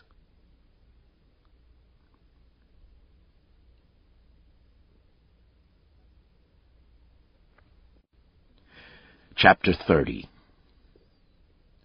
A surgeon in a scrub suit was wandering aimlessly outside the emergency room exit, a mask hanging down on his chest, paper operating hat askew. He was smoking a cigarette, head down, shoulders humped against the cool air. "Did you do the white kid?" Lucas asked as he hustled up the drive to the door. The surgeon shook his head. "They're still working on him." Inside the door, Lester was talking to 2 Minneapolis cops while Rue was facing Bob White, the cop's father, and his mother, whose name Lucas couldn't remember. But he remembered that she liked hats, although this morning she was bareheaded and holding on to a white handkerchief like it was a lifeline. Lucas walked up, nodded, said, "Bob, Mrs. White, how is he?" "His head is real bad," White said, "but he's a fighter." Lucas didn't know the son, but had the impression that he was somewhat dull. Not a bad kid, though. "Yeah, he is. And this is the best trauma place in the country. He's gonna do good." Mrs. White pushed the handkerchief into her face and started to shake, and her husband turned toward her. Lucas looked at Rue and tilted his head toward the door. She gave him an almost imperceptible nod and lifted a hand at a priest who was talking with a St. Paul cop. The priest broke away, and Rue stepped toward him and whispered, "I think Mrs. White could use a hand." Lester joined them, and Rue lit up as soon as they were outside. The surgeon was starting a new cigarette and stamped his feet and said, "Cold." Rue and Lester and Lucas walked to the end of the driveway as Rue puffed on the cigarette and Lucas filled them in on Mail's computer shop. When he finished, he said, "We couldn't put his picture out before because it might touch him off. Now he knows we're close, and that'll do it. He's gonna kill them. We've got to get that picture on the air, everywhere." "How do you know he'll kill them?" Rue asked. "I know. He's had them a long time. The pressure must be terrific. With this chase, he'll have cracked like a big fucking egg. And he's smart. He'll know we've got the van, and he'll know that we'll get the computer store, that we'll get his prints, that we'll identify him as John Mail. He'll figure all that out. Or he already has." Lucas nodded toward the hospital. "A cop has a shotgun, and Mail took him on with a club. He's freaking out." Rue nodded. "All right. We can have the photo out in 20 minutes. He'll make all the morning news shows." "Ask the TV guys to show the pictures at the beginning of the broadcasts, and to tell everybody to get their friends and come and watch, and show them again a couple of minutes later. As many times as they can. Flatter 'em. Tell him if TV can't find the guy, Andy Manette's gonna die, and the kids, too. That'll keep them pushing the picture out there. How long have we got? No time, Lucas said. No time at all. If we don't find Manette in the next couple of hours, they're gone. Unless he's still in the perimeter, Lester said. They think he might be, the guys up there. Yeah. We've got to keep the perimeter tight. I'm going to go over there, see if I can figure the odds that he's inside. Is there anything else? Rue asked. Any goddamn thing? Lucas hesitated, then said, 2 things. The first one is, I'd be willing to bet that wherever he's got them, it's within a few miles of that computer shop. That's where the phone calls were coming from, when we were trying to pinpoint the cellular phone. I think we ought to get everybody with a gun, highway patrol, local cops, everybody, and send them down there. We ought to filter every goddamn road. We don't have to stop everybody, but we ought to slow everything down. Look in every back seat, see if we can spot somebody trying to elude the blockade. We can do that, Rue said. Lucas looked at Lester, grinned slightly, and said, Frank, could you call in? Could you get the picture thing going? Lester looked from Lucas to Rue and back, and then said, What? I don't want to hear this? Lucas said, You really don't. Lester nodded. All right, he said. Back in a minute. And he went inside. What? Rue asked when Lester was gone. I might call you later in the morning and suggest that you, I don't know, what? He looked around and then said, that you come over here and visit White. Spontaneously, without telling anybody exactly where you're going. You won't have to be out of touch long, maybe half an hour. She narrowed her eyes. What are you going to do? Are you willing to perjure yourself and say you didn't know? Lucas asked. Because you might want to say that. Rue's vision seemed to turn inward, although she was gazing at Lucas's face. Then she said, If it's that way if you want to get them back and keep your job. I'd do any fucking thing to get them back, she said. But I hope you don't call. So do I, Lucas said. If I do call, it'll mean that everything's gone in the toilet.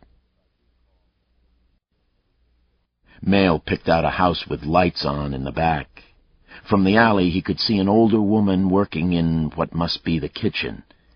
He crossed a chain-link fence into the yard, wary of dogs, saw nothing.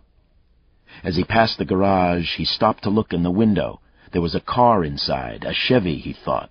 Not new, but not too old either. That would work. He went on to the house, to the back door, leaned the shotgun against the stoop, took out the pistol, looked around for other eyes, other windows, and knocked on the door.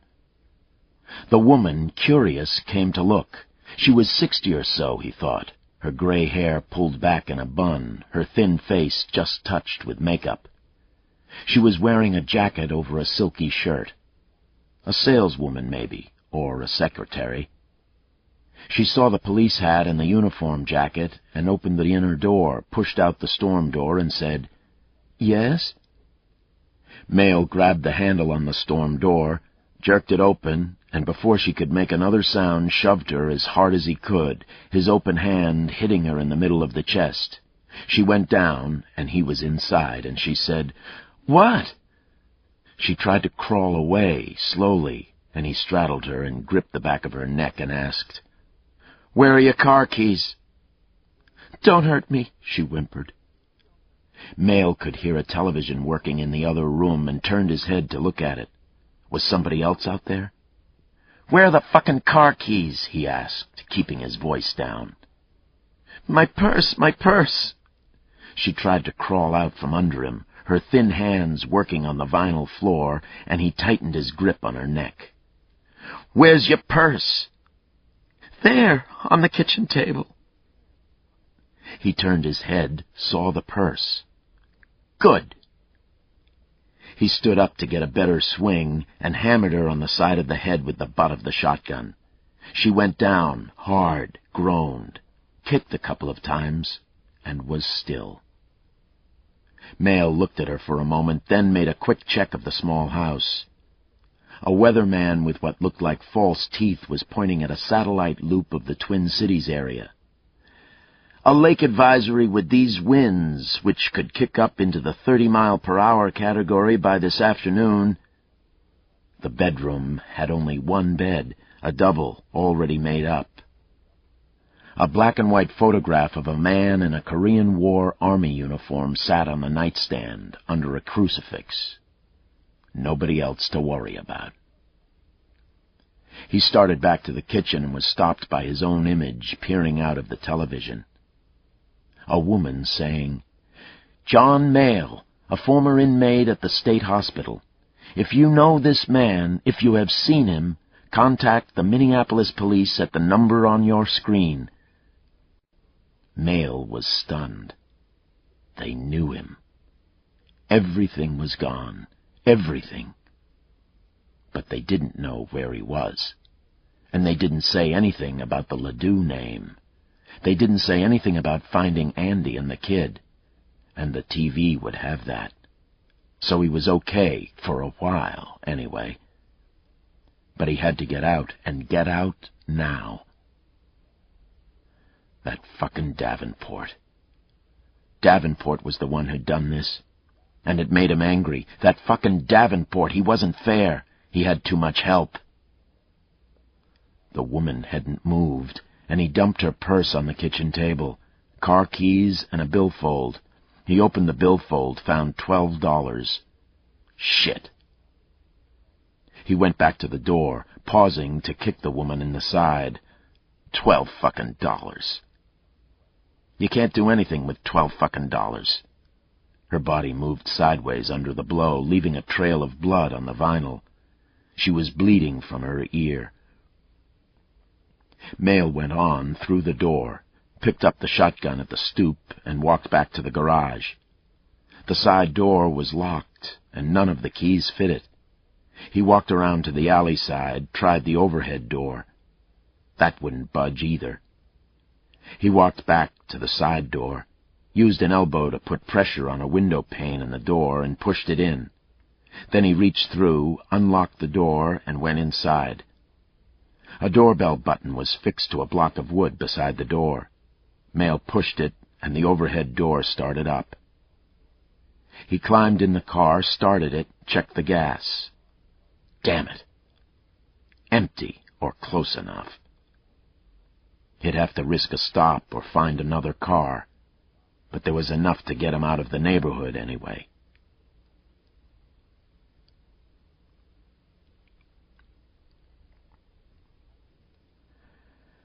After Mayle had gone, a neighbor woman looked out the back of her house and said, "That's odd." "What?" Her husband was eating toast while he read The Wizard of Id in the comics. "Mary left her garage door up."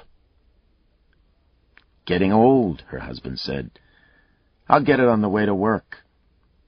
"Don't forget," the woman said. "How can I?" he asked, irritated. "I'm right across the alley." "You could forget," his wife said. "That's why you've been shaving with soap for, 4 days now?" Yeah, well, I'm not supposed to do the shopping for this family." They argued. They always argued. In the heat of the argument, the woman's odd feeling evaporated.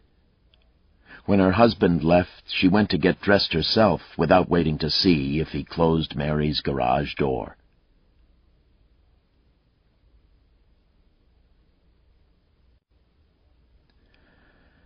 The man who found White's body showed Lucas the window. "I saw the guy running, and I went right out front." "So let's walk through it," Lucas said. He looked at his watch. "You're back here. You walk to the door." They walked through it, out the front, down to the walk, all the way to the point where the man found White's body. "Did you hear the cop cars moving out before or after the ambulance got here?" Lucas asked. About the same time. There was sirens everywhere. I remember hearing all the sirens, and then the ambulance got here. There were already 4 cops here, and they sent everybody running around after the guy." Sloane walked up as Lucas looked at his watch again. So it was probably 5 minutes. The man said, "It didn't seem like it was that long. The cops, they was here in a couple of seconds, it seemed like." "Listen, thanks a lot," Lucas said. He slapped the man on the shoulder. "That's fine, I hope I helped." As they walked away from him, Sloane said, "I go on administrative duty starting with the next shift, until the shooting's okayed." "Yeah, makes me nervous," Sloane said. "Don't worry about it," Lucas said. "You got witnesses up to your eyeballs." "Yeah," Sloane was still unhappy. "What's happening here?" "I'm not sure," Lucas said. "They probably didn't have the new perimeter up for 6 or 7 minutes. The new perimeter is a half-mile out there. He could have run through it. We haven't found any sign of him. If it was me, I would have run through it." "Son of a bitch could be in somebody's home," Sloane said, looking at the rows of neat, anonymous little houses. "Laying up." "Yeah. Or he could be out."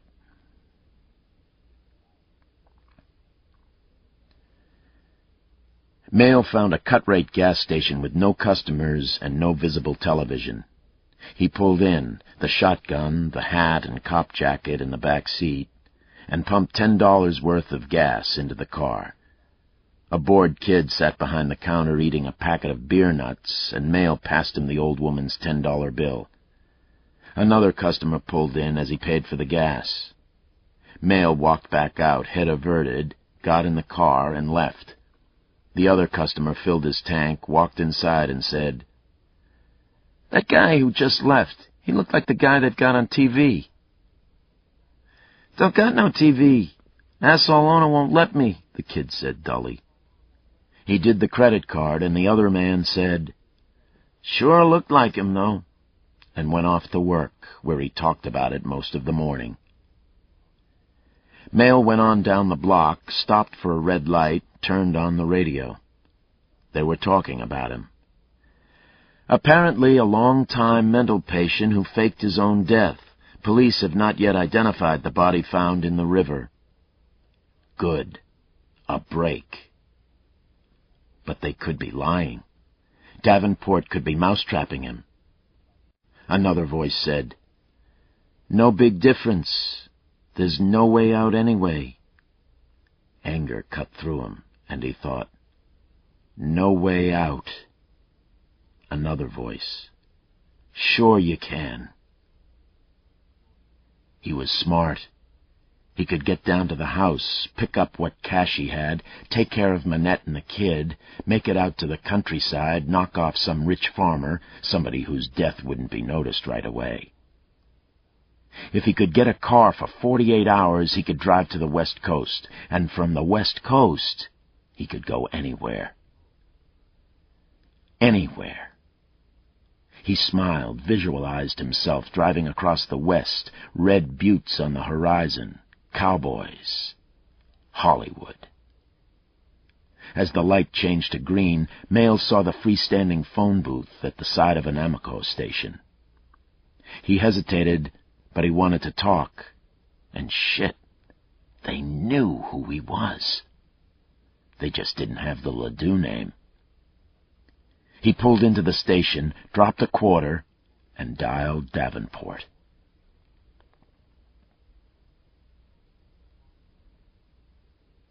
The phone rang, and Sloane looked at Lucas and said, "If it's him, give me the high sign, and I'll tell the cap." Lucas took the phone out, flipped it open. "Davenport."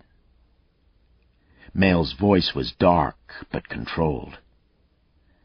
"This was not fair. You had a lot more resources on your side. John "We're all done," Lucas said, jabbing a finger at Sloane. Sloane ran off to where the uniformed captain was talking by radio with the cars on the perimeter. "Come on in. Give us Manette and the kids, huh?" "Well, I just can't do that. That'd be losing all the way around, you know. I mean, if they go away, then you've lost too. You know? You've really lost, completely, in fact, because that's all you really want." "John, I'm not worried about winning or losing." "I gotta go," Mail said, interrupting. "You've got those assholes tracing this." "Are you trying to protect your friend, the one who's feeding you information on us?" There was a moment of silence, then Mail laughed. "My friend?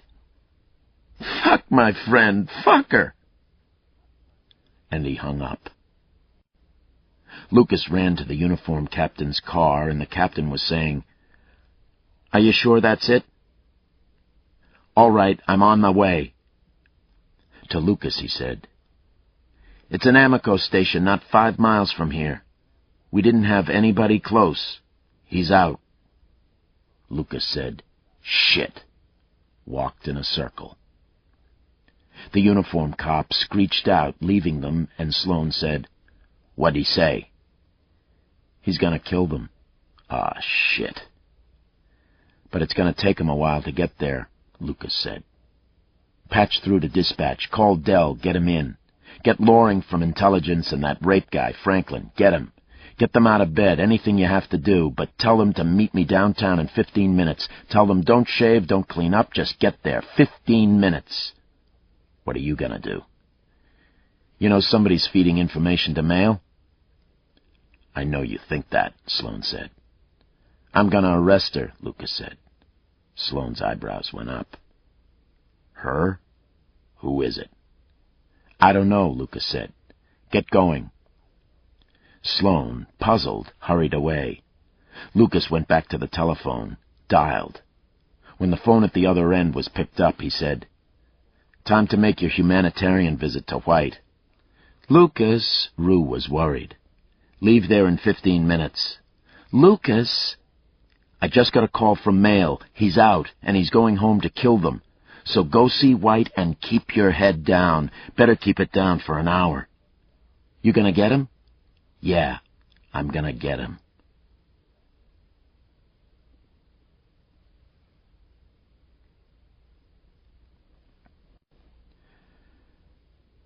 Chapter 31. "We have to be very fast," Andy said. "If we don't kill him, if we don't blind him, I'll try to hold his legs while you run. Run out and hide in the cornfield. He won't find you there. Just run out by the road and hide until you see cars. Wait until you see more than one, in case he's in one. Then run out." Andy rambled along, hoping that she was making sense. Sometimes now she wasn't sure. She'd see Grace looking at her oddly, and she'd say, "What?" And Grace would say, "You're calling me Jen." Or, "You were talking to Dad just now." For a very long time, the sound of Andy scraping the nail had been the only noise in the cell, and then Grace sighed and said, "I think I could get the sole off my shoe. You know, with a piece of the bed spring." Andy stopped scraping. "What for?" "We could put the nail through it. We could use it like a push handle." When they were trying to work with the mattress springs, they'd found that the small pieces of metal were impossible to grip. Mail had given Andy some Band-Aids to patch a cut on her forehead, and Andy tried wrapping the wire with a bit of rag and the sticky tape parts of the Band-Aids, but without much success. Andy said, "Grace, that's a great idea. Let's see." Grace slipped her shoe off and handed it to her mother. The heel was capped by a thin slice of hard plastic. "We could break the plastic in half and make a hole in one half and put the nail through it, and then put the other half over the nail head and tape it all together," Grace said. "When you stick him, You could have the nail coming out between your fingers with the heel in your hand." Andy stared at her daughter. Grace had been thinking about this, how to kill him, had visualized it right down to the fatal punch, and it should work. "Do it," she said. "I've got to keep scraping." Another 2 hours, and they were done. The broken heel cap and tape made a knob at the end of the nail, and held in her closed fist with the nail protruding between her ring and middle finger, Andy could strike, and strike hard. The nail was 5 inches long. Nearly 4 were exposed beyond her fingers, and the last inch glittered with raw steel, like the tip of a new hypodermic needle. "Now," Andy said, hefting the nail, "let's go over it. When he comes, you're in the corner, playing with the computer. I'm lying on the mattress. I start to cry, but I don't get up. He comes to get me, just like he did the last couple of times.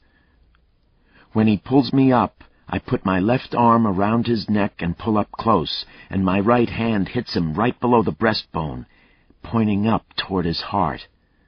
I do it a whole bunch of times and try to turn him toward the wall. And I come up from behind him and hit him in the eye with the spring," Grace said. She held up one of the thin needles she had used to free the nail. "So we should have room."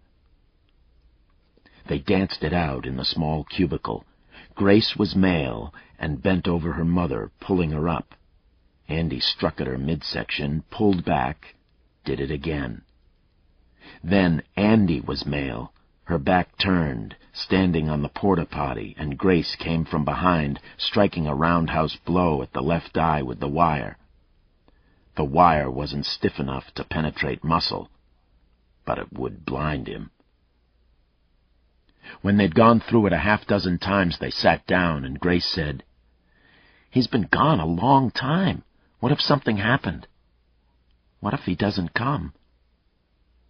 "He'll come," Andy said. She looked around the hole and touched her temples. "I can feel him out there thinking about us."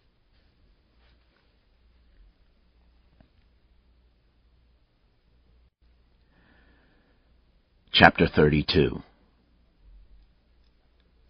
Dell looked like he'd been stuffed in a gunny sack and beaten with a pool cue. A patch of his blue jacket was discolored and stiff with something. Ketchup? Beer? His face was cut with stress lines. His hair was spiked from a pillow. Franklin wasn't much better. He was a large black man who wore a partial plate where his front teeth had been knocked out in a fight. He had the habit of dislodging the plate and rolling it with his tongue when he was thinking. Worse, a wandering eye gave him the appearance of a medieval insanity. He'd put on a suit, but he wore white gym shoes and a discolored T-shirt that said, "Logan Septic Service, satisfaction guaranteed or double your shit back." Loring was the prize. He was very large, fat, with a head the size and shape of a pumpkin, and eyes set so deep they were almost invisible. He hadn't shaved, and his beard was as thick and dangerous as a blackberry bramble. Sitting on top of the fat of his face, the beard shook like a bowl of cactus jelly. With his pale lavender suit and piss-yellow shirt, he looked crazier than Franklin. Sloane simply looked worn out. And all 4 were worried. "You're talking about our ass," Franklin said. They were all standing, jammed into Lucas's office, the desk dwarfed by the bulk of the 5 large bodies. "I can cover it," Lucas insisted. "You're just taking orders, and there's no time to argue about it. You argue about it, those 2 are gonna be dead." Dell nodded. "I'll do it," Franklin growled. "Yeah, you're Lucas's pal, but shit." He looked at Loring. "What do you think?" Loring shrugged, then sighed. "Fuck, what can they do to us?" "Fire us," Take our pensions away, put us in jail, and these chicks could sue us for every dime we got." After a moment of silence, Loring said, "What else?" Franklin and Dell started laughing, and Lucas knew he had them.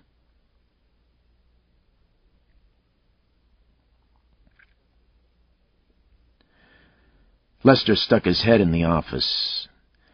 "I just saw a gang of your buddies running across the street. What's going on?" "Shit." "What are you doing here, Frank?" Lucas asked. Lester straightened, frowned. "What do you mean?" "Frank, you don't want to be here. Not for an hour or so." "Why not?" "You just don't." Lester stepped inside, pushed the door shut with his foot.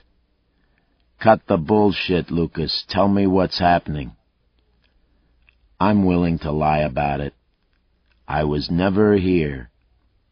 Lucas said, "Somebody is feeding information to Mail. I'm sure of it." "Who?" "I don't know, but I'm fairly sure it's either Nancy Wolfe or Helen Manette. None of the other people were around for both the sessions that Mail got information from." "But which?" "I don't know," Lucas said. "There just isn't any way to tell. They've both got motives, money, emotional problems, or both.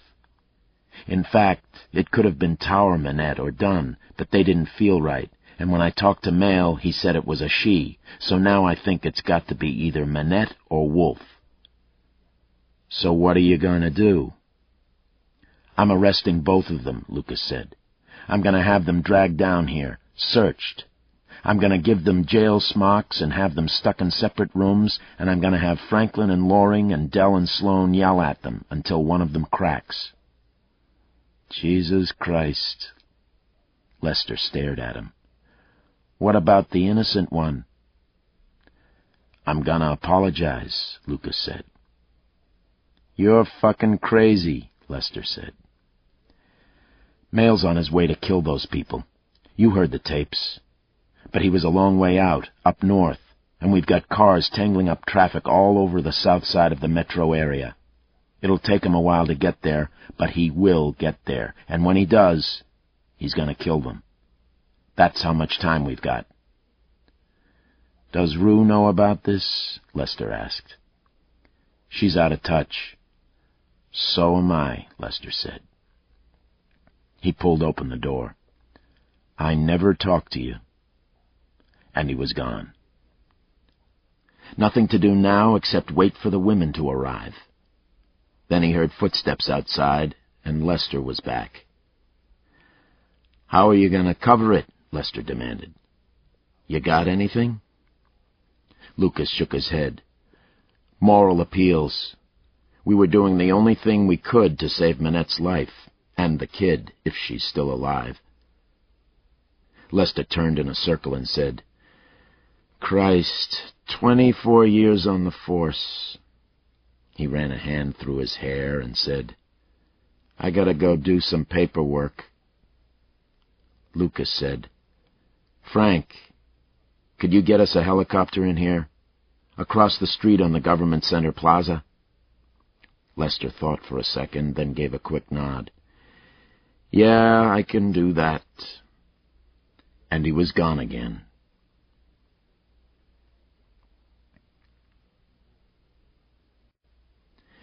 Nancy Wolfe came in screaming. Helen Manette came in weeping. Helen Manette arrived first, wrapped in a nightgown, with Tower Manette 6 feet behind her, his white hair standing up in peaks. He spotted Lucas and ran at him, his thin face white with anger, his thin man's wattles shaking with rage. "What in the hell is going on?" He turned to point at the cops with his wife. "I'm told you're behind this fucking travesty of justice." "Your wife has been arrested in the course of our investigation," Lucas said coldly. "I'd suggest you shut up." "We've got a lawyer coming," Manette shouted. The cops were almost out of sight, and Manette turned to run after them, shaking his finger at Lucas. "It's all over for you, you—" "He sounded pleased," Lester said, stepping into the hallway. Lucas couldn't suppress a cop smile, an unhappy rictus that appeared when the world had turned to shit and there was no way out. "Yeah. How about the helicopter?" "It's coming. It'll be across the street on the plaza." "Excellent."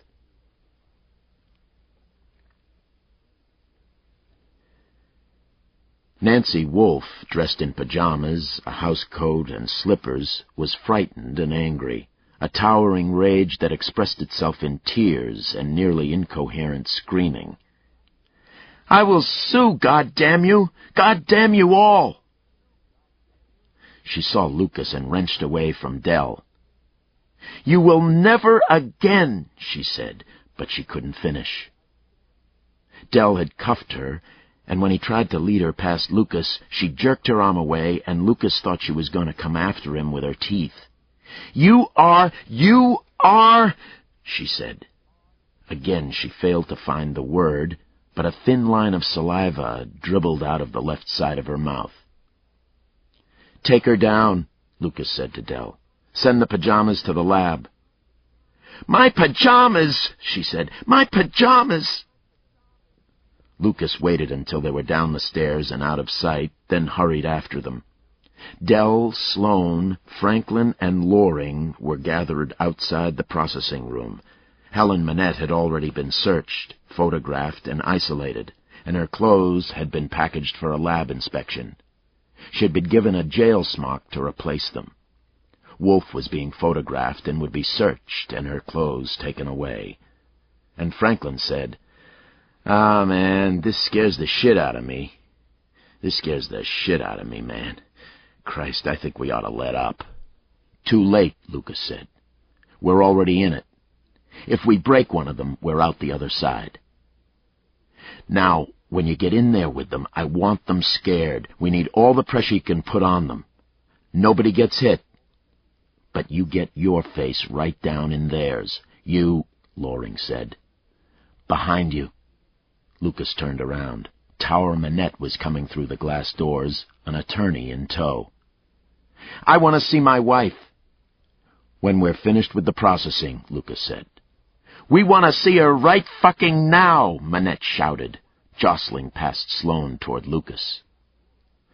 "Touch another fucking cop and we'll put your ass in jail," Lucas snapped. The attorney pulled Manette's sleeve, said, "Tower, cool off." And to Lucas, "We want to see Mrs. Manette, and we want to see her immediately. We have reason to believe that her civil rights have been grossly violated." "Get a court order," Lucas said. "We will," the attorney said. "We'll have one here in 15 minutes. To Manette, he said, "Come on, Tower. This is the way to do it." "You motherfucker," Manette said to Lucas. "I met you in my house. I treated you like quality, and you do this, you fucking—" "What?" Lucas asked, genuinely curious. "Fucking what?" "Trash," Manette said, and he was gone. Franklin, who had been turning the partial plate in his mouth so his large front teeth rotated through his lips, clicked the plate back in place with his tongue, chuckled, and said, "You wasps, he didn't know what to call you. Wanted to call you a nigger or a spick, but you're as white as he is." "He's gonna be black and blue if something don't happen," Loring said, looking back at the processing rooms. "You think they'll get that court order?" "Yes, I do," Lucas said. "That's why you gotta be like Tower Manette, so you can wake up a judge and get a pal out of jail. Now, when you get in those rooms—" Wolfe sat in the bare interview room, small, with the bodies around her hair wild, her eyes large and frightened. The three men pressed in around her, Loring smoking, the smoke gathering around her head. She tried to stand up once, but Dell pushed her back into the chair. Lucas had never seen anything quite like it, an interrogation from a bad movie. "How did you talk to him?" Loring asked. "That's all we want to know. How did you get in touch with him? Was he a patient? Were you treating him?" "I don't know him. I don't—" "Bullshit, bullshit, bullshit. We know he was a patient. Were you fucking him? Was that it? Is that why you're protecting him?" "I'm not protecting anybody," she wailed. "Oh, come on, for Christ's sakes. He's going to go out there and kill your partner. And I'll tell you what, honey, you're going to go into the women's prison and the dykes out there are going to make a meal out of you. You don't want to spend the rest of your life snuffing up strange pussy. You better start talking right now." Dell, standing behind her, put his hands over his eyes. Loring was over the edge. Dell waved him off, and playing the soft guy said, "Listen, darling, I know what it's like to be attached to somebody. I mean, you get involved with a guy like Mail." "I wasn't involved!" she shrieked, her head twisting. "I didn't do anything. Christ, I want a lawyer. I want a lawyer now. You can't do this." "You'll get a lawyer when we fucking well say you can," Loring said, his voice a slap in the face. "Now what I want to know is how we can reach him. All we want is a phone number, or somebody who can tell us where we can get a phone number." Dell's voice, softer. "We can get you a deal. You'll do 5 years. Now, we know one of the girls is dead, and that's 30 years inside. No parole. You'd be an old... what's the word?" "Crone," Lucas said. "Crone when you get out," Dell said, his voice still soft, still reasonable.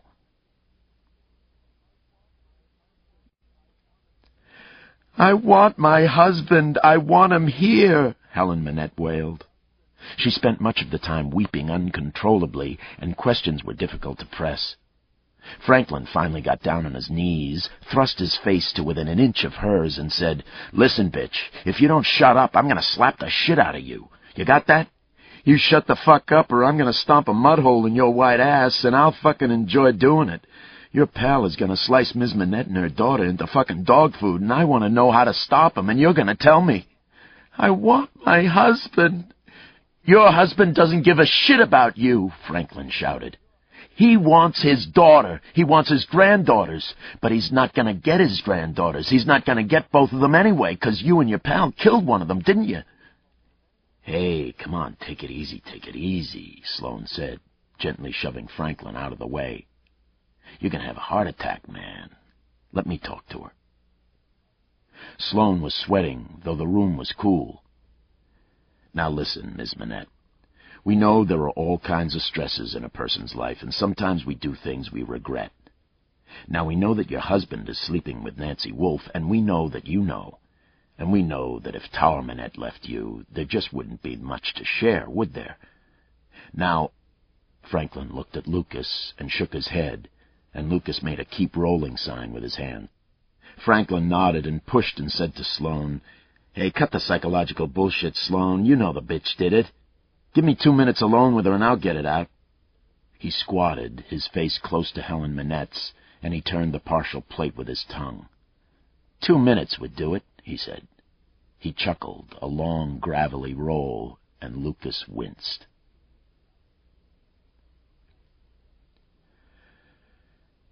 Wolfe looked at Lucas and pleaded, "Get me out of here. Just get me out of here. Please, get me out." "I could help you, but you've got to help us," Lucas said.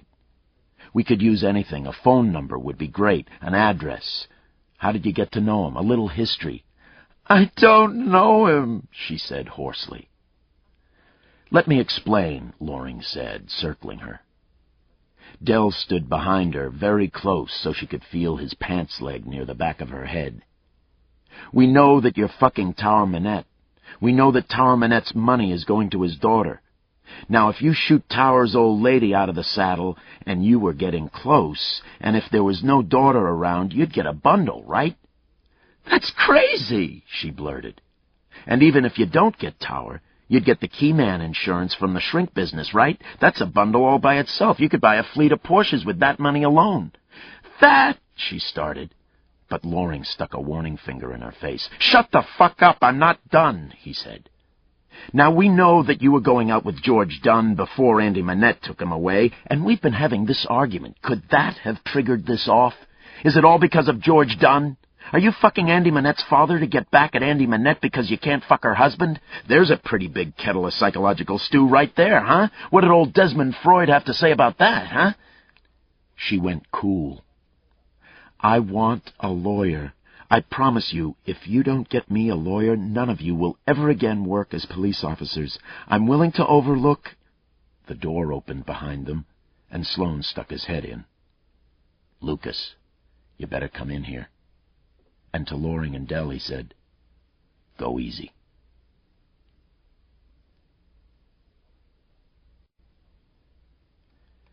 Helen Manette was slumped in the plastic chair.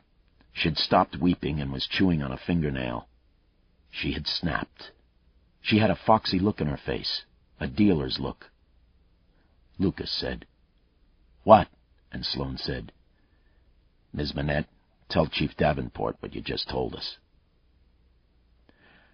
I don't know anybody like this male person, Helen Manette said, but I know a boy, a renter in one of my apartments.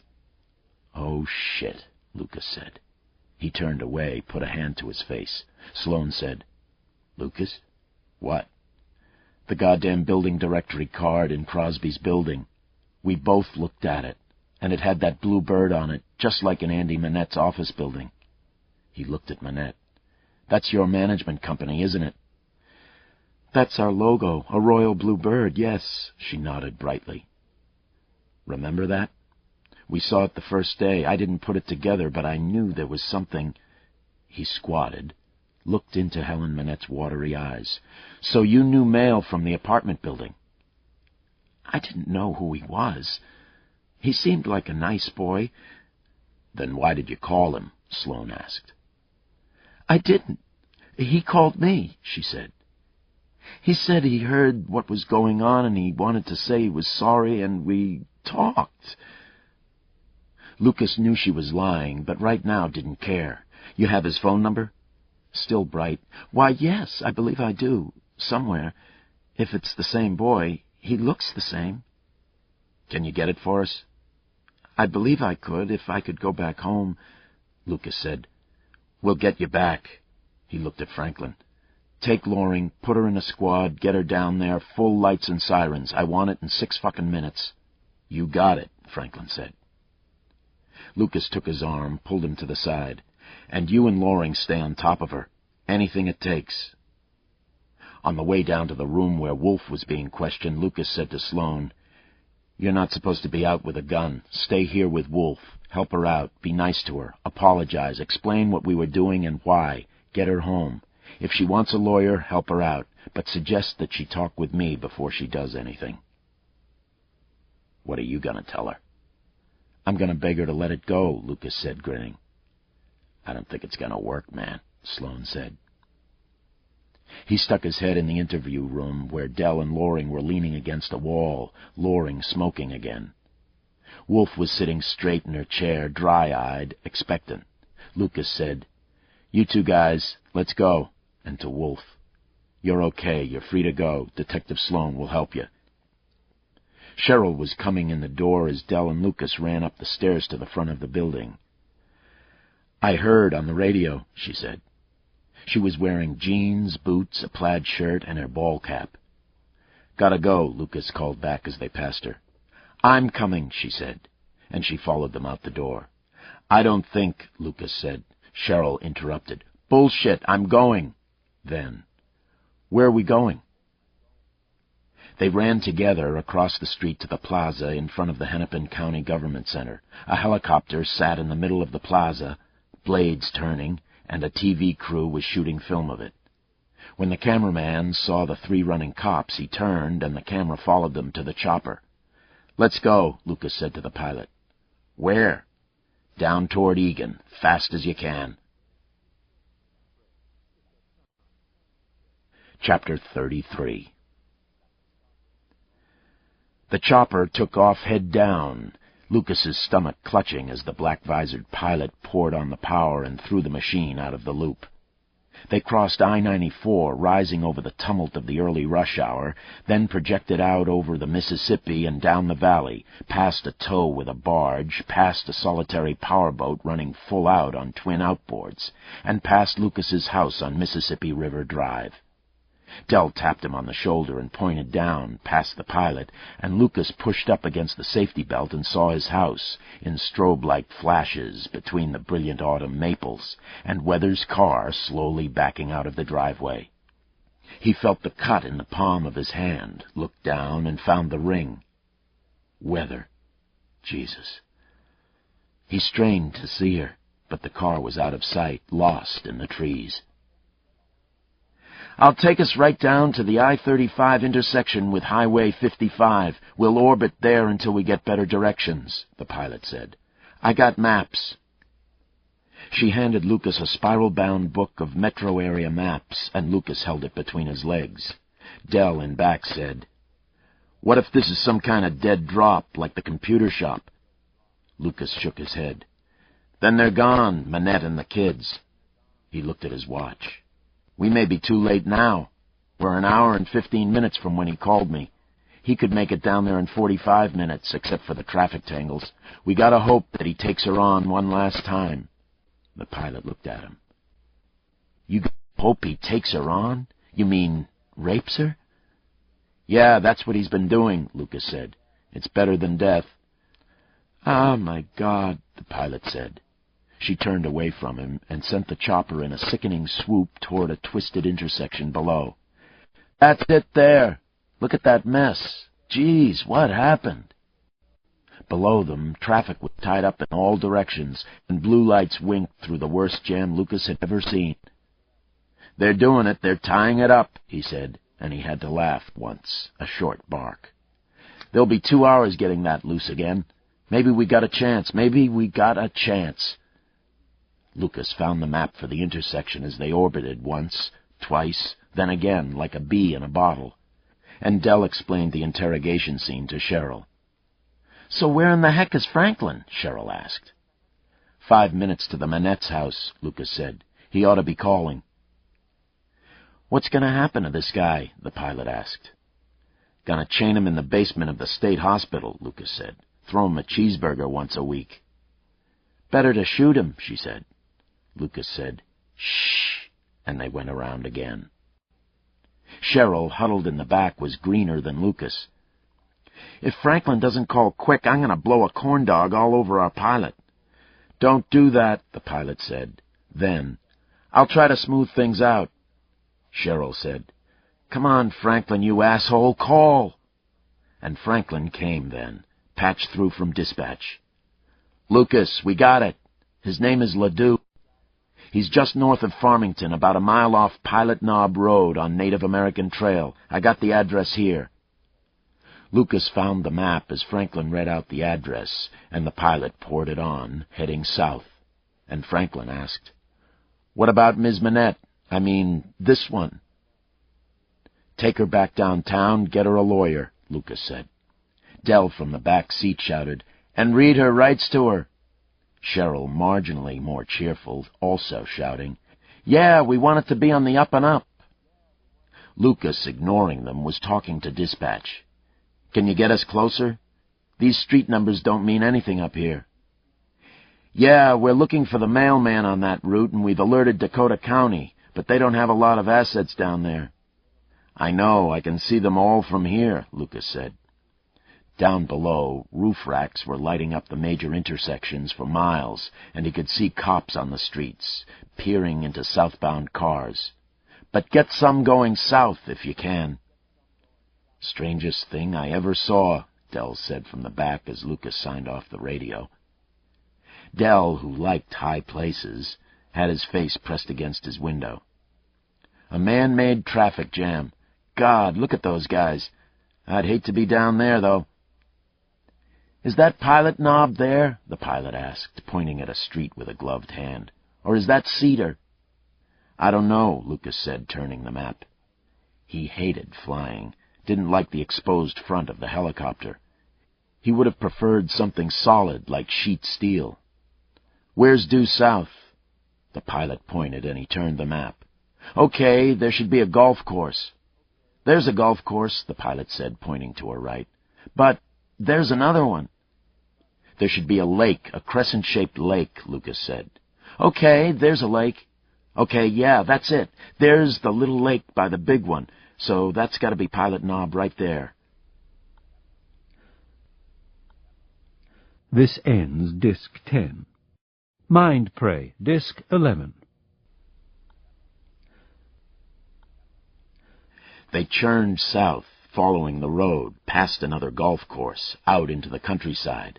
Corn going brown, a green and yellow John Deere rolling through a half-cut field of alfalfa. Dispatch called back. "Lucas, we got the mailman. Here he is." There was a pause, and then a man's distant voice. "Hello?" Lucas identified himself. "Did the dispatcher tell you what we need?" The mailman said. "Yes. You want the 5th house from the corner, on the south side of the road. It's about 3/4 of a mile from the corner, sits up on a slope with a gravel driveway. White house, needs paint, though, and it's got a porch and a screen door and a couple of old tumble-down buildings out back. There's a shutter off on the front. One window's only got one shutter. The mailbox is silver, and there's an orange Pioneer Press delivery box on the same post under the mailbox." "Got that," Lucas said. A swamp flicked past 1,000 feet down. "Thanks." "Listen, you still there?" "Yeah." "One of the guys here has a TV going, and I just saw the picture. You got the right guy. That's him, all right. He's not around there much, but I saw him a couple of times." "Got that," Lucas said. In the back seat, Dell said, "Hot dog," and slipped his pistol out from under his jacket and punched out the clip. Cheryl said, "Don't say that." "What?" "The dog thing," Cheryl said, and she swallowed and started fumbling for her gun. "Hold on. I'll have you on the ground in 2 minutes," the pilot said. She'd been looking at the map where Lucas's fingers pinched the road. "So we're looking for a loop, like a suburb or something, and then it's 3 miles on." "There's the loop coming up," Lucas said, pointing at a cluster of houses with tiny trees sprouting in the expansive front yards. They all looked the same, variations of beige with simple peaked roofs, like properties on a monopoly board. "Okay, then that must be the road right there," the pilot said. Up ahead, Native American Trail was a beige thread in a blanket of green. "There's somebody heading down there."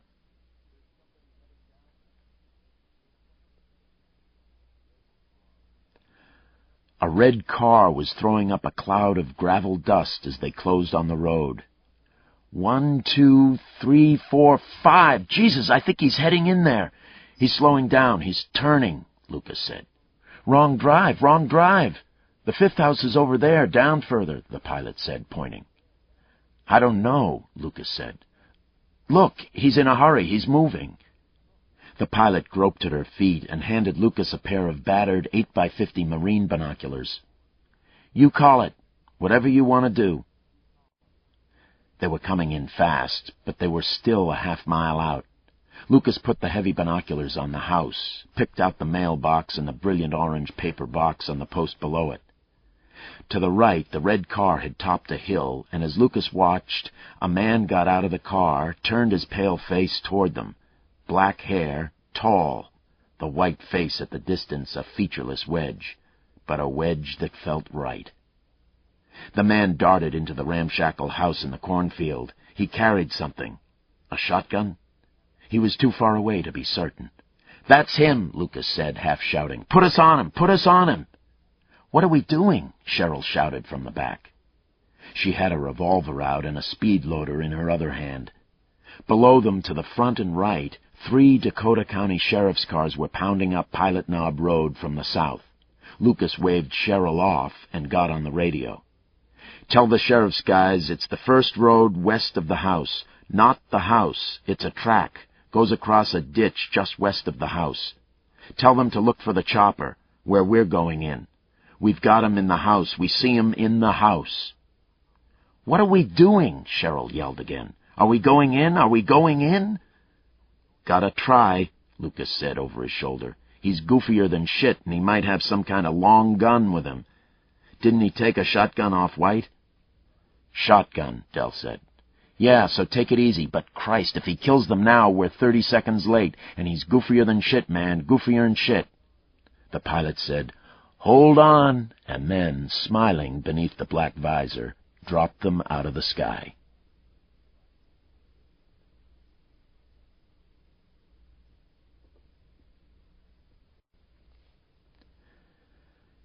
Chapter 34.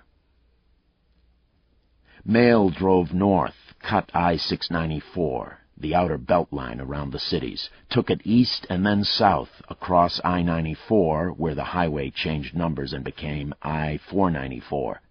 He was driving the old woman's car on remote control, his head thumping with the call to Davenport, the treachery of the cops, the humiliation of the duck shit, the nose-ring blonde at Davenport's computer company. Had Davenport used the blonde to suck him in?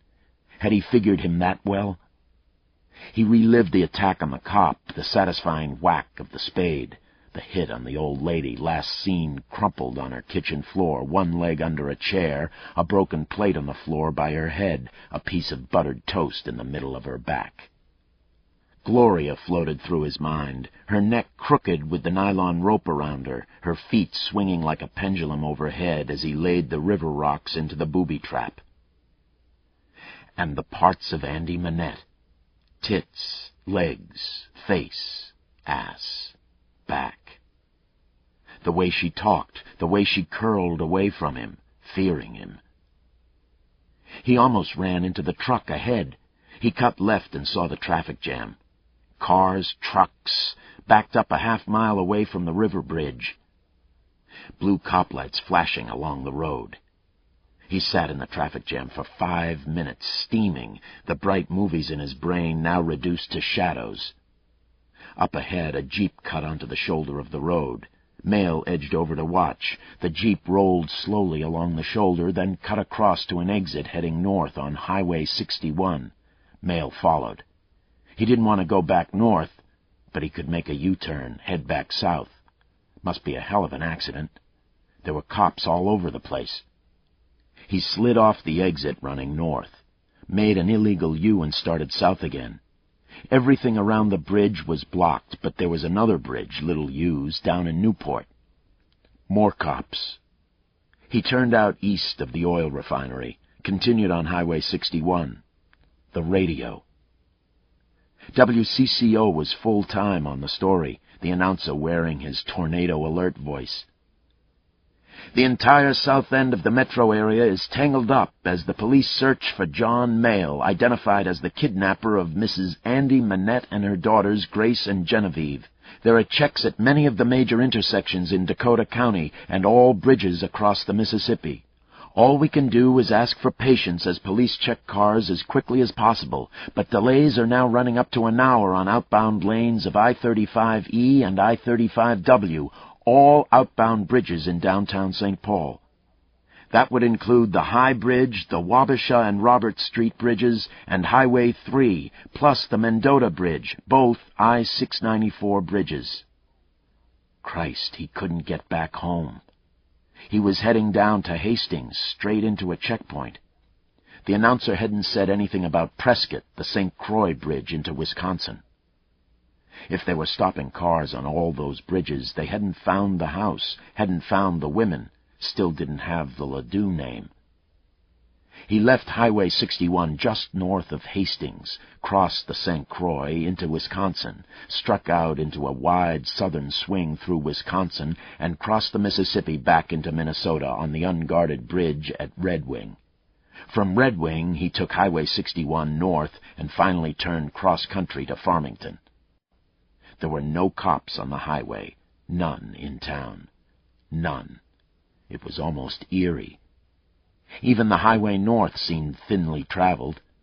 At Native Americans' Trail, he turned east, taking it slow, looking for lights, for cars, for movement, for anything. There was nothing.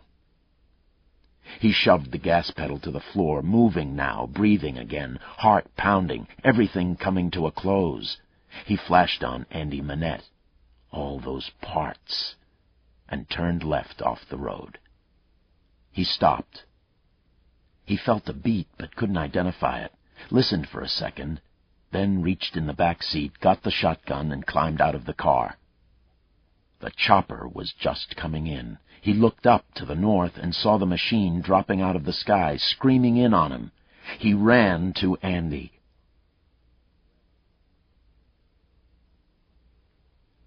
They heard him running across the floor, pounding down the stairs. He had never run before.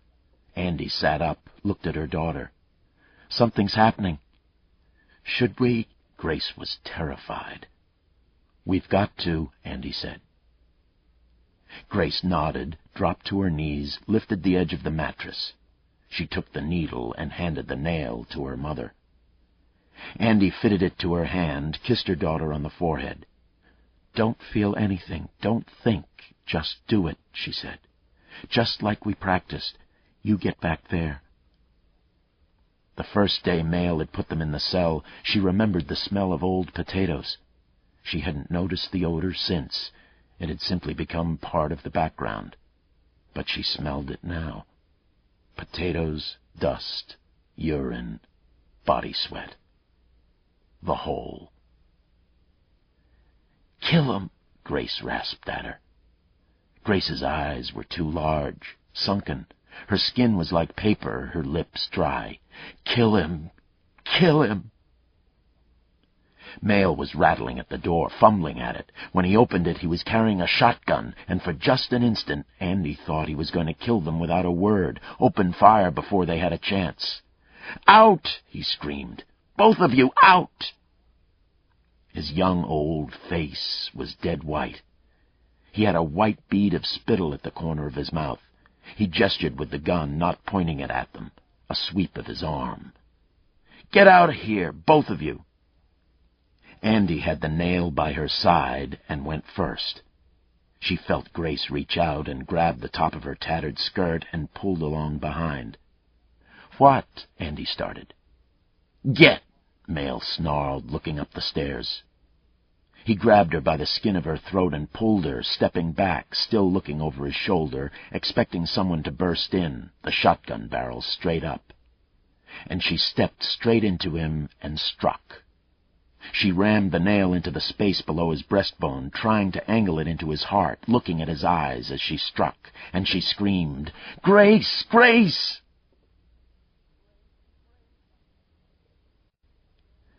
The shack's outside door was half open. Lucas kicked it the rest of the way. Dell flattened against the outer wall, sweeping the fallen-down mudroom just inside.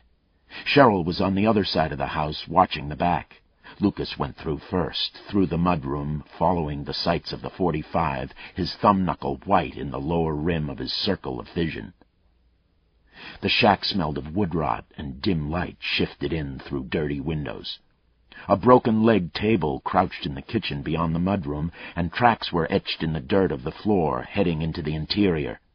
There was an open door to the left, hung with cobwebs. Another on the other side, showing a down-slanting wall, and from there a light and a man's voice shouting. Dell just behind, slapping him on the shoulder. "Go!" Lucas went straight ahead, scrambling along in a half-crouch while Dell covered the doorway. Lucas did a peek at the door, looking down the stairs, and a woman screamed, "Grace! Grace!" When Andy Manette struck with the nail, Mail's eyes widened and his mouth opened in surprise and pain, and he jerked forward, turning away. Grace struck at his right eye and missed as he turned his head, the point of the needle skidding across the bridge of his nose, burying itself an inch deep in his left eye. He screamed, pulled back, and Andy shouted, "Grace, run!" Grace ran, and Mail flailed at her, and the girl was batted off her feet, lurching into the pile of tumble-down shelving on the back wall of the tiny cellar. She scrambled to her feet and tried for the stairs, and Andy saw the shotgun coming around, and she pulled the nail out and struck again, felt it skid along his ribs. The shotgun stopped in its track, and Mail hit her in the face with an elbow, and she fell, and saw her daughter's legs flying up the stairs. Mail fired the shotgun, a flash and a blast like thunder, straight up into the ceiling, either by accident or simply to startle, to slow down whoever was up the stairs. He turned, and Andy saw his good eye fix on her. The other eye was a blotch of blood, and she felt a thrill of satisfaction. And the barrel of the gun came around and opened at her face. They stood just for a second that way, Mail's face contorting. She could see his hand working on the trigger, but nothing was happening, and she rolled out of the line of fire. Lucas started down the stairs in a crouch, heard the man scream, and a girl, a scarecrow, hair on end, blood on her face, ran to the stairs and started up, stopped when she saw Lucas. A shotgun went off, the blast like a physical blow. Plaster sprayed around them, and Lucas fell sideways, tried to catch himself.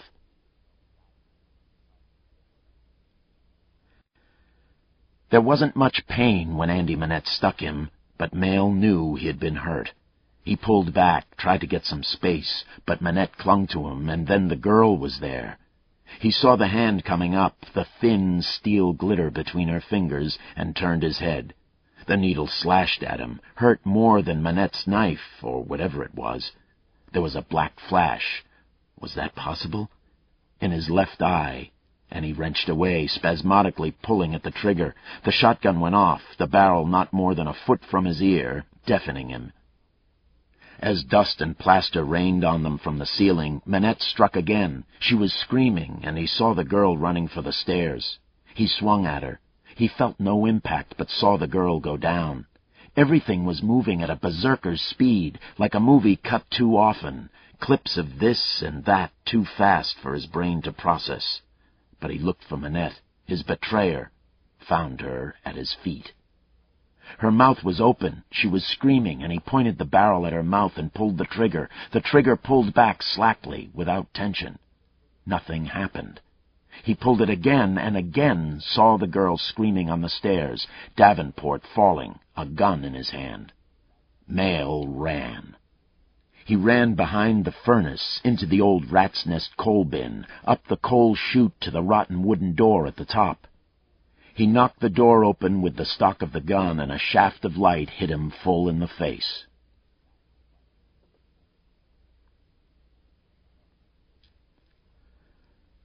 Dell was at the top of the stairs, frozen by the blast, his gun pointing down past Lucas. Lucas twisted, falling, struck the scarecrow girl, knocking her sideways, and staggering, caught himself on the post at the bottom of the stairs, his gun sweeping the room, looking for the face, the target. "Grace!" Andy screamed, and screaming again, "Run, Grace!" Then a man was there with a gun, a large man in a suit, shouting at her. Then another man, a man who looked like a tramp with another gun, maneuvering toward the cell. She shrank away, but heard, through the pain and fear, the single word, "Where?"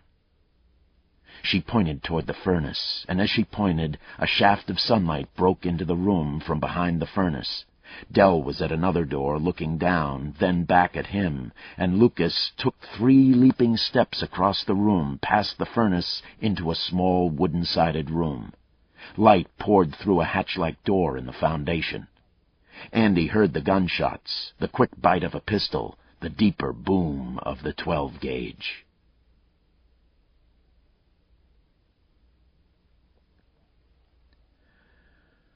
On the grass outside, on his knees, Mail looked left and brought the gun up. This time he pumped the slide, saw an empty shelf flip out to the right. That's why it hadn't fired. In the chaos in the basement, he'd forgotten to pump it. But there were more cops here. He heard a man's voice, screaming, and more shouting in the basement. A chopper roar picked up, and the chopper slipped from behind the house, 6 feet off the ground, hovering. Cheryl ran around the side of the house. They saw each other at the same instant. Cheryl's pistol was up, and a single shot plucked at Mail's coat. Mail returned the shot, firing once, and Cheryl went down, her legs knocked from beneath her.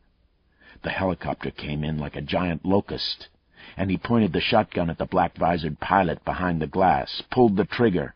Again, nothing happened. Cursing, he pumped the gun, and as the chopper pilot soared 2 feet overhead, he ran beneath the machine, past Cheryl, to the corner of the house. Cops coming up the track. 3 cars at least. He turned and sprinted 30 yards across the yard toward the cornfield, vaulted the fence, and submerged in the deep green leaves.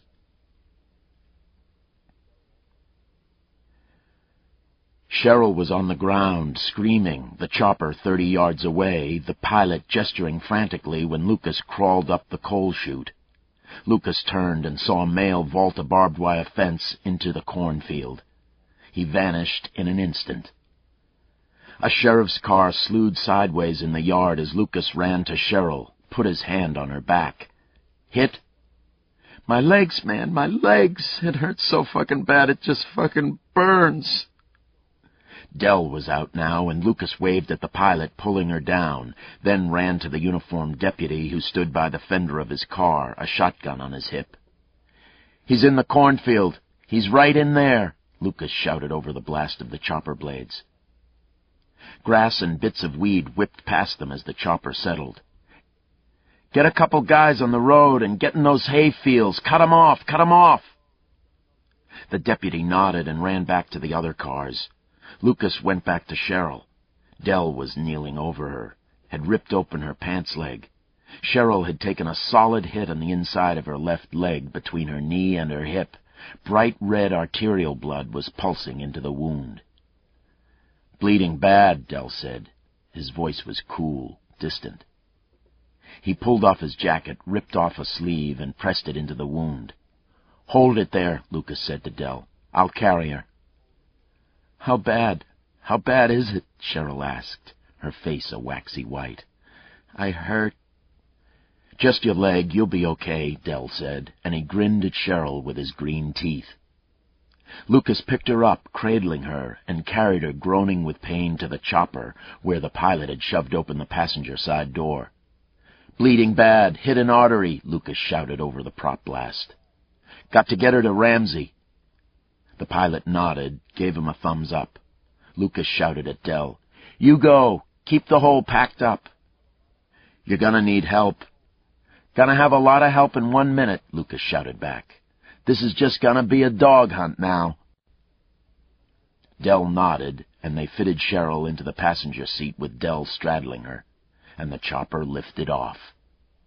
Lucas turned and saw Andy Manette at the door of the old farmhouse. She had her daughter under one arm, and with her hand tried to hold together the pieces of what once had been a suit. "You're Davenport," she said. She looked bad. She looked like she was dying.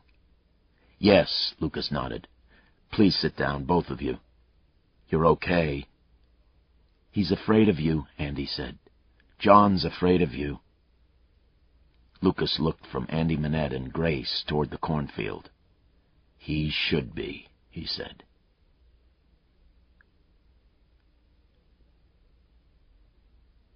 The Dakota deputies had pursued people into cornfields before. They knew how to isolate a runner. The field itself covered a half-section, a mile long by a half-mile wide. The road ran along one edge and recently cut alfalfa fields along 2 more. A bean field, still standing, stretched along the 4th side. Cop cars were stationed at 3 of the corners of the field, and cops climbed on top with binoculars, so they had clear views down the road and the surrounding alfalfa and soybean fields. Mail might try to crawl out through the beans, but that was on the far side of the corn, a long run. And within a couple of minutes a cop car bumped down into the beans and quickly ripped a 3-car-wide path along the edge of the corn, then retired to the highest point along the path. A deputy with a semi-automatic rifle set up behind the car. For now, that would hold. In 5 minutes, there'd be 20 cops around the field. In 10 minutes, there'd be 50. Lucas stood with Andy Manette on the handset. "I've got Mrs. Manette and Grace. We need to lift them out of here. We need a medevac now." "Lucas, the chief is here." Rue came on. "They say you got them." "Yeah, but we need to get them out. We need to get a chopper down here." "Are they hurt bad?" Not critical, Lucas said, looking at the two women. But they're pretty beat up, and Cheryl's hurt bad. I was listening to Caps Lock on the radio. They'll be at Ramsey in 3 or 4 minutes. We've got another chopper on the way. Dunn's being notified. Andy Manette, now with both arms wrapped around her sobbing daughter, said, "Genevieve, do you have Genevieve?" Lucas shook his head, and her face contorted, and she choked out, "Do you know?" "We hoped she was with you," Lucas said. "He said he would drop her off in a mall. I gave her a quarter to call with." "I'm sorry."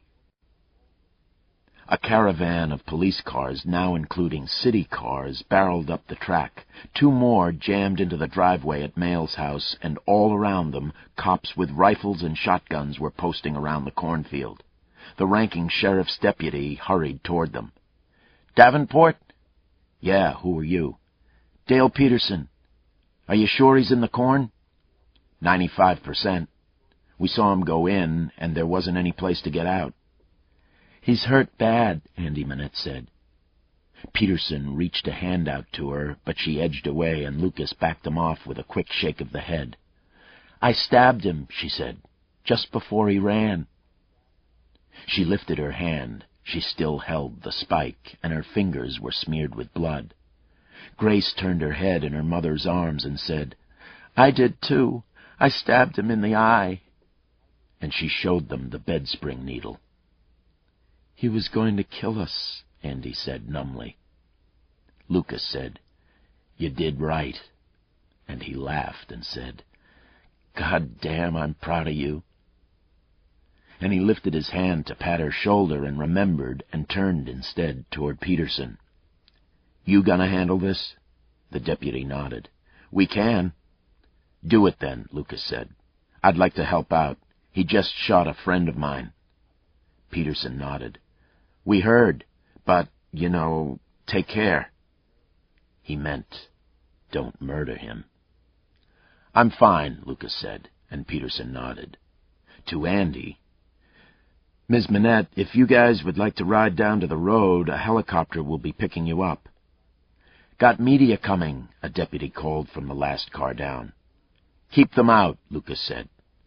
"Block them out at the corner," Peterson called. "And get Hank to call the FAA. Keep the TV choppers out of here." "Thank you," Andy Manette said to Peterson, and to her daughter, "Come on, Grace."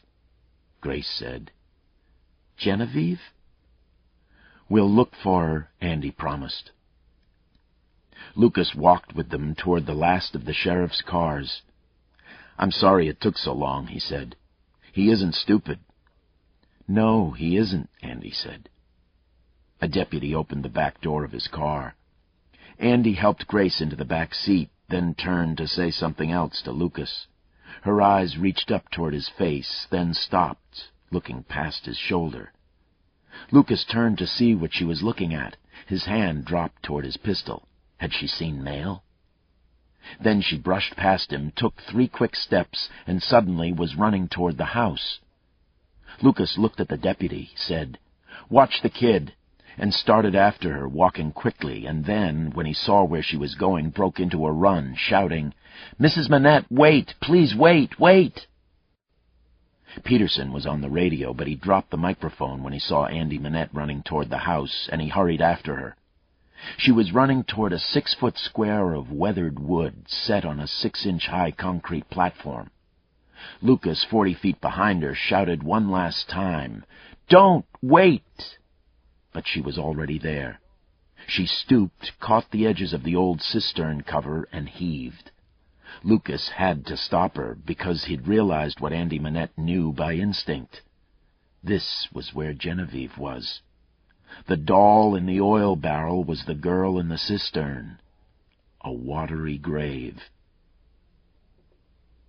When Lucas had still been in uniform, he'd worked a kidnapping case where the child had been shot and thrown in a creek. The body had washed up on the bank, and he'd been with the group of searchers that had found it. He'd seen so much death in his years on the force that it no longer affected him much. But that child, early in his career, with the white, pudding flesh, the absent eyes, He still saw them sometimes, in nightmares.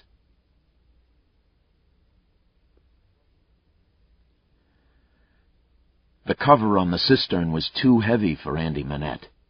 There was no way that she could lift it. But she got it up a foot, staggered, and as Lucas reached her, slipped it sideways and heaved, opening the hole. Lucas grabbed her, wrenched her away as she screamed, "No!" And Lucas, turning, looked down and saw... what? Nothing at first, just a bundle of junk on the side of the hole, above the black water at the bottom.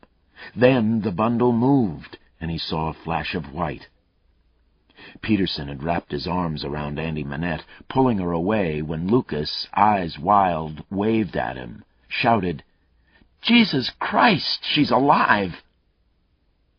The cistern was perhaps 15 feet deep, and the bundle hung just above the water. It moved again, and a face turned up. "Get something!" Lucas screamed back at the cars. "Get a goddamn rope!" A uniformed cop was pulling Andy Minette away. Andy was fighting him, crazy. Another cop popped the trunk on a patrol car, and a second later was running toward them with a tow rope. Lucas peeled off his shoes and jacket. "Just belay the end! Get a couple of guys!" Lucas yelled. There were cops running at them from all over the yard. Andy Minette was pleading with the cop who held her. Peterson shouted into the swarm of men now around the cistern, "Let her come up, but hold her! Hold her!" Lucas took the end of the rope and went over the side, feet against the rough fieldstone and concrete wall. The cistern smelled like new wet earth, like early spring, like moss.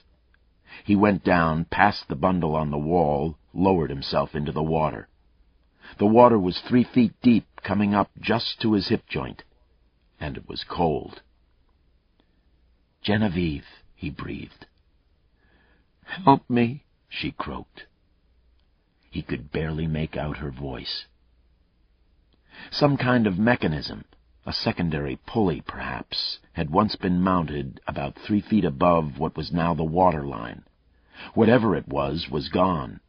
But there were 2 metal support fixtures on either side of the cistern, and Genevieve had managed to crawl high enough up the rocks to spear the bottom of her raincoat over one of the fixtures. With the coat buttoned, she had created a sturdy cloth sack hanging on the side of the cistern above the water like a cocoon. She had crawled inside and hung there, legs in the sleeves, for nearly 100 hours. "Got you, honey," Lucas said, taking her weight. "He threw me in." "He threw me in," she said. Peterson shouted down, "What do you want us to do? You need somebody else down there?" "No. I'm going to leave her in the coat. I'm going to hook the rope through this hole. Take her up easy." He hooked it up, and Genevieve groaned, and Lucas shouted, "Easy!" And Genevieve went up into the light. Chapter 35. Half blind, his ears ringing with the blast of the shotgun, Mayle crawled down the rows of corn, the field as dense as a rainforest. He couldn't see very well. He didn't really understand why. He just knew that one eye didn't seem to work, and every time his weight came down on his hand, pain shot through his abdomen. But part of his mind still worked. 50 feet into the field, he went hard to his right, got to his feet, and running in a crab-like crouch, one hand carrying the shotgun, the other pressed flat against his stomach, he headed downhill toward the road. Any other direction would lead to an open field, but if he could somehow get across the road, there was another mile-long cornfield coming up to a farmhouse. The farmhouse would have a car. And a culvert crossed under the road. It wasn't large, maybe not even big enough to take his shoulders, but he remembered seeing the rust-stained end of it sticking out into a small cattail swamp in the ditch. If he could make it that far... He was breathing hard, and the pain was growing, beating at him with every step. He fell, caught at the cornstalks with his free hand, went down. He lay there for a moment, then turned, rocked up on his butt, looked down at his stomach, and saw the blood. Lifting his shirt, he found a hole 2 inches below his breastbone, and a cut. Blood was bubbling out of the hole. The whole sequence, from the time he'd opened the door of the cell, through the shooting in the yard, was a shattered pane of memories, flashes of this and that. But now he remembered Andy Minette coming into him, and the bite of pain as she stabbed him with something. Jesus! She'd stabbed him. Mayle's face contorted, and his shoulders lifted, and he shuddered, and he began to sob. The cops would kill him if they found him. Minette had stabbed him. He had nowhere to go. He sat, weeping, for 15 seconds, then forced it all back. If he could get out of the field, if he could get through the culvert, if he could get a car and just get away from these people, just for a while. If he could rest, if he could just close his eyes, he could come back for Minette. He would come back for her. She owed him a life. Mayle put his head down and began to crawl. Somewhere he lost the shotgun, but he couldn't go back for it, and the pistol still rode in his belt. He looked back once. There was nobody behind him, but he could see a thin trail of blood winding down through the corn to where he lay.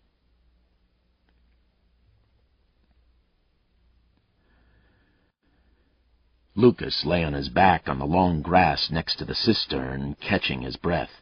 The cops who'd pulled him out were walking away, coiling the tow rope. Peterson hurried up. "Another chopper's coming. Be here in a minute." Lucas sat up. He was soaked to the waist and cold. "How's the kid?" Peterson shook his head. "I don't know. She's not good, but I've seen worse that made it. Are you all right?" "I'm tired," Lucas said. A chopper was coming in, and cops were down at the road, waving it in. He could see 2 other cops walking along the road, and more were forming around the edges of the field.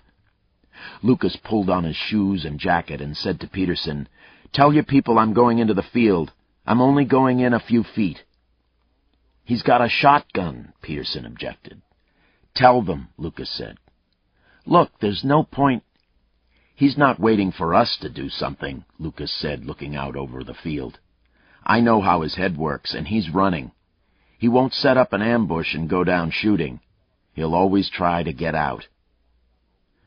"We'll have a couple more choppers here in a few minutes. Knock down that field." "I just want a peek," Lucas said, walking away from the house toward the fence where Mayle had gone over. "Tell your guys." Lucas crossed the fence line, his city shoes filling with plant debris. Sand burr hung from his damp socks, cutting at his ankles. Just inside the field, the sweet smell of maturing corn caught him. The fat ears hung off the stalks, dried silk like brown stains at the top of the ears. He worked slowly along the weedy margin until he saw the fresh footcuts in the soft gray dirt.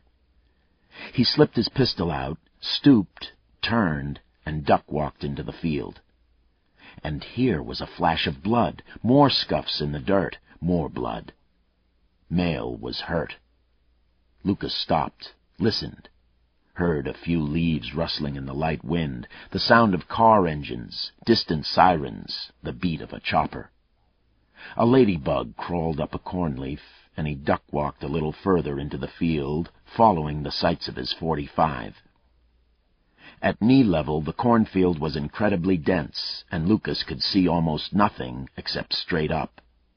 Mayle's track went straight into the field. Lucas followed it for 2 minutes, and then the trail turned sharply to the right and disappeared down a corn row. Lucas couldn't see anything at all up ahead. Mayle was apparently shifting between rows. Following him would be suicidal. Lucas stood up and looked in the new direction the trail had taken. From where he was, he could see the phone poles along the road. Moving slowly, carefully, he worked his way back to the edge of the field and recrossed the fence. Peterson was waiting. When he saw Lucas coming back, he put a handset to his face, said something, and then, to Lucas, "See anything?" "Not much," Lucas said. "He might be tending down toward the road." "We'll have 10 guys there in 5 minutes, but there's no way he could get across," Peterson said. "I'm more worried about that damn bean field. We don't have enough people down there. If he could get into one of those rows, he could crawl a good way." "He's hurt," Lucas said. "There's quite a bit of blood. Manette and the kid both stabbed him, and it could be bad." "We can always hope the son of a bitch dies," Peterson said. "That'd be some kind of justice, anyway."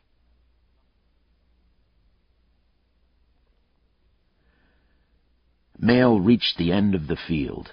The nearest cops were standing on top of a squad car 300 yards away, but he could hear sirens, all the sirens in the world. In a few minutes, they'd be elbow to elbow. The pain in his stomach was growing, but tolerable. He crawled sideways through the corn, careful not to disturb the stalks, then low-crawled to the fence. The cattails were now between him and the deputy, and he could see the open end of the culvert. A thin, keening excitement gripped him. It wasn't big, but he thought it would do. This just might be possible. Just barely. He'd slipped these cocksuckers after all, Davenport and his thugs. He lay on his back and edged under the lowest strand of barbed wire, then slid down the side of the ditch into the swampy patch. The cop turned his head, looking the other way, and Mail gained 3 feet into the cattails and stopped. If anybody walked down the shoulder of the road now, they'd look right down at him. But looking from down the road, from where the deputy stood, scanning the field with binoculars, he was covered. He found himself holding his breath, watching the deputy through a 1/2-inch opening between blades of the cattails, and when the deputy turned his head again, he made another 2 feet, the water now almost covering him, like an alligator in weight.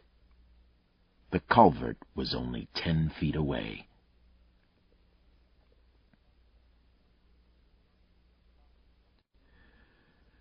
"Choppers coming in, the medevac one and a federal one.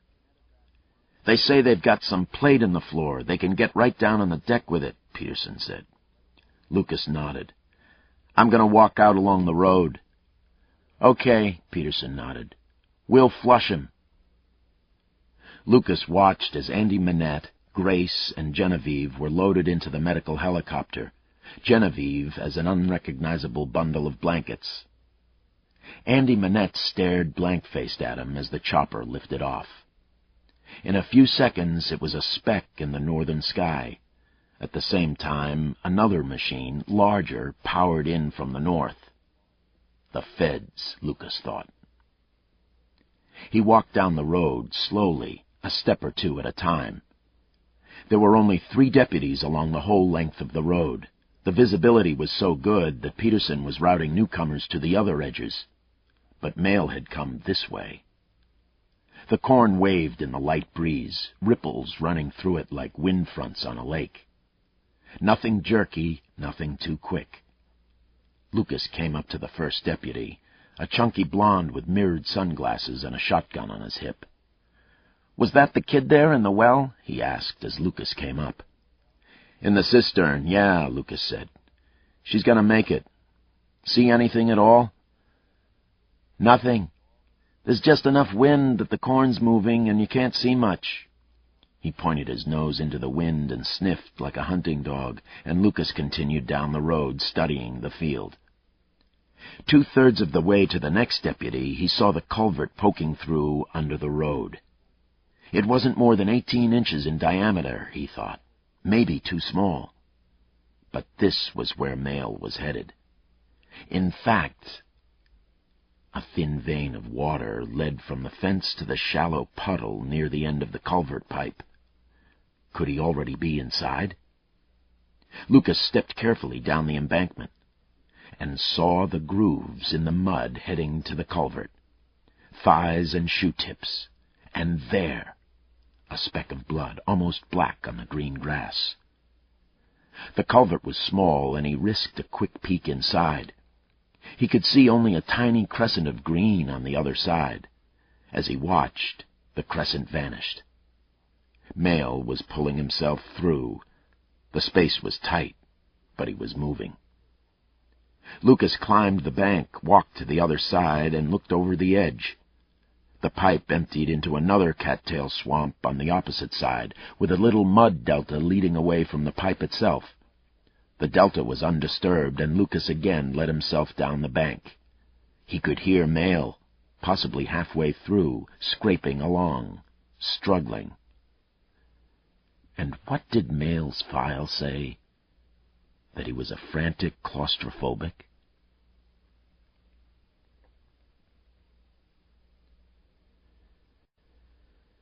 Mail had gone head first into the pipe, his shoulders tight against the corrugated sides.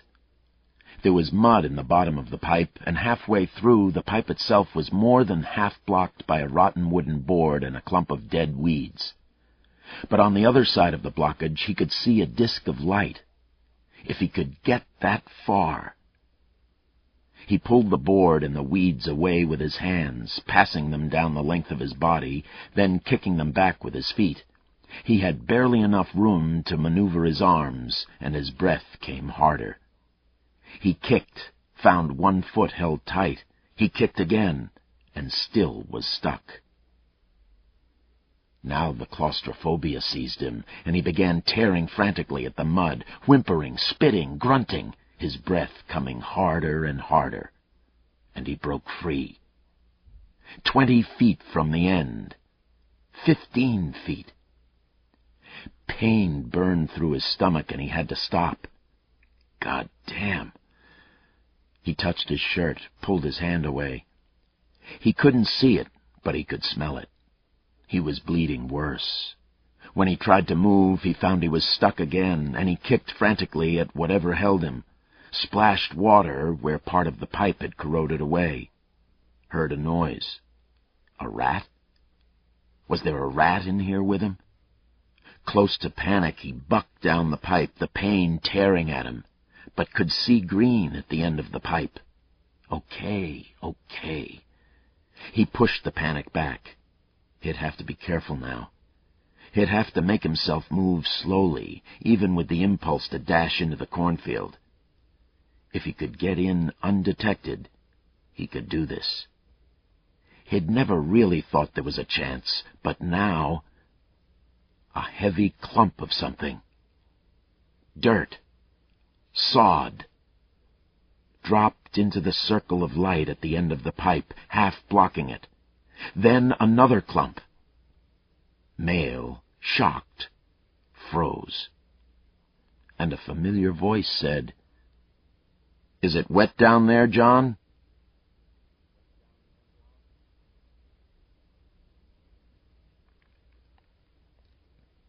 The embankment had been seeded with some kind of heavy, thick-bladed grass. The recent rain had softened it, and by grabbing clumps of the grass by the base, Lucas found he could pull up a foot-square clump of sod. He pulled out a half-dozen clumps, then sat down on the embankment above the pipe. When Mail was close enough, he dropped the first of the clumps into the mouth of the culvert. "Is it wet down there, John?" There was no answer for a moment. Then Mail's voice, low, desperate. "Let me out of here." "Nah," Lucas said. "We found the little girl in the cistern. She was alive, but not by much." "How in the fuck could you do that, John? Throw the kid in the hole." He dropped another clump of grass into the entrance of the culvert. "Let me out of here, I'm hurt," Mail screamed. "Not for long," Lucas said. "The water's draining through from the other end. I'll block this up. The pipe will fill up. It won't take long. Nobody will know. They'll think you got away. It'll almost be like you won.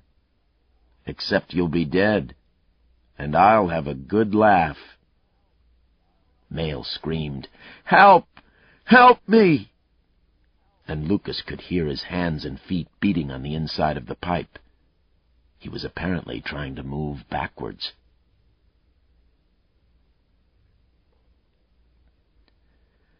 Mayo pushed himself away from the sound of the voice, aware now that the water under him was moving with him.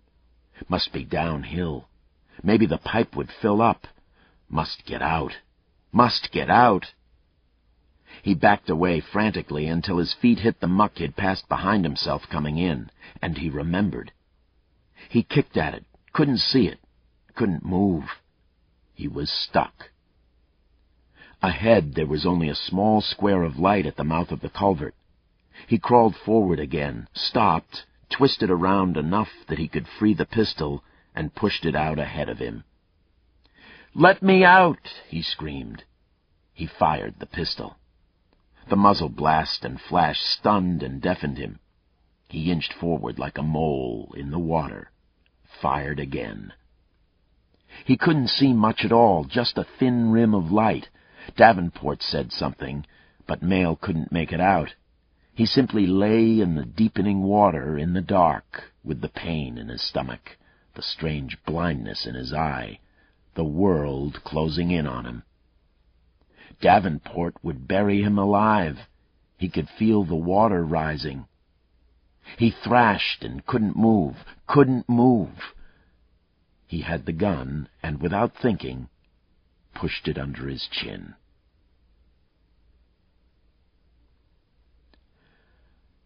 Lucas heard the muffled shot and waited. "John?" He listened, heard nothing. The frantic beating had stopped. He looked back up the road, where the cops were still standing on the tops of their cars, looking the wrong way into the cornfield. The shots from inside the culvert had been almost inaudible on the outside.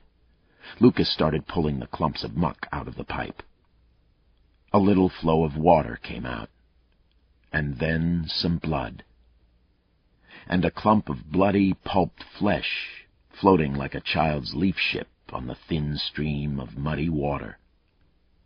Lucas stood up, and with the toe of one ruined shoe pushed the clumps of grass out of the mouth of the culvert and climbed to the road. "Hey!" He yelled at the cop on the closest car. When the cop turned, he pointed into the ditch, and people began to run toward him.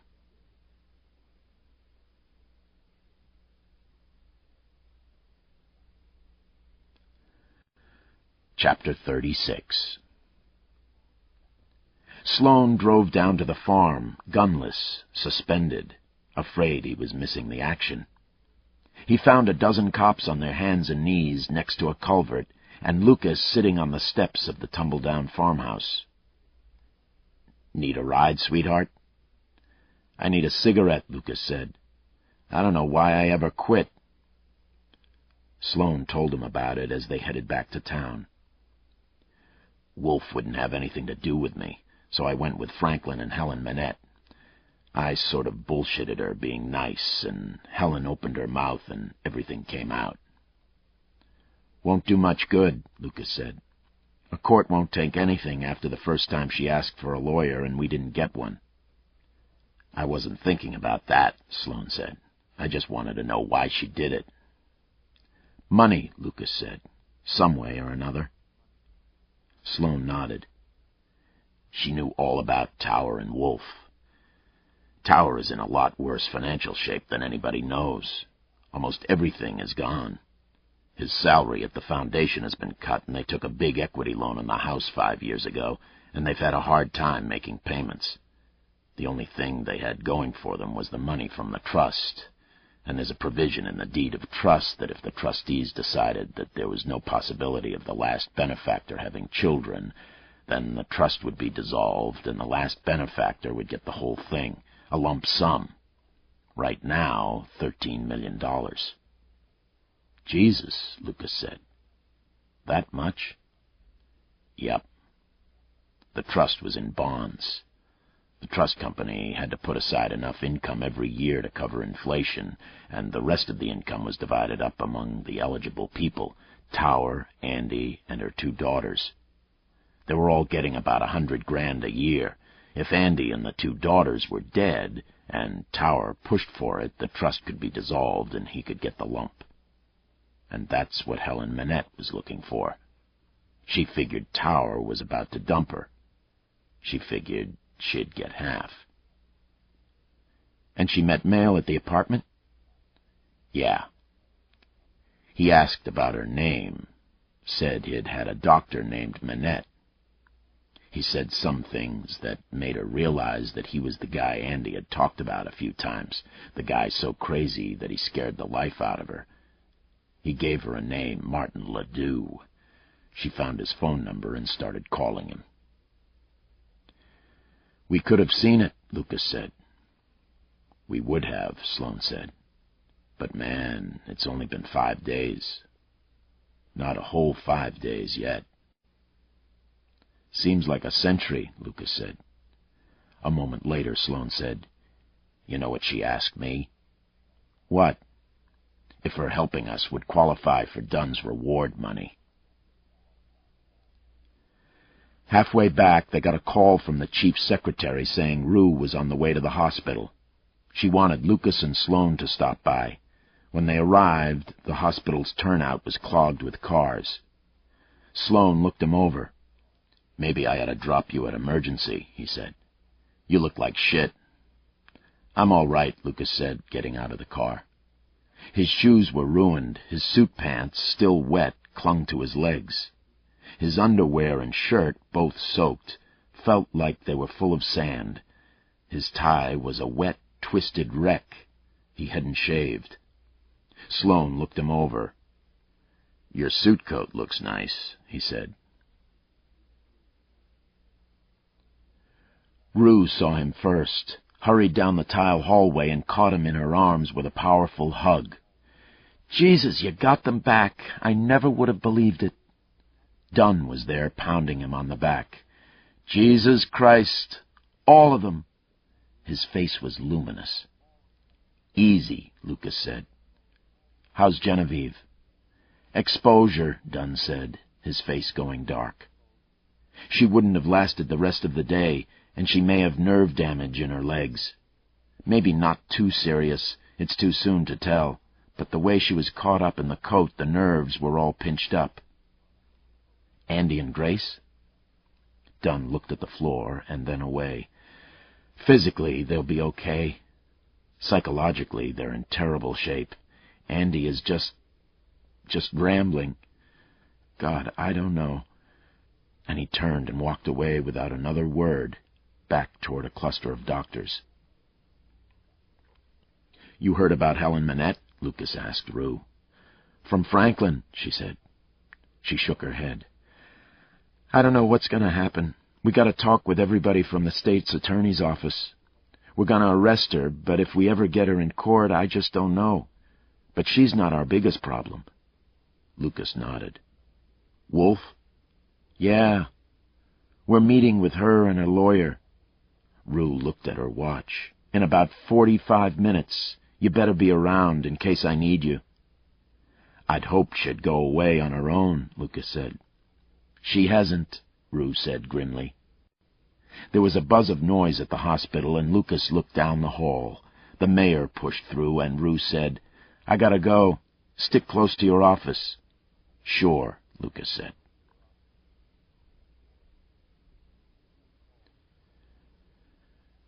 Rue called an hour later as Lucas sat in his office talking with Sloane and Dell. You better come down. The chief's secretary waved him through, saying, They're waiting, and, God, that was great this morning. You're my hero. Yeah, but for how long? Lucas asked. Rest of the week, she promised.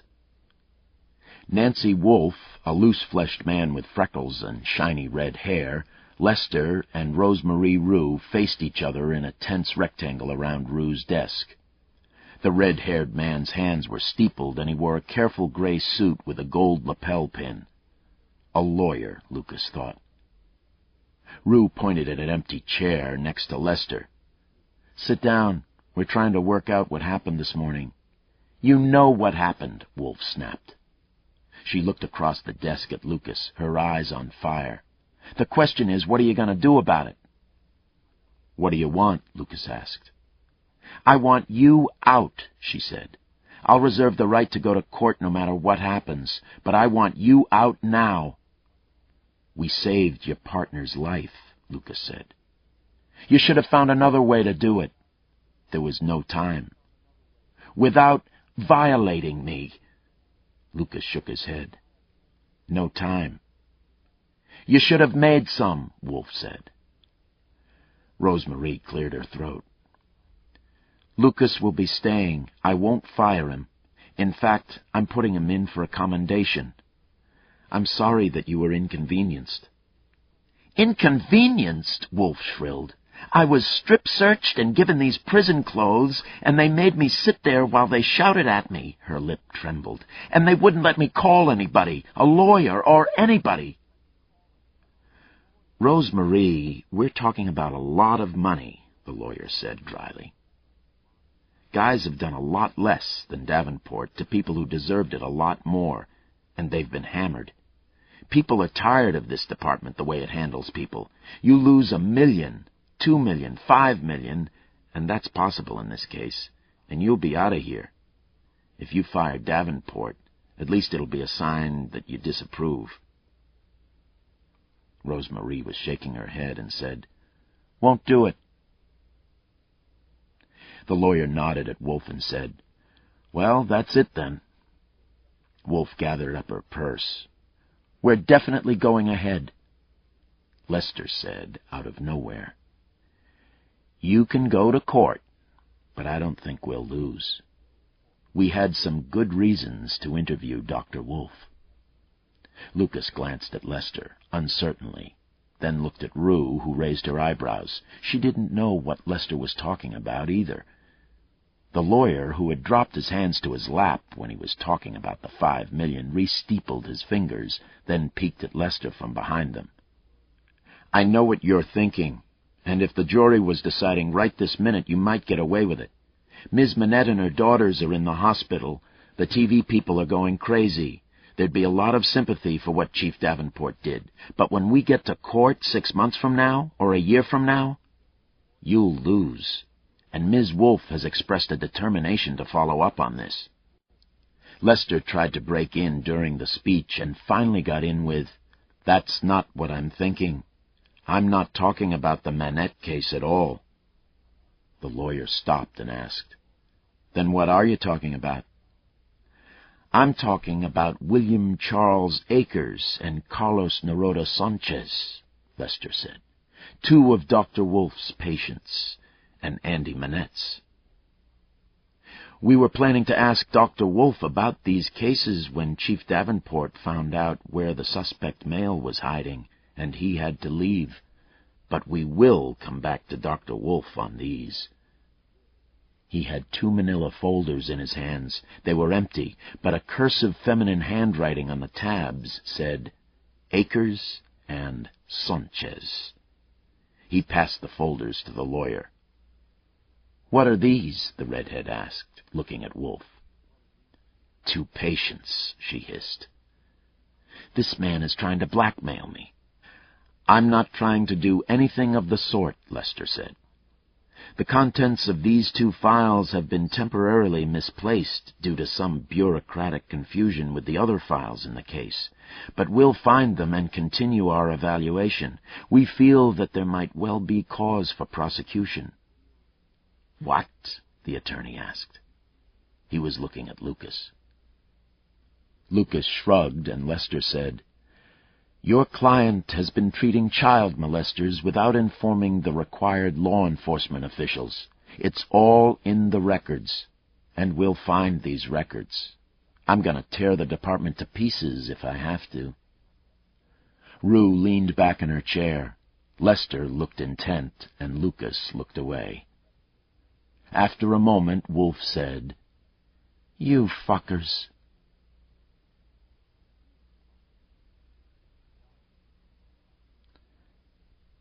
"Blackmail," Weather said that night.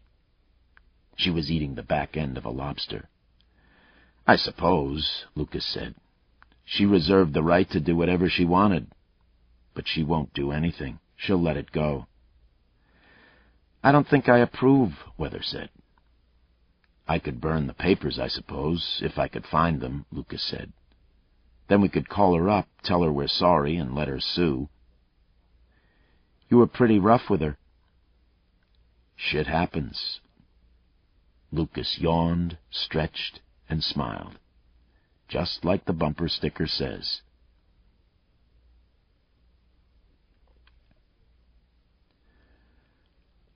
Are you okay? She asked. They'd gone into the living room and parked on the couch, Weather leaning back with her head on his shoulder. I'm tired, he said. I'm so tired. I heard a cop was shot, that there'd been a shooting. A surgical tech told me. The words were tumbling out in an uncontrolled spate, and her body tensed against him. I couldn't believe it. I called Phil Orris over at Ramsey. You remember him, the orthopod? Yeah. He said, No, it's not Lucas, it's a woman. I was like, thank you, Jesus, thank you. I was so glad this poor woman was shot that it wasn't you. She's kind of messed up, Cheryl is, Lucas said. The bone's broken. Better than you getting shot, she said. You've been shot enough. They sat quietly for a second. Then Lucas said, I think we ought to get married. She went absolutely still against him, and a second later said, So do I. I've got a ring for you, he said. I know, it's been driving everybody crazy, she said. He grinned, but she couldn't see it. She was still facing away, the top of her head just under his nose. Why don't you go sit in the tub, she suggested, then get in bed. You could use about 15 hours of sleep. All right. Here, move away. He pushed her off a bit and dug in his pocket, found the ring. I could never think of what to tell you when I gave it to you, he said, except I love you. She put it on her finger, and it fit. You could go on for a while, she said, but that's certainly an excellent start. Lucas sat in the tub for 15 minutes, but he was never any good at relaxing in hot water. He got out, toweled off, put on a robe, and wandered through the house looking for Weather to say good night. He found her on the telephone and heard her say, Guess what?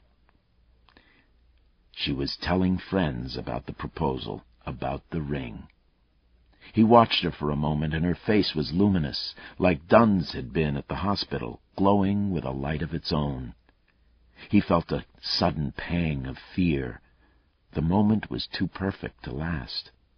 He shook it off, walked into the kitchen, touched her hair, her cheek, kissed her chin.